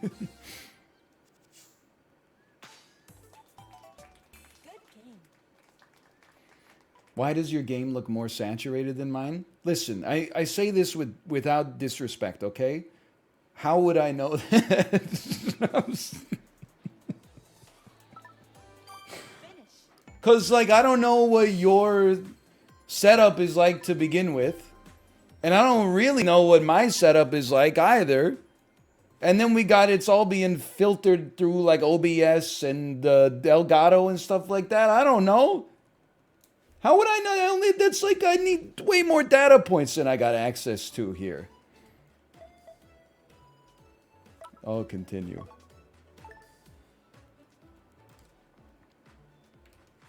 Could be something wrong with yours. Could be something wrong with mine.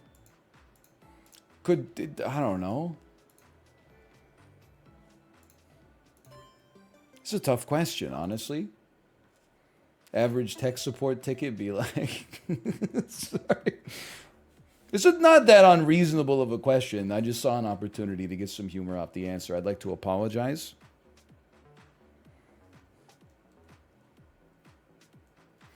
I feel for you if you work in tech support. They're gonna copium me with this. When I have to call tech support, I'm probably the ideal customer because I accept that the fastest way to get through the situation and make it better for everybody is to just do exactly what they say. So if they tell me to turn it on and off again, then I turn that shit on and off again. Because sometimes that does fix it. And usually I do it before I even call in the first place. But if they're like, hey, can you go into... Like, I don't know, the average person, is myself included, is really stupid. But for some reason, they'll hear them say something like, hey, could you go... Okay, open your start menu, type CMD. Then I need you to type /ipconfig space renew. And then I need you to type /ipconfig flush DNS. Okay, can you do that for me? Some people will just be like... No, I don't think that would fix it. I'm just not going to do that. I'm going to lie on the phone and just tell them I did it. And it didn't work. Because I think what people want is for tech support to be like, oh yeah, there's a button over here at home base. Oh my God.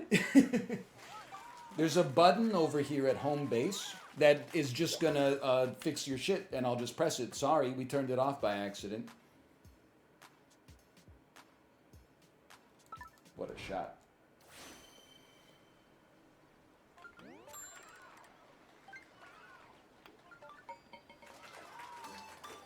birdie. That happens surprisingly often, though. Well, yeah, because, like, you know, we used to have, like, bad internet problems, like, 6 or 7 years ago. And you would go through, like, the whole tech support checklist, and they'd be like, well, we don't know what's going on because everything on our end is fine. And then they would call you back, like, 2 hours later, and they'd be like, psych, we have an outage. We're sending a service call out to you from at some point between 8 and 4 p.m. tomorrow.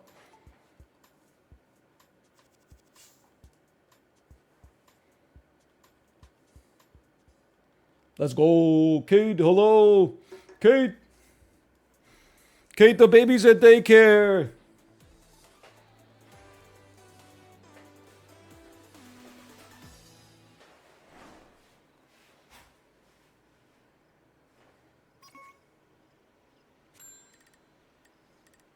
You think this will work?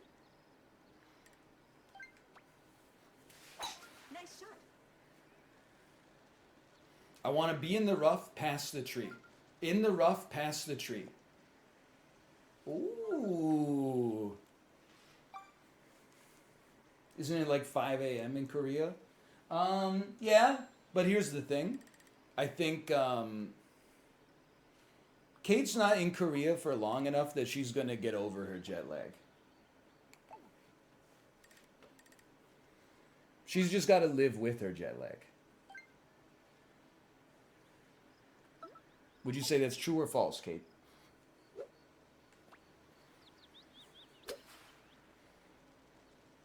Oh, baby, backspin me every time I look around. Oh! Nice approach.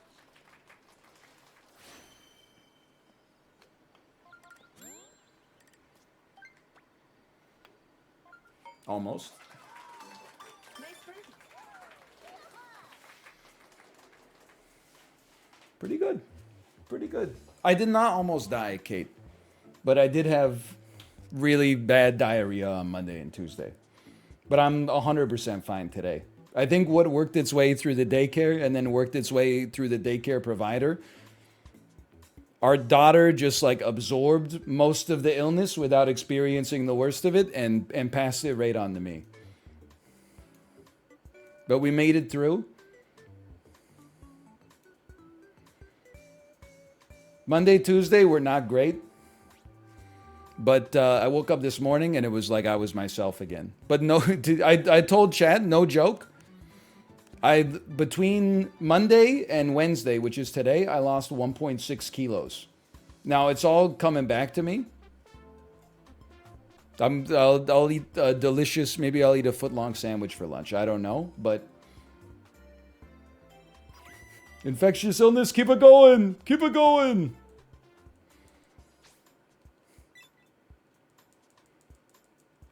So I am looking cut up right now. Let me just say, it's been a long time since I've seen my obliques like this. I don't know if anybody needs fitness advice.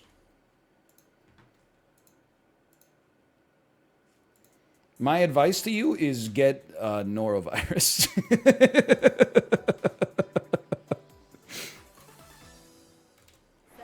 I wouldn't say it's the most comfortable way to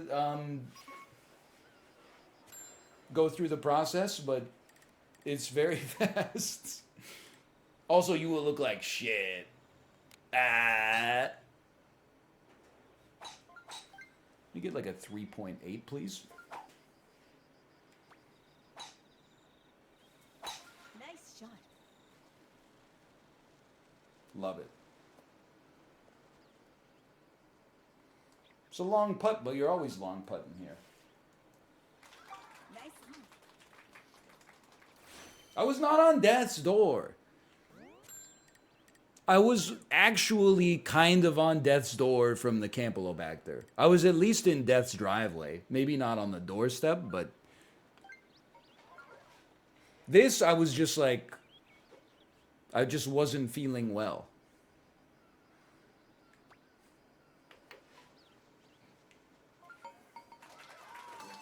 Nice birdie. Ooh. Oh, the story of that putt, while I was lining it up, someone said more left. And I said, you know what? They're probably right. And then I said, you know what? Who the fuck are they? I don't know if that person has ever even seen Switch Sports Golf before, much less played it themselves. Fuck that. I'm trusting myself. Now the ball's inside of the damn hole. That's an inspirational story.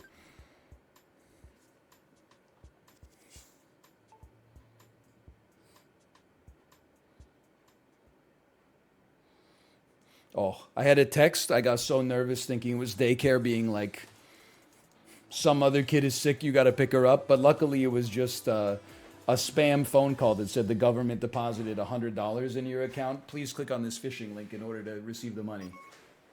Oh, for a second I thought it was something serious.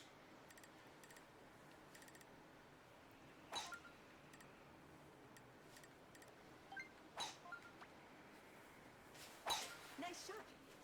Ooh, hello mouth, by the way. Ooh, make it, buddy. Oh.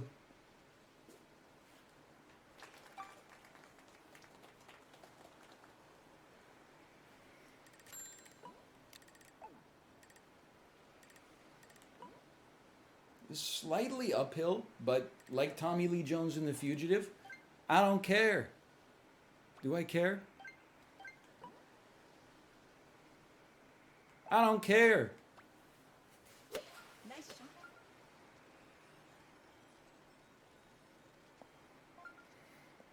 Wind was pretty serious, though. Somebody had an insane approach. Say ravioli, keep it going.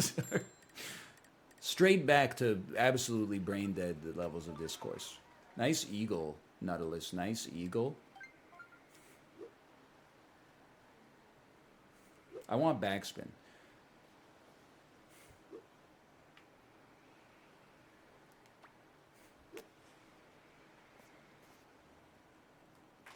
A little heavy.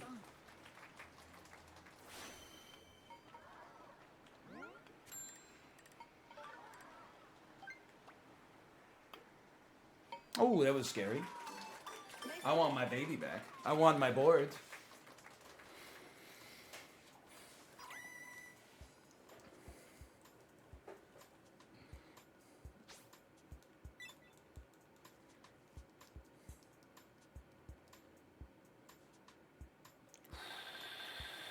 Ooh, it's a tough lobby. It is a tough lobby. To the finals. To the window. To the walls. You should workshop a catchphrase. Why don't I steal every other streamer's catchphrase? Hey, thanks for the subscription. Final round.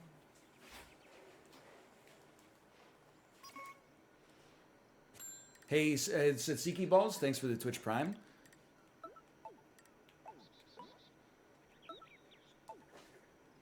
Now watch this drive.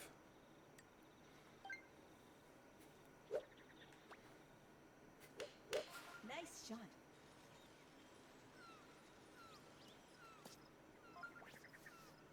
Oh, we're racing. We're racing. Nice one.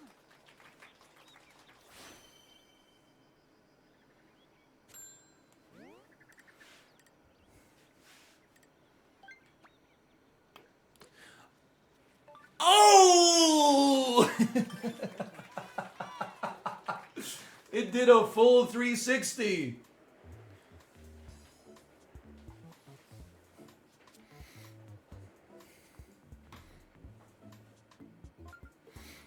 Oh, baby.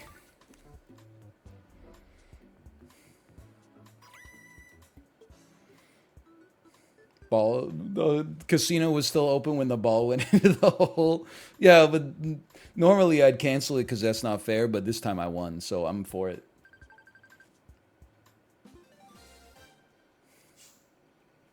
Congratulations.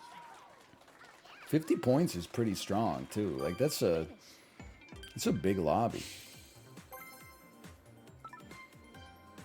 10, 10, 10, 10, 10. Ready, go.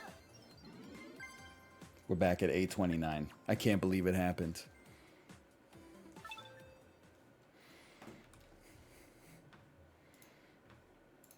What's a good score for a professional golfer on 18 holes?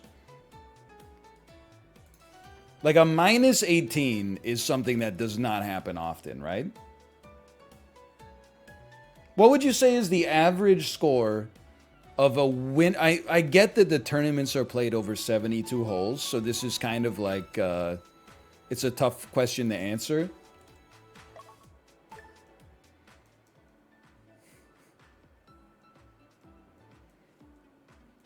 So the average would be like -5 over 18 holes.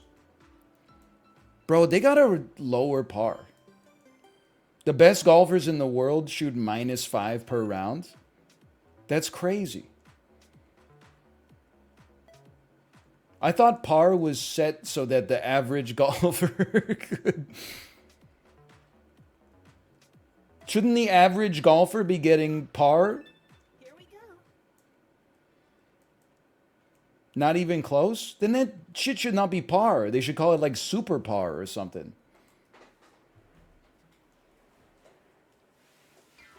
The contestants. Gigapar.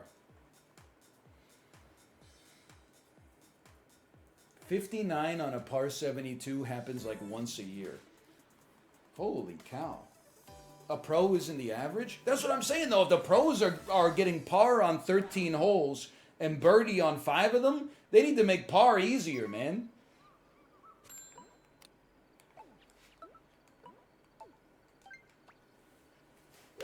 Nice shot. None wind. Oh. I mean, that's pretty good. Nice approach.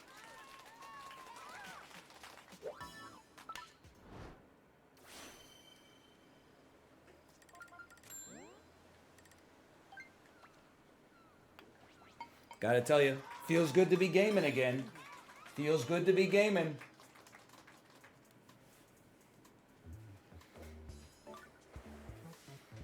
Kate, I'm trying to keep you updated on our baby's life as well. She's got a new thing. It's very cute. You know her shakers, where like one end is like a pillow, like a soft plushy thing, and the other end is like the shaker. On I can't remember if it was Monday or Tuesday, but she took one of the shakers and she held up like the pillow end of it, and then she started to interview me. She went like, "What's your name?" I was like, "Daddy." Very good. Like she was echoing when I say like positive stuff to her. She was like, "That's right, your name's Daddy." Very good. What's your favorite color? Red. Very good. And then I did it to her. I did it like in the other direction. I was like, "What's your favorite Pokemon?" Pikachu. Very good. What's your favorite food? Chocolate milk. Very good. What about apple juice? Chocolate milk and apple juice. Very good. We had a great time. We did that for like, I don't know, 2 or 3 hours. Something like that. It's very cute. I'll try to reinforce it a little bit so that when you come home, I can just be like, "Can you interview mommy?"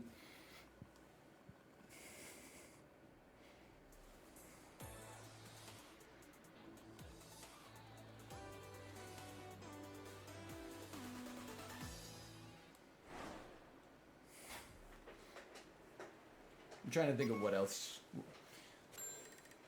Not that much, honestly. I said, "What's your favorite video?" She said, Genevieve Playhouse Cookie Monster. So, in case you're wondering what the go-to is right now, she's big into Genevieve Playhouse Cookie Monster. Oh yeah, that one's a banger. True, true. It's a tough betwixt, man.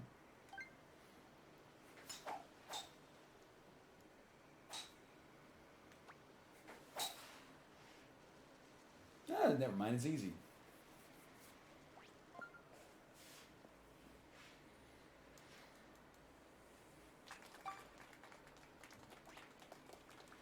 As far as songs, she's been singing a lot. She was singing "When Will My Life Begin" from Tangled,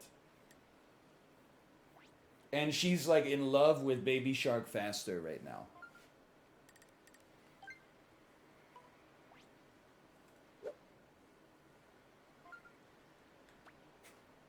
Nice shot. Wish I didn't put backspin on it. Definitely would have been a nicer shot with no backspin. Nice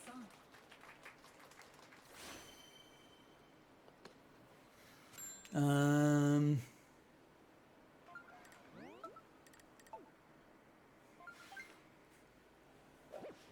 it's kind of a tough one.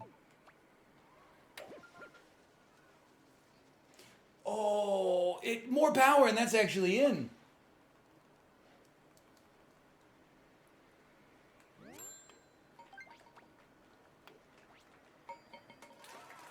Still a decent par. More.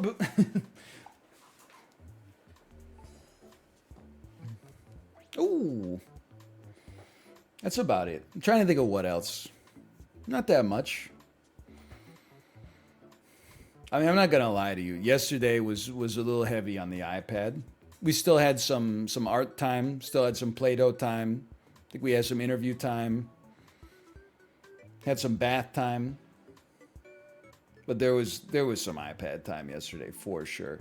Yesterday was definitely one of the days where I've been the most thankful for Steve Jobs' existence in my entire life for sure.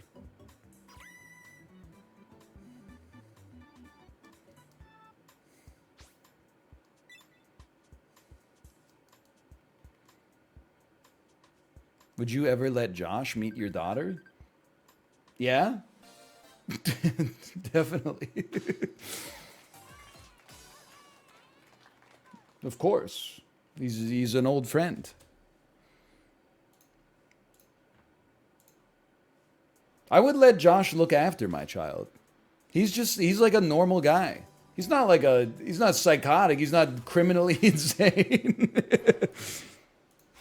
He's a little crazy sometimes, but he's not like, you know.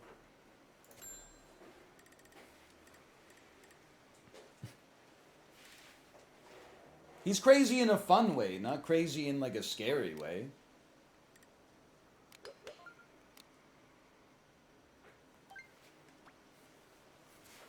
Nice shot. Oh baby. Oh no! Backspin! Nice move.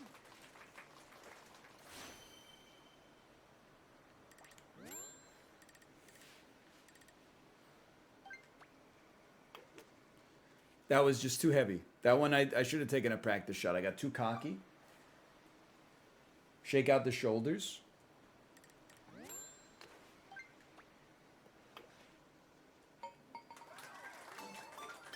pawn. Take my part nonetheless. It's a deserved lesson.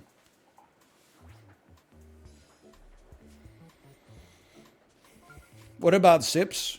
Well, people said, what about Sips? What about Dan? They have like 3 kids. I don't even, Sips might have like 5 kids for all I know. I would absolutely trust them to look after my children. What's going on with Maggie here? Imagine if they waited that long and then like landed it in the bunker after all that.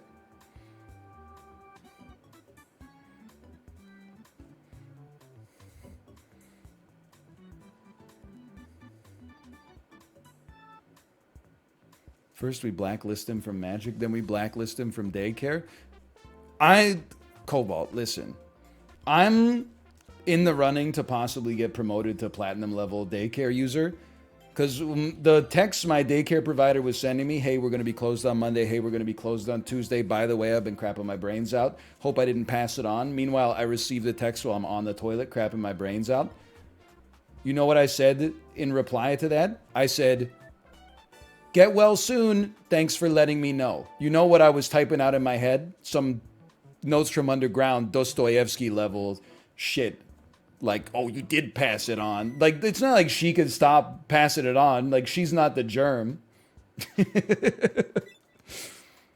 In my head, I was like, thanks for letting me know. Like, that's some information that would have been useful to me yesterday. But what did I type out? Well, she looks after my daughter for like 9 hours. I typed out, feel better soon. Get well soon.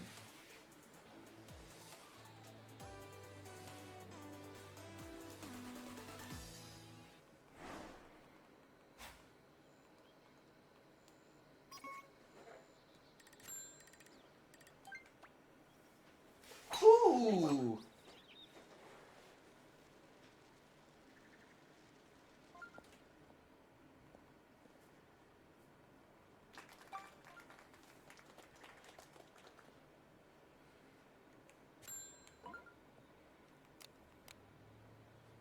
This is so chippable. Like a 3.8 none backspin.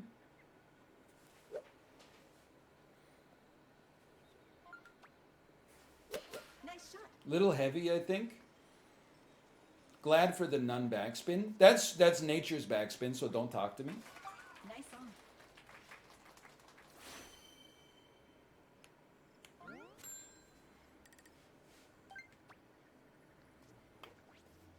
Beautiful putt. Beautiful putt. Nice birdie.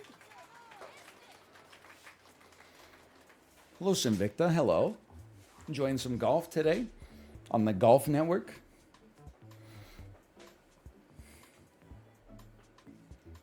Hey, who's honking out here? What are you honking for?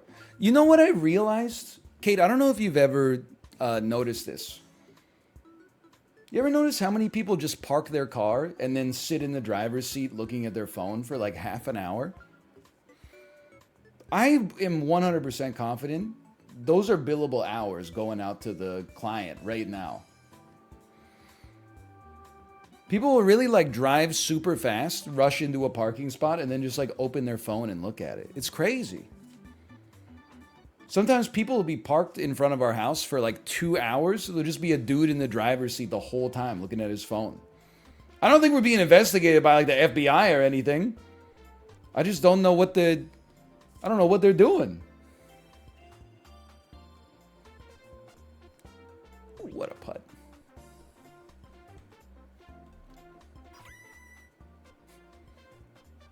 People do that with their headlights on. Okay, these people do not have their headlights on, but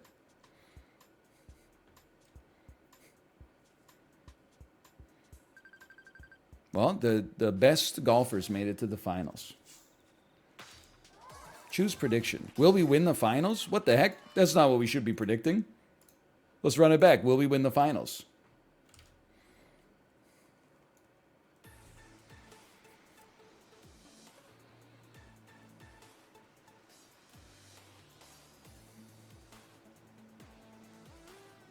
It's your accountant. He wants you to pay your taxes. I've never had a problem paying my taxes. It's filling out the forms that's annoying.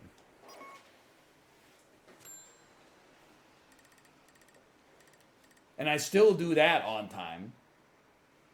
It's just annoying. The part where you pay you like write the check, that's no big deal.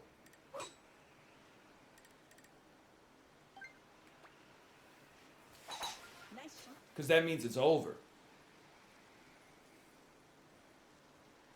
Until they send you an email back that's like, just a little more, please.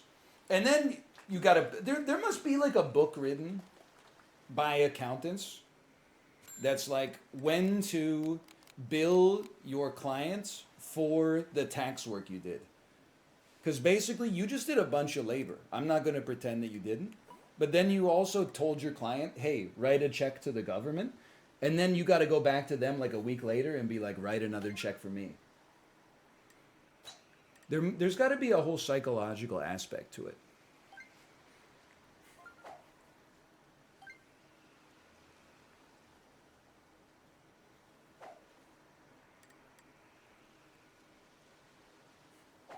Too much. Just give me like a 1.2.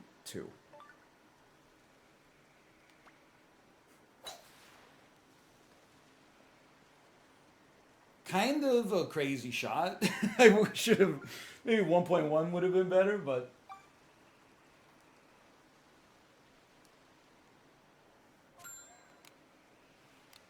yeah, I don't want to putt that.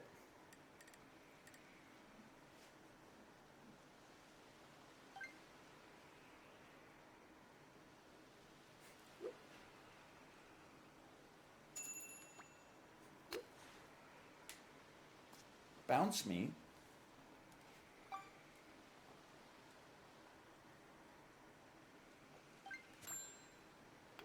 Listen, it's still a great round.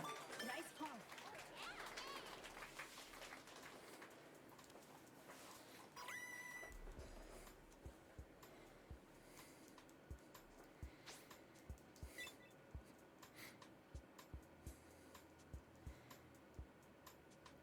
I'll take it. Dude, we're moving up.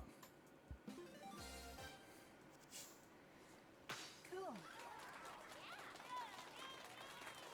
She actually said cool. That's like how I respond when my mom sends me a YouTube link that I'm never going to open.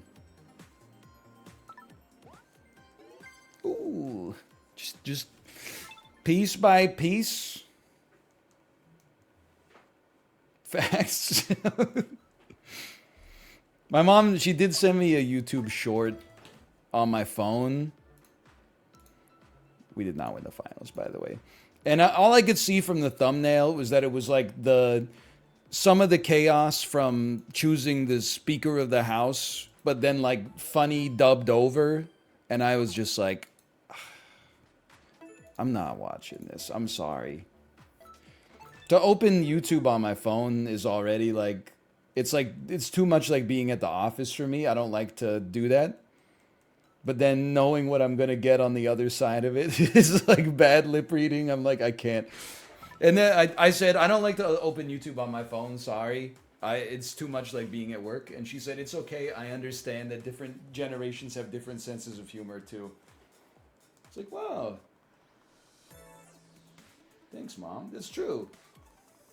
She headed it off at the pass. Round one. She knows.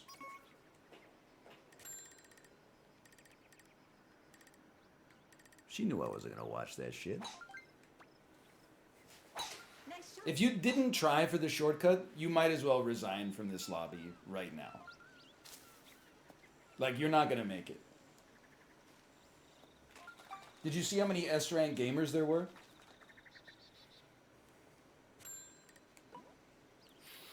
It's a tough shot. I think this makes it over. I do. I think this makes it over. No bunker. No bunker. No. Okay. Backspin would have hit the spot, but still. This is for Eagle. This is for Eagle. Nice one.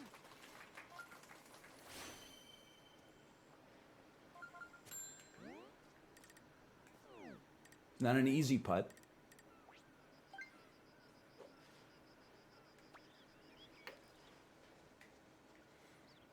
Oh.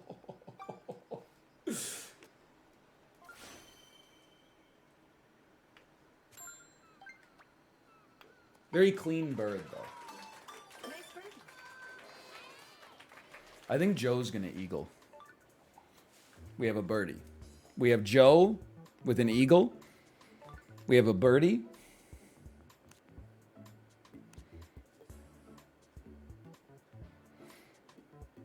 I don't want to know what that was. We have a nice approach. We have a birdie. A birdie? Come on. Let me see one par. A bogey! Oh, man. Oh, that was a birdie too? Holy cow. Bogey. Retire. No disrespect, though. This is a tough lobby. I thought we kind of played out of our minds on this hole. We're tied for second last with 6 other people.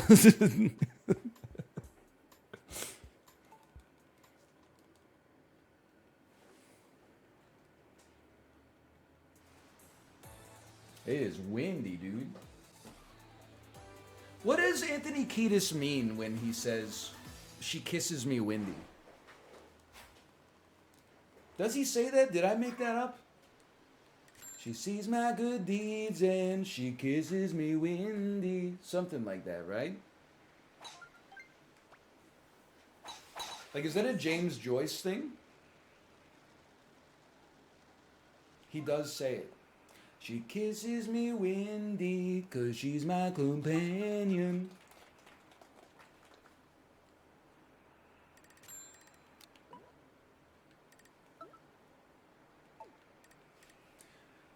She kisses my wind 'cause she knows who I am.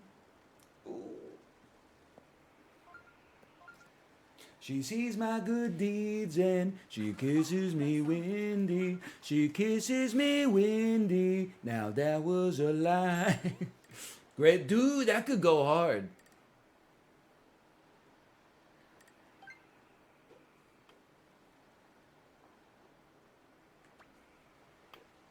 Oh, not even close. Not even close. Lots of birdies coming out, too. Who sings that? That's the Red Hot Chili Peppers.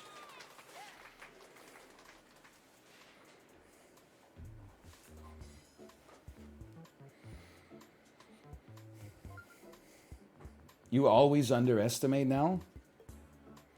How can something always now? Because it always means in perpetuity. Ad infinitum. Now means at this present moment. Motherfuckers will see 2 data points and be like, holy shit, it's a straight line.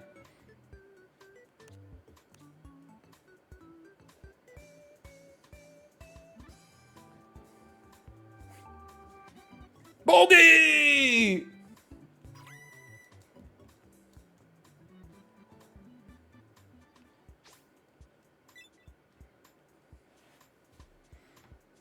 You know what they meant? Yeah, and I don't care, so I turned it into something humorous we can all enjoy. Instead of just what? I'm getting anonymously, asymmetrically coached in golf by a stranger in digital golf by a stranger online? We did make the semis. Will we make the finals? Will we make the finals?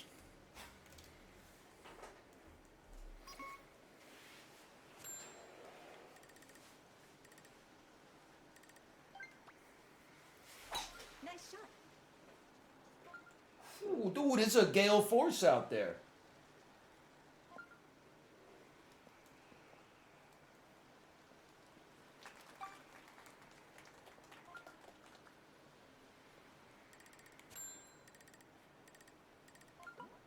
Gale, Walter shocked? No, don't do that to me.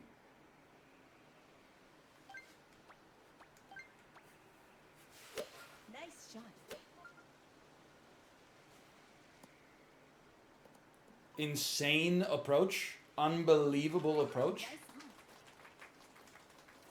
Oh, nice backspin.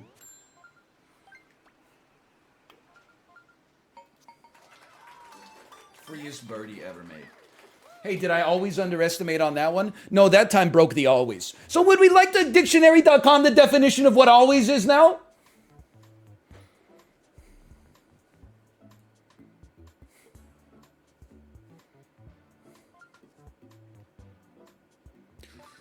It's a good putt. Gotta be honest, that's a good putt. This is a great putt. We're not winning this one. Maybe we could make the finals.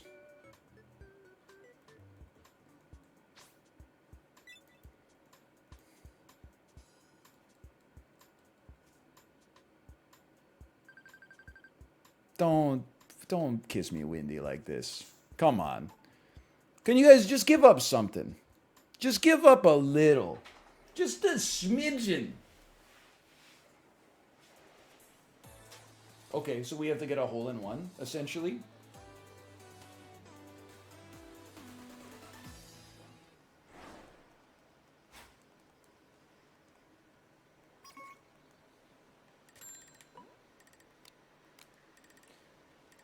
It's not an easy shot. Say you can make this work with like a 3.5 none backspin.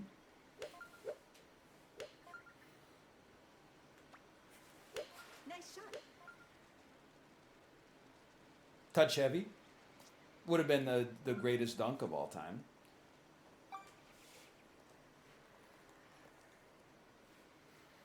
Okay. We're gonna wedge it. We're gonna putt it.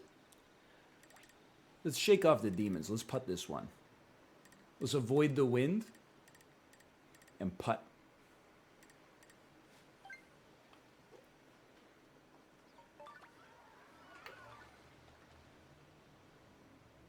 Oh! No replay? Come on, I need somebody above me to par. I don't know if Pachaco was the person I needed, but 2 pars? Maybe?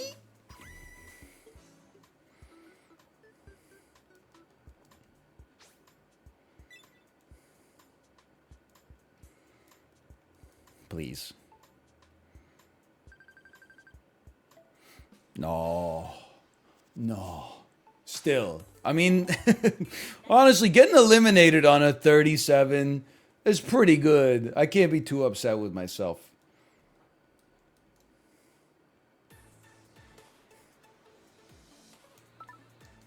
Finish. I mean, Joe is just, he's lights out now. I think I might get some rankings. Oh!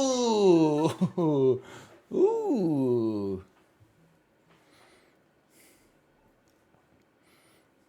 That feels good. I'm gonna call it for the golf portion at least right here. I think we'll do an extra hour today. Basically because I can. My wife's not live after this. She's overseas. My wife left me, bottom text, alone for a week. Let's do some Sporkle. But we're not gonna go too much longer, because honestly, like, I gotta go get some groceries.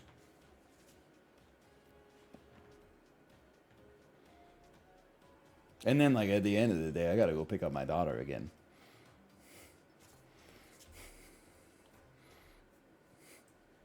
Subathon, the longest stream I've ever done, 6 hours. It's like we're back in the PUBG era.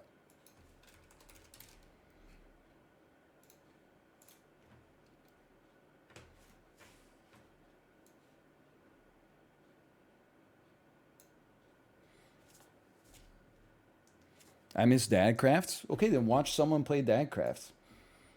Aren't they taking like a 25th kick at the can with the Minecraft? Listen, first off, thank you, David, for the gifted subscriptions. You cut the toxicity from me a little bit, and I appreciate that. It was very needed. But like the Dadcraft boys, honestly, it reminds me of those videos of LA traffic where there's like 20 lanes of traffic all clogged and it says, please, dude, just one more lane. Please, I promise, dude, just one more lane would totally fix this. Just one more lane. It's that, but with mods. I know the last 6 times we tried Dadcraft, everybody gets really excited for like 4 days and then like 2 people leave and that leads to 3 more people leaving and then it's like only Mouth left on the server after 2 months. But what if we added a 15th mod to the server? Do you ever think about what if we added a mod that made the game even more complicated? By the way, we did not make the finals.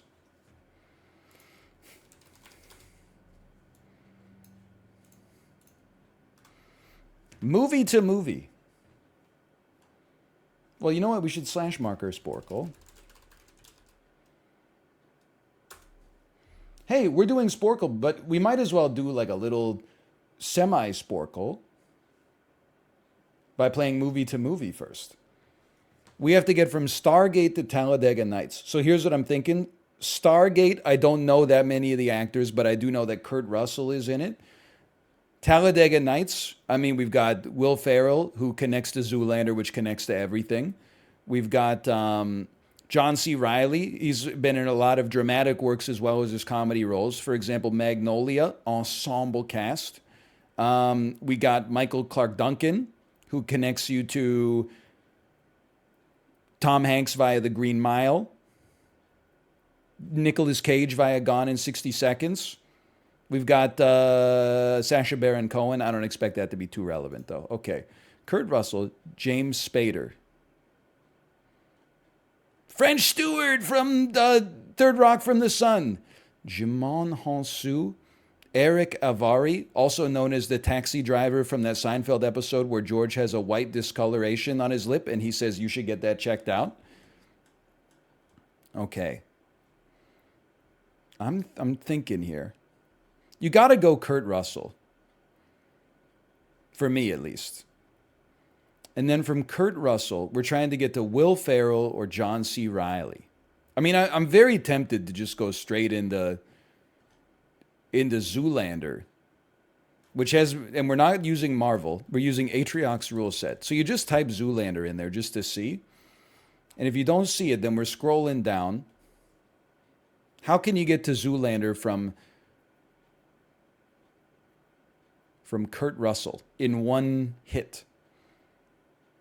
Poseidon with Emmy Rossum. Day After Tomorrow, Jake Gyllenhaal. I'm lost. Jiminy Glick and Lala Wood probably could get you there. 3,000 Miles to Graceland, Courtney Cox Arquette. Vanilla Sky gets you to Tom Cruise, which gets you to Ben's. Okay, I mean, that's the easy way then. Vanilla Sky, Tom Cruise, Tropic Thunder, Ben Stiller, Zoolander. The hell is Zoolander's supermodel? Will Ferrell, Ricky Bobby. That's a lot of clicks, though. I'm not going to lie. That's a lot of clicks. That's 4. It's pretty good, though. Tom Cruise is in Magnolia. No, of course he is. Guardians 2, Guardians 3, John C. Reilly. We said no Marvel. Also, I don't click on Chris Pratt movies out of respect for myself. What's Magnolia? Oh, you don't know Kino Cinema? Okay. Actoral. Actoral, much harder. Most of the time. Search for an actor. Also much harder to see, don't get me wrong. I acknowledge that. What did Chris Pratt do? I mean, like maybe some stuff, but mostly for me, just being a lot of movies that are not very good. And he's also not very good in them. Okay, so first things, the career, at least for this, starting in 1986. Still working as of 2019. And they got some good movies. 7.5 on IMDb in 2019. In the Name of God. In the Realm of God.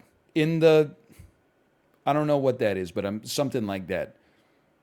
In the World of Men. Historical drama. Comedy. Schrodinger's Cat.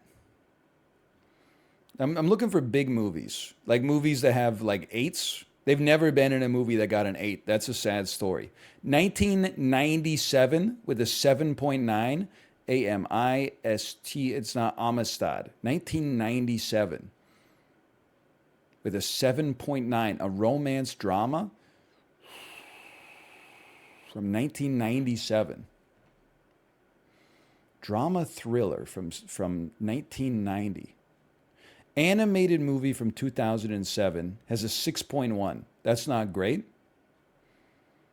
It's not horrible. It's not great. What is This is P.S. I Love You. I don't know who is in that at all. P.S. I Love You. Isn't that like Emily Bloom? But I don't think she started working. Emily Bloom isn't even notable enough to be in here.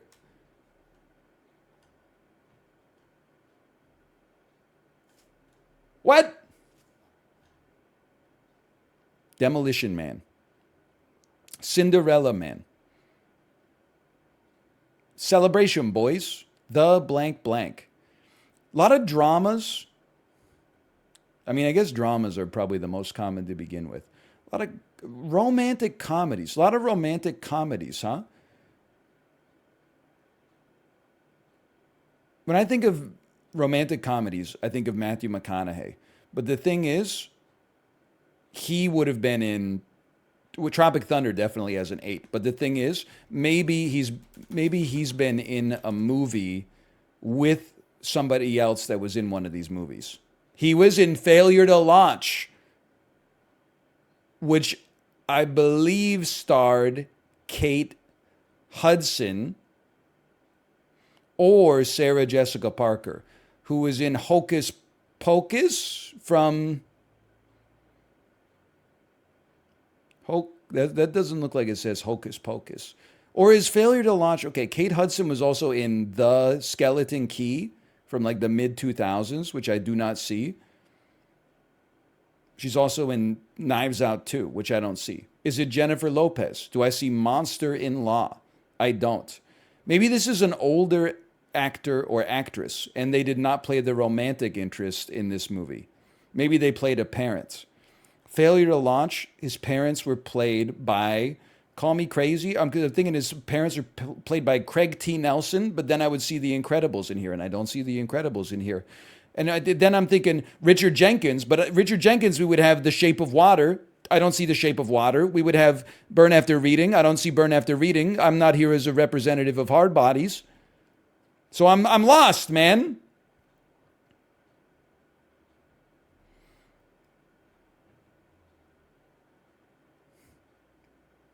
Who the hell's in P.S. I Love You? Comedy.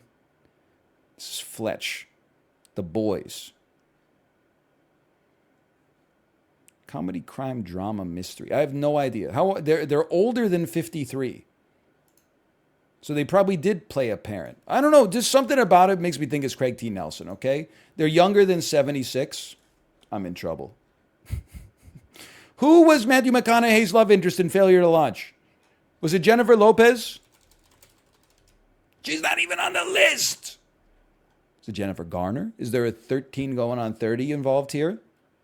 P.S. I Love You. I don't even, this is the problem with me is I can identify the movie, but I don't know P.S. I Love You, the movie. I only know P.S. I Love You, the band. Drama, science fiction, thriller with a 5.5. Came out in 2008. Drama, romance. Comedy, romance. It's Anna Faris, but I don't see any scary movies. A lot of romances. Also, Anna Faris is not over 53 years old. I have absolutely no idea. I have no clue. I'm going to guess an older female actress. I'm going to say that this is Isabella Rossellini. No. Oh, they're okay. So they're somewhere between 70 and 78 years old. Actoral don't give you a septuagenarian challenge. Difficulty degree impossible. Who is Emily Bloom? Is Emily Bloom not the? There's two Emilys. There's an Emily Bloom and an Emily Blunt. And Blunt gets all the credit. But Emily Bloom, did I just imagine this person? You've been watching the wrong kind of movies? It's an adult film actress? No, she's done serious roles. She was in P.S. I Love You. You thinking of Emily Browning? 1 second. I said Emily Blunt like 10 minutes ago. Well, you should say it 30 years from now, because I'm pretty sure that Emily Blunt is not between 70 and 78 years old. Who the hell am I thinking of here? I don't think it's Emily Browning. I don't know who it is. I have to save that for later.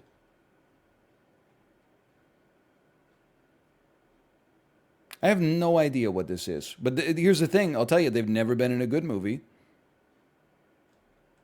That much is clear. And they're old. You are Blythe Danner. You are Helen Mirren. And they also don't work well with others. They've never been in a movie with other people. Except for Failure to Launch, starring Matthew McConaughey. Sarah Jessica Parker, who I don't believe is between 70 and 78, but it's Josh Gad. It's probably Josh Gad. I have to go ahead and say that this is Josh Duhamel. I'm going to say this one's Jonah Hill. Kathy Bates! Of course, Kathy Bates. That's the water boy. Okay, Rat Race. Where's Misery? There's Misery. Misery and Titanic. Kathy Bates be in One Good Movie Challenge, difficulty degree impossible. It's actually fucked up that Bad Santa has a 5.6. That's easily one of the worst movies I've ever seen in my entire life.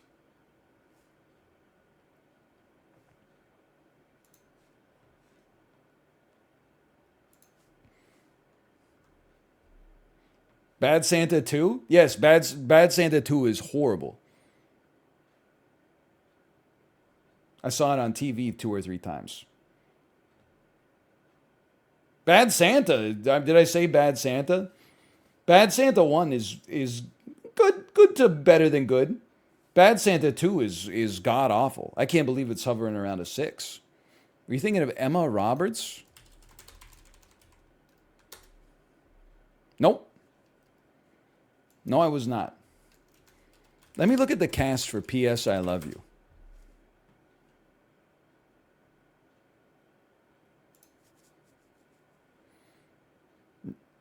Let me look at the cast of Nanny McPhee.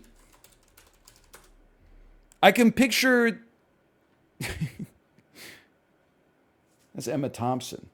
She's a British actress, but she looks like French actress Audrey Tautou.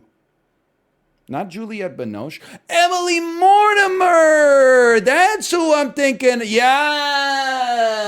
I was thinking of Emily Mortimer.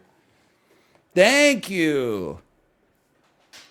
Who was not in P.S. I Love You. She was in Match Point. I'm so stupid.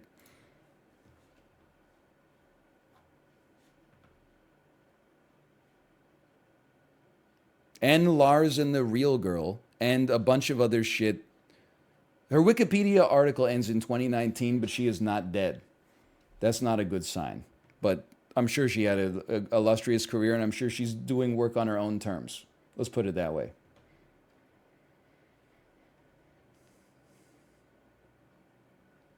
Uh-oh. Her parent has Sir in front of their name.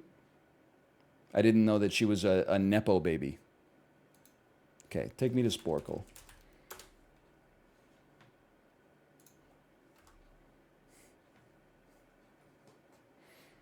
Song prequels? Why are you BMing? What is... What do you mean BM? I'm not BMing. We're just having a laugh. Can't help but notice when I made fun of Kathy Bates, no one was going crazy. I made fun of Emily Mortimer, who people didn't even know she existed for 4 seconds until we actually found her Wikipedia article, and people were like, hey, she's a younger lady, be nice. Kathy Bates, everyone was like, go in on her old ass. Get her, get her.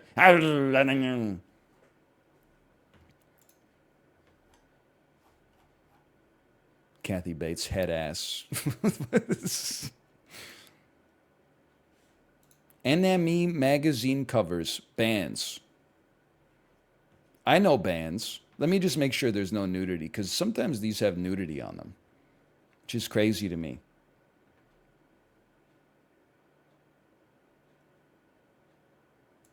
I see no nudity. Can you name these bands? The answer? It's a great question. I don't know. I can name some of them. I could tell you that right from the jump here. Put myself right around there. This band, I could not name them. Why New York's Finest will change your life. Forever. New York's Finest, that's Interpol. That's The Strokes. That's Radiohead. That's the Beatles. That's Oasis. That's the White Stripes. This one's tough. Just kidding. It's Daft Punk. It's the Monkees. No, that's the Who. Who are these guys? This is the Arctic Monkeys. This is Nirvana. This is the Arcade Fire. Let me scroll for you for a second. I see the Smiths.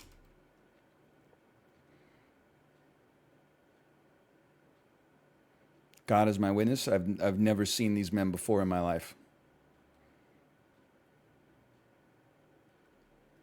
Are you Coldplay? And oh, Coldplay's over there. I thought maybe the guy in the top right was Chris Martin before he married Gwyneth Paltrow, but also before they got divorced.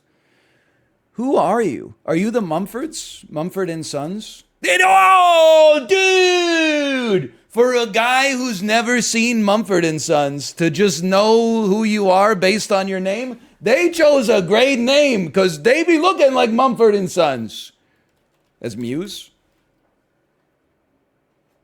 Yeah. Name a woman. Yeah. That's Sleater Kinney.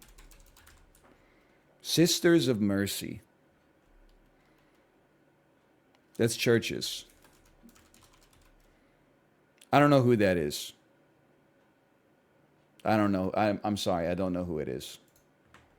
That's Haim. I'm not that cool. I'll still take my 93. That's pretty good. Pay Ham. Magazine covers. Singers. They wouldn't put nudity on the cover of NME. No shot. We have Amy Winehouse. It really is this Jack White? They got Jack White on the cover like the Unabomber, genius or madman. Dude's not like, what do you mean madman? Song, fell in love with the girl, fell in love once and I lost completely. Is this guy fucking crazy? She's in love with the world, but sometimes these feelings can be so Is he out of his mind? Holy cow, this guy's insane. Or is he saying what we're all thinking? Anyway, this is Florence. This is Kendrick Lamar, to be specific. This is Rihanna. This is Taylor Swift. This is Sam Smith. This is David Bowie. This is Prince. This is Drake. This is Bruno Mars. This is Dua Lipa. This is Katy Perry. This is Miley Cyrus. This is Gwen Stefani. I'm insane. I'm crazy.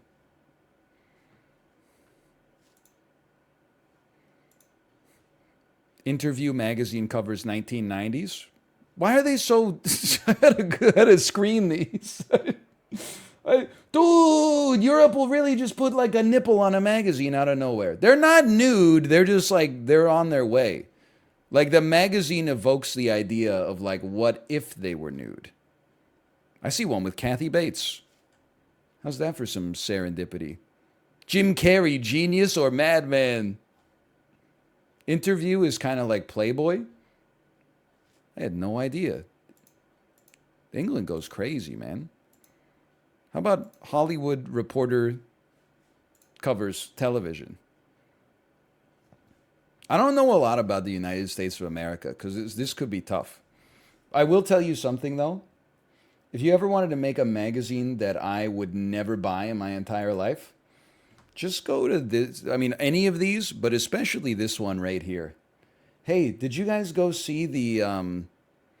Did you see the essay in the Hollywood Reporter magazine about Ryan Seacrest? There's a lot of interesting stuff going on in there. Okay, I am just going to be honest with you. I don't know who you are. I think you're Holly Hunter. You're Chelsea Handler? Oh, he's crazy. You're Rachel Maddow. You're Conan O'Brien. You're Oprah. Jay Leno, Seth Meyers, John Oliver. So this is just a magazine that is like, now and then they just publish a profile of someone whose job is to pretend to drink coffee and ask people about the new movie they've got coming out. That's like their whole thing. Hey, pretend to me that new movie you got coming out is good, even though we all know it looks like shit. Anyway, this is Jon Stewart. This is Julia Louis-Dreyfus. It's Tina Fey. Stephen Colbert, Samantha Bee, Ryan Seacrest, Hoda Kotb. That's not Hoda. Okay, this is Trevor Noah. Is that really not Hoda Kotb? That's Gail. Oh. Of course, that's Gail. Gail King. Oh, we still got 93 versus 66. Acting duos. Okay. Name the duo. That's Halle Berry and Sidney Poitier. That's Glenn Close and Ted Danson. That's Faye and Poehler. Poehler. This is E.G. Ofer and Pitt. Had a lot of doubters on the spelling, I bet. Had a lot of doubters on the spelling there. And here we are. We got Gina Davis and Sarandon. We got Zendaya and Michi. We got Denzel Washington.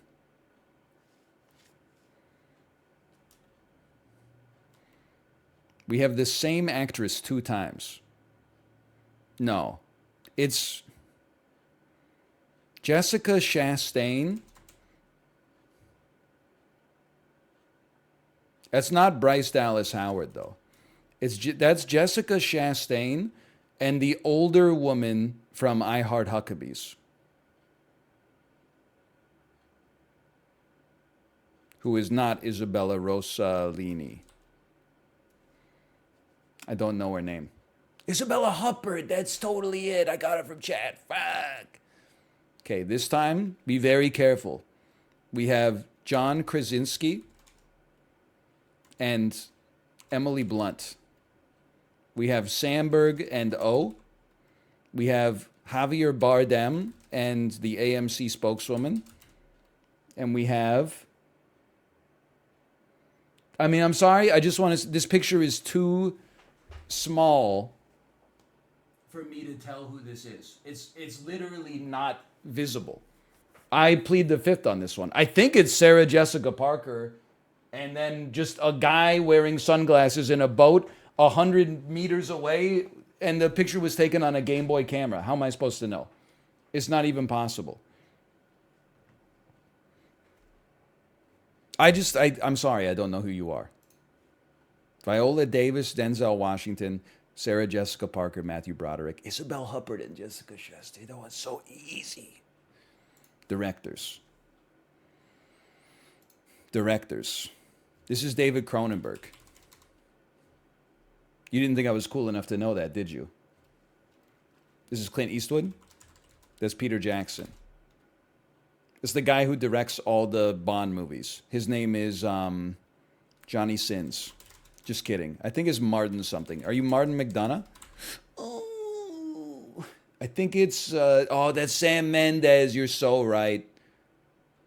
This is Todd Phillips, most famous for licking Amy Smart's toes on the bus in Road Trip and then also directing Joker. This is Christopher Nolan. This is James Gunn. This is Martin Scorsese. This is the director of Wonder Woman. Give me a second. I know her name. I see Spike Lee.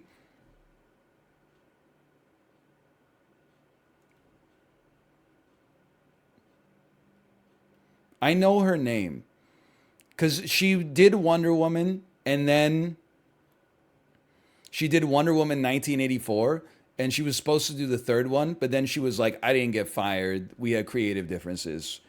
They didn't want me to make a third movie because my last movie fucking sucked. And I wanted to make it because I like making movies and earning a salary.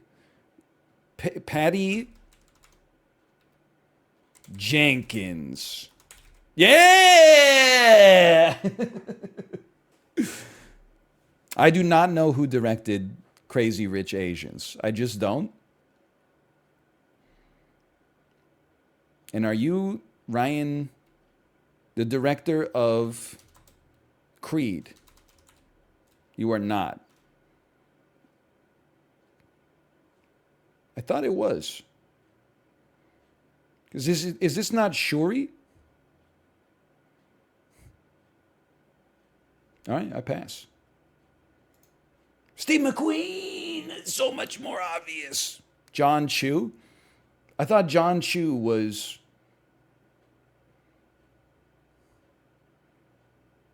Harold from Harold and Kumar. John Fortnite. So true. Okay, we have David Fincher. We have James Cameron. Don't bet against James Cameron. We got Martin Scorsese. We have Chloe Zhao. No, I delete in shame. We have Ridley Scott. We got Oliver Stone. We got Judd Apatow. Sofia Coppola. Listen, it's not my fault I can't name the women, okay? It's society's fault I can't name the women. Why do I know the names of so many mediocre male directors when I don't know as many women directors even when they make better stuff? It's because every time Judd Apatow comes out with a fucking 4 out of 10 movie about what if we made a movie with stand up comedians during the pandemic, he goes on the talk show circuit and does 1 million speeches. Comedy is really the art of turning tragedy into laughter. Blah, blah, blah, blah, blah, blah. And then when a woman does a movie that does really well, they're like, whoa, great movie. By the way, isn't it crazy? She's a woman. Anyway, the whole cast is nominated for Best Actor, Best Actress, Best Supporting Actor, Best Supporting Actress. You'll never even remember the director's name. You're right, it could just be Angelina Jolie. Turns out I do know her name. I don't know this guy, though.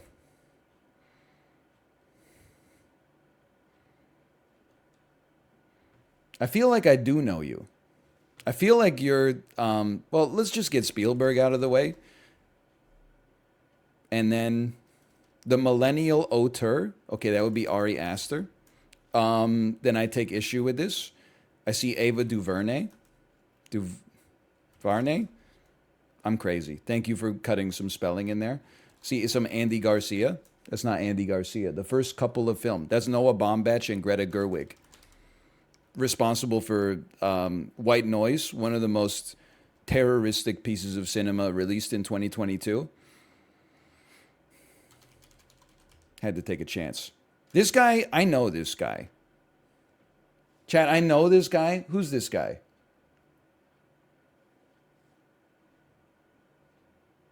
That's Aaron Sorkin. Of course it's Aaron Sorkin.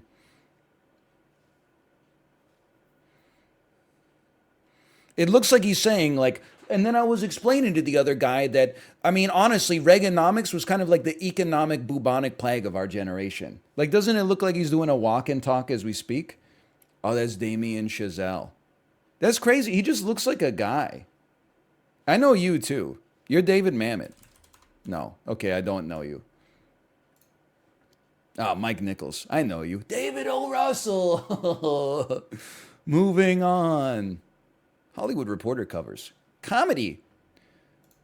Some of my favorite comedians already. Jimmy Kimmel. It's Jerry Seinfeld. It's Ricky Gervais. This man is not done making you squirm. Ooh, you promise? Carol Burnett. Joan Rivers. Chris Rock. Kevin Hart. Stephen Colbert. This picture is too... I can't... How am I supposed to know? I can't... Can I get some help on this one? Can I get like a context clue? I can't tell. I'm moving on. It's Kathy Griffin. That's Ziwa. That's not Ziwa. Comedy's new queen.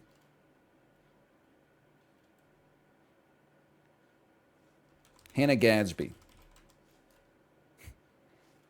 I see Will Ferrell. I see Amy Schumer. I see Bill Hader. I see Amaya Rudolph. I see Steve Martin. I'm just going to plead the fifth on this one. It's not possible given the context. Jerry Lewis riding a bike and Tiffany Haddish. Okay? Apparently I don't know the queen of comedy. Yeah, I'm sorry to say. Hang on, this is the hardest quiz of all time. We have to name 15 women. I'm just making sure there's no nudity. You know what's crazy?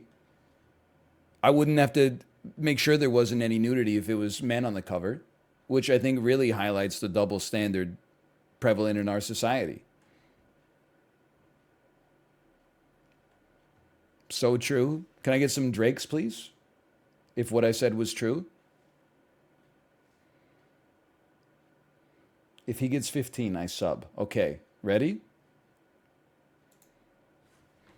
I don't know if I'm getting 15, but I do know that this is Elizabeth Taylor. I know that this is Penelope Cruz. I know this is Melissa McCarthy. This is Nicole Kidman. This is Sandy Newton. No, this is Zoe Saldana. This is Glenn Close. This is Jennifer Aniston. This is Julianne Moore, Natalie Portman, Brie Larson.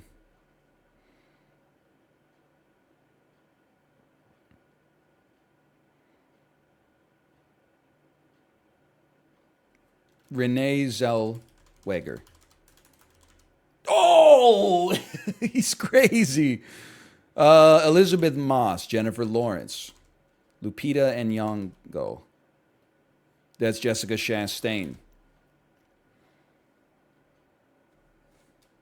I got to think about that one for a second. She's wearing a transformative amount of makeup. I see Scarlett Johansson. I see Natalie Portman. Really? Okay, I see Kate Winslet. I see Regina King.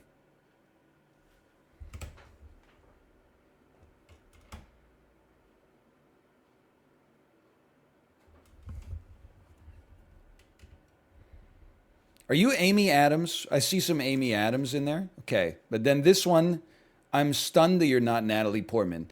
You look so much like an older Natalie Portman, which is crazy because you don't look at all like Keira Knightley, even though they're duplicates. So what can we do with this? Because you kind of look like a younger, like a more modern Glenn Close sort of thing going on. Are you Diane Kruger? That's surprising to me. I really thought we might have it there. I'm trying to. I'm not looking. I need to look at something else to recalibrate.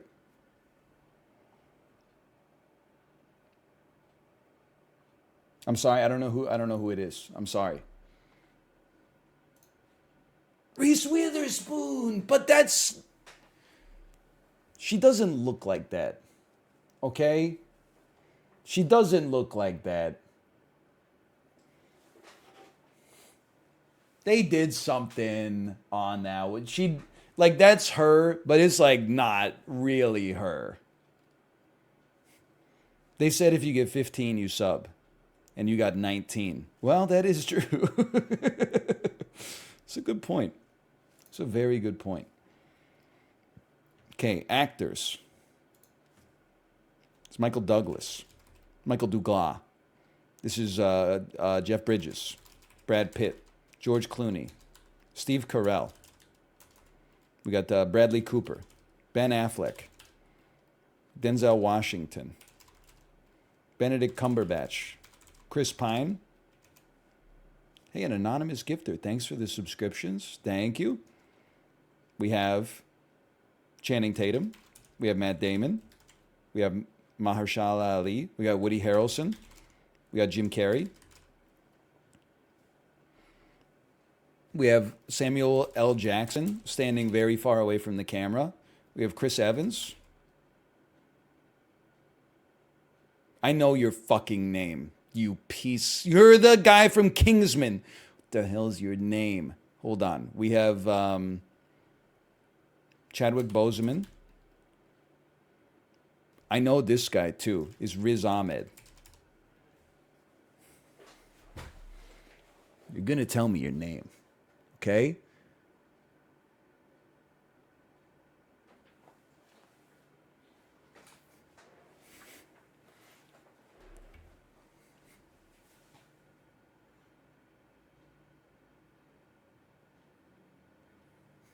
Is this Chad Eggersley?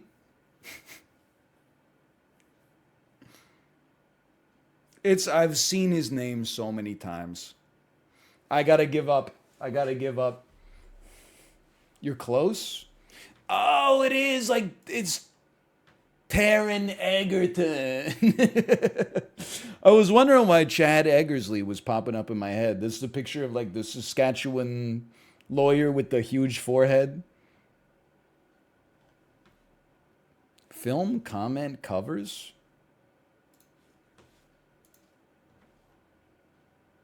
Are we naming? Can you name the movie on the cover of Film Comment Magazine? Hang on, I'm checking for nudity. Film Comment Magazine, huh? I could try. This is Shutter Island. This is Inception. Sorry. This is The Social Network. Midnight in Paris. This is The Girl with the Dragon Tattoo. I honestly have no idea what this is. Swept away. This is Lincoln. There's before sunrise, before sunset, and then after sunset, after sunrise, before lunch,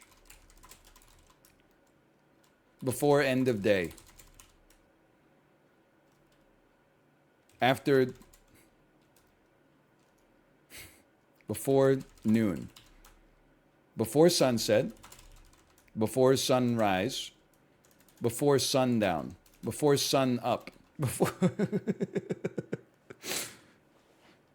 12 years a slave, the Grand Budapest Hotel, Gone Girl. What a movie, Gone Girl.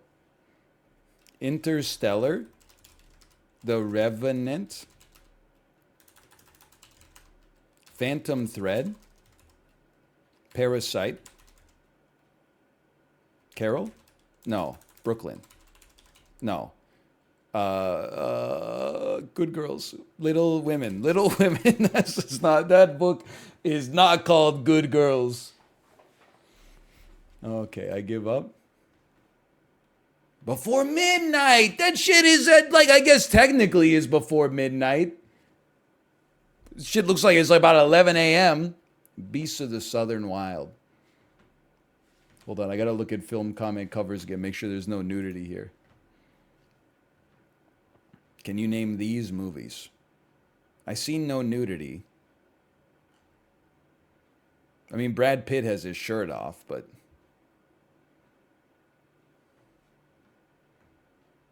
And Uma Thurman is kind of giving the camera like a middle finger, but I think that's okay.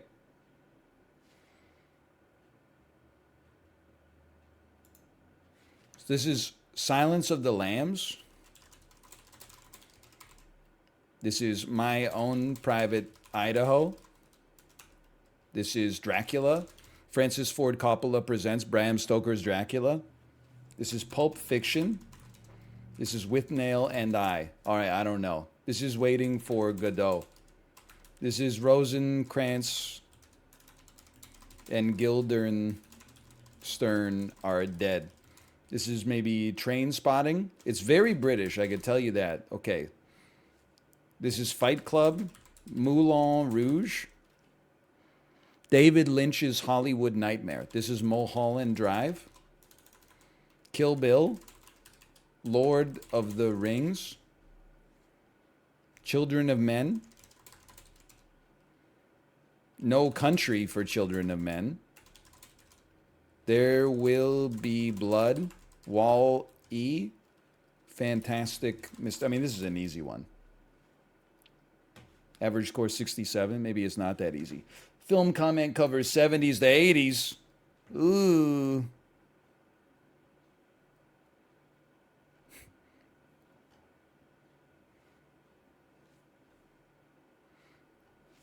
Let's not worry about that one so much. I don't know any of those.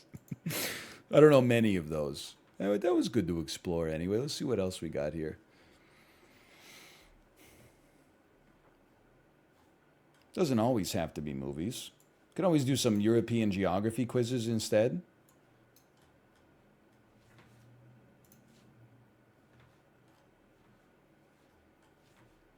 Make myself appear to be uncultured despite being 10% more cultured than the average North American.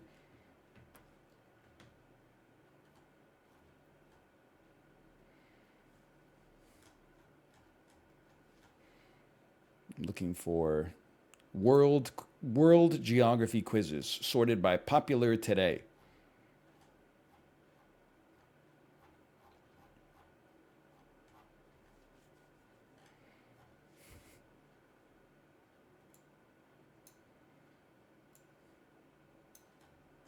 Roman history. You know what? That could be fun. For a guy who listens to history podcasts, like, it's so funny to me that Audible released its Audible Wrapped like a week ago. This shit is like, that's supposed to come out like the first week of December. It came out like January 12th or something like that. I listened to like 40,000 minutes of Audible in 2022. They were all Well, like at least 95% of them are while I was asleep. I remember nothing. Nothing at all.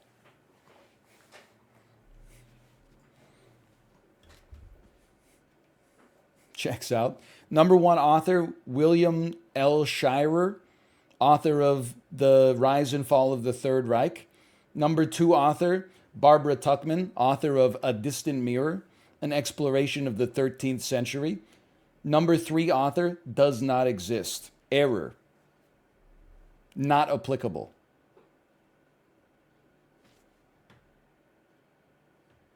Ancient Roman history. Can you name the people, places, and things from Roman history based on the clues provided? Probably not. Emperor who refortified the city of Rome in the third century AD. Antidi. Marcus Aurelius. The oldest forum in the city of Rome. Bovinium. Bovine Forum. The Bovine Forum? Roman dictator who gave up farming to undertake a war against the Achi in 458 BC. 458? That's a long time ago. Formal posthumous condemnation by the Senate of a particularly disliked individual. What is dis? Hill on which the gardens of Maecenas were located. That would be the hill of enough. Road from Rome to Arminium. That is a false question. All roads lead to Rome. This is not possible. This quiz is not possible. It can't be done. This is someone trying to justify their history degree.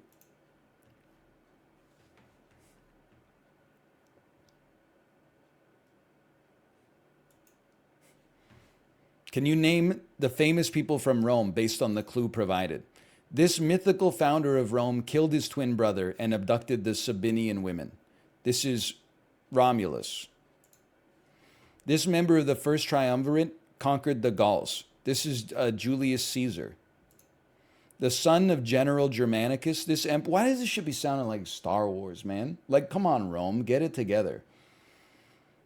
This emperor turned into a tyrant after a promising start and became the first emperor to be assassinated. I feel like that could be a bunch of them, so I'm going to pass. I'm saying Nero, but I don't know if Nero was the first one assassinated. This member of the second triumvirate was defeated at the Battle of Actium and committed suicide. I thought I said he committed suicide in his Land Rover. In the land of his lover. This is Mark Antony. This statesman lived in humble circumstances, and when being called to serve Rome as dictator in times of an invasion, completed his task and resigned immediately afterwards. This sounds like some Cato the Elder stuff. Wrong. This emperor, who is said to have had a divine vision, called the First Council of Nicaea in 325. It's two Council of Nicaea references in one stream. You won't get that in any other channel on Twitch. And built a new imperial residence at Byzantium. Is this Justinian? Nope.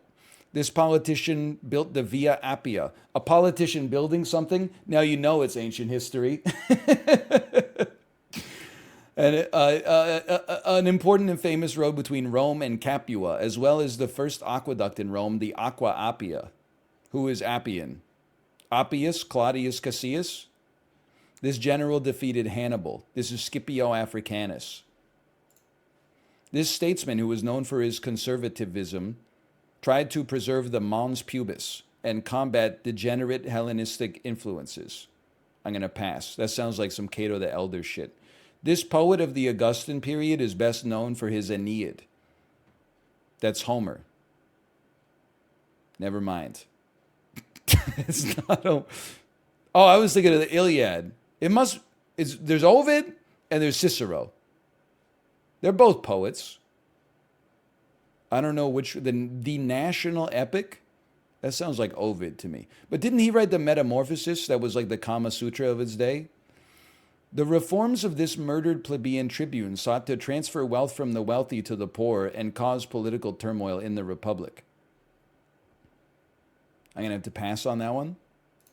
This statesman was noted for his important reforms of Roman armies, authorizing recruitment of landless citizens. This is the Gaius Marius reforms.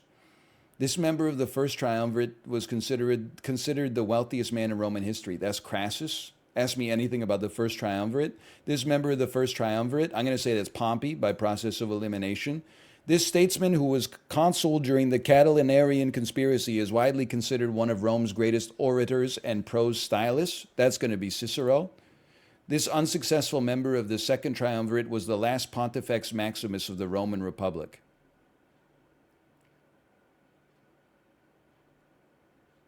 Going to pass on that one.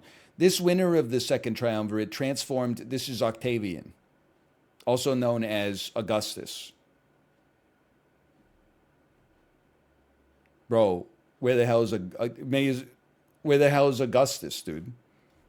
Augustus, Octavian. I see Augustine. I see Gaius Octavius. Is Gaius Octavius the same as Augustus? Oh, it is. Okay. He led the revolt that overthrew the last king of Rome, Lucius Tarquinius Superbus. You guys make sure to thank the Superbus driver on the way out, okay?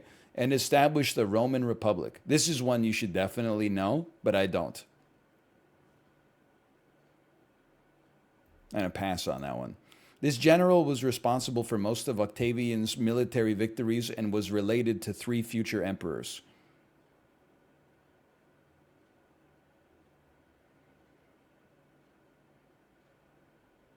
Kind of running out of easy ones. This poet, that would be Ovid. This author of the Odes was a leading lyric poet during the time of Augustus. I have to pass on that one. This Stoic philosopher, this Seneca, this last emperor of the Julio-Claudian dynasty who saw himself as an artist, was alleged to have killed his mother and stepbrother. That's Nero. This emperor founded the Flavian dynasty. Who is Flavia? Implemented necessary financial reforms and commissioned the construction of the Colosseum.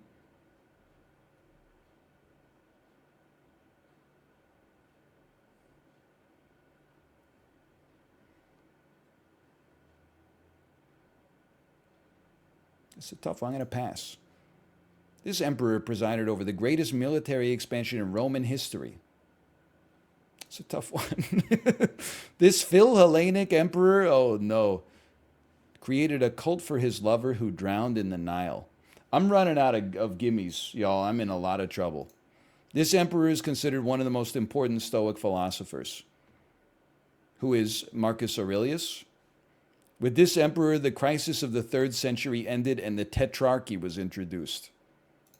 This emperor sought to revive the emperor's greatness and conquer the lost western half of the historical Roman Empire. That's Justinian first. This highly influential church father authored the Confessions and City of God.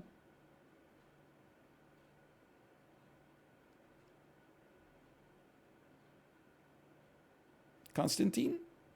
Okay, here we go. Okay, can I get to 15? We're at 50. Dude, I'm cracked.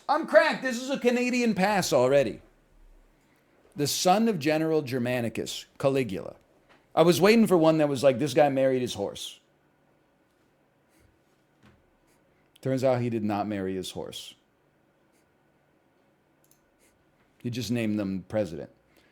This statesman known for his conservatism, Cato the Elder.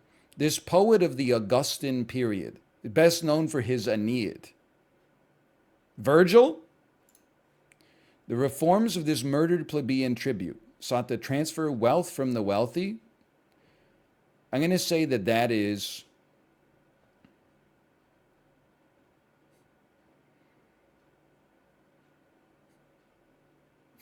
I have no idea. Tiberius Gracchus. Okay. This unsuccessful member of the second triumvirate. Which one of you fuckers was in the second triumvirate? There's Octavian and then 2 other guys. I feel like Agrippa might have been in there. Wrong. He led the revolt that overthrew the last king of Rome. Brutus be revolting now and then. Okay. This general was responsible for most of Octavian's military victories. That's Agrippa. This author of the Odes was the leading lyric poet during the time of Augustus. Diocletian. Wrong. This emperor founded the Flavian dynasty. Cincinnatus. This emperor, Trajan, he made the wall. No, that's Hadrian. Hadrian made. Oh, no. This Philhellenic emperor secured the borders of his empire. Trajan. No, Hadrian. He made the wall. The crisis of the 3rd century ended with this emperor, Cincinnatus. Dude, that's still pretty good. And I was kind of like I was in my wheelhouse for the first half, and then we had to make some guesses, but that wasn't too bad. I'm not fully unknowledgeable about Roman history. Just like largely.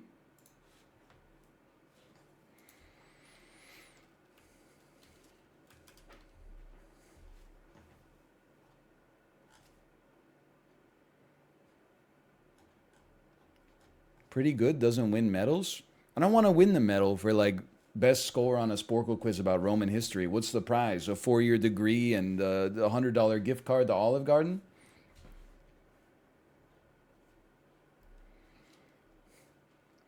I'm just going to type burrito in the search bar and see what comes up. I'm getting a little hungry. Chipotle meals. No, Chipotle meats. Can you name the meats you put into a burrito at Chipotle? Can you name the Taco John's ingredients? What the hell is Taco John's?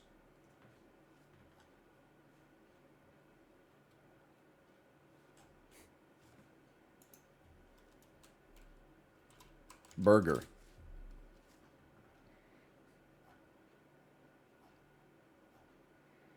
Bob's Burgers characters. Foods by Tattoo. All the things she said, all the things she said, running through my head. All the things she said, running through my head. Bob's Burgers Burger of the Day board game. Help Bob answer trivia questions to build his burger of the day.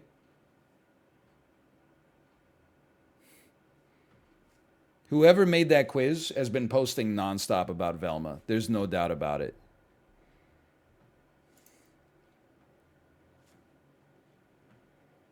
Can you name the ingredients to the Travis Scott burger?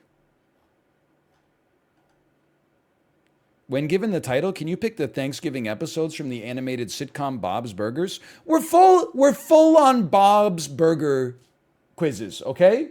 We don't need 15,000 Bob's Burger quizzes. Like 100 will be fine.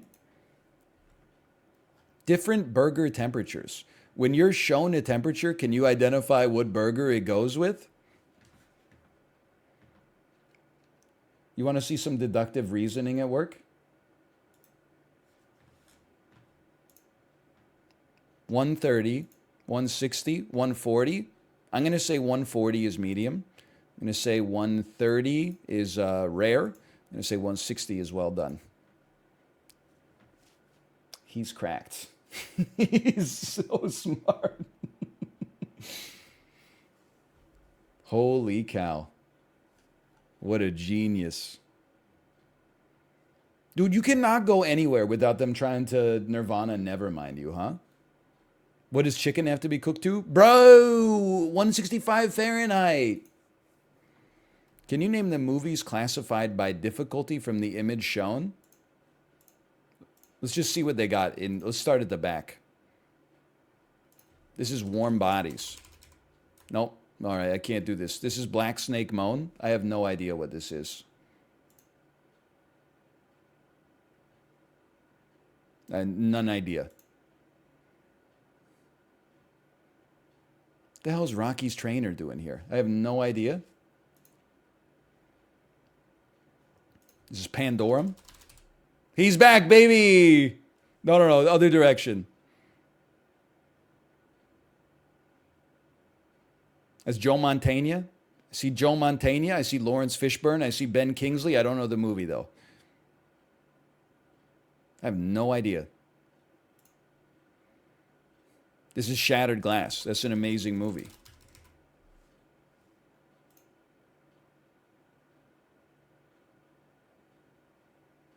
I have no clue. This is The Outsiders. This is Rumblefish.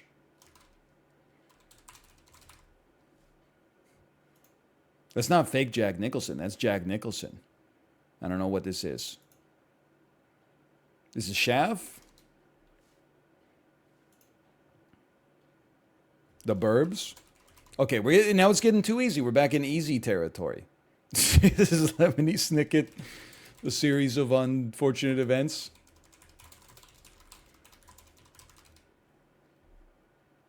You're really going to make me type out the whole thing, huh? This is Tremors. This is AI. I refuse to debase myself with the rest of the questions here. It's The Fugitive. I mean, Clear and Present Danger. I mean, it's one of those Jack Ryan movies. Patriot Games? It's Patriot Games. It's Chappie.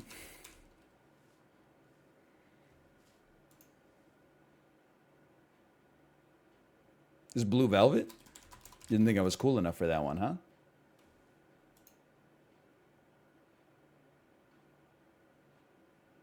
Tin Cup. I have no idea. I don't watch Kevin Costner movies. It's probably like Sense and Sensibility or something. I mean, you just gotta... Listen, I'm a simple man. I see 3 British women with curly hair. I know we're looking at some Jane Austen shit. It's Pretty Woman. Simple Jack. You are Nishar Bendan Jack.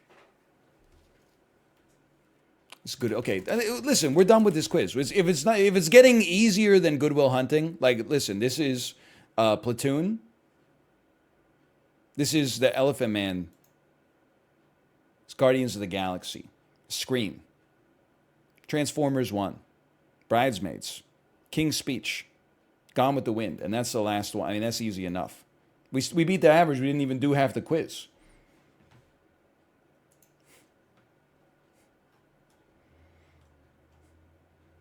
It was not Transformers? Bro, it was Shia LaBeouf and Megan Fox. It was the Transformers. I mean, I don't know what to tell you on that one. Slash marker Sporkle.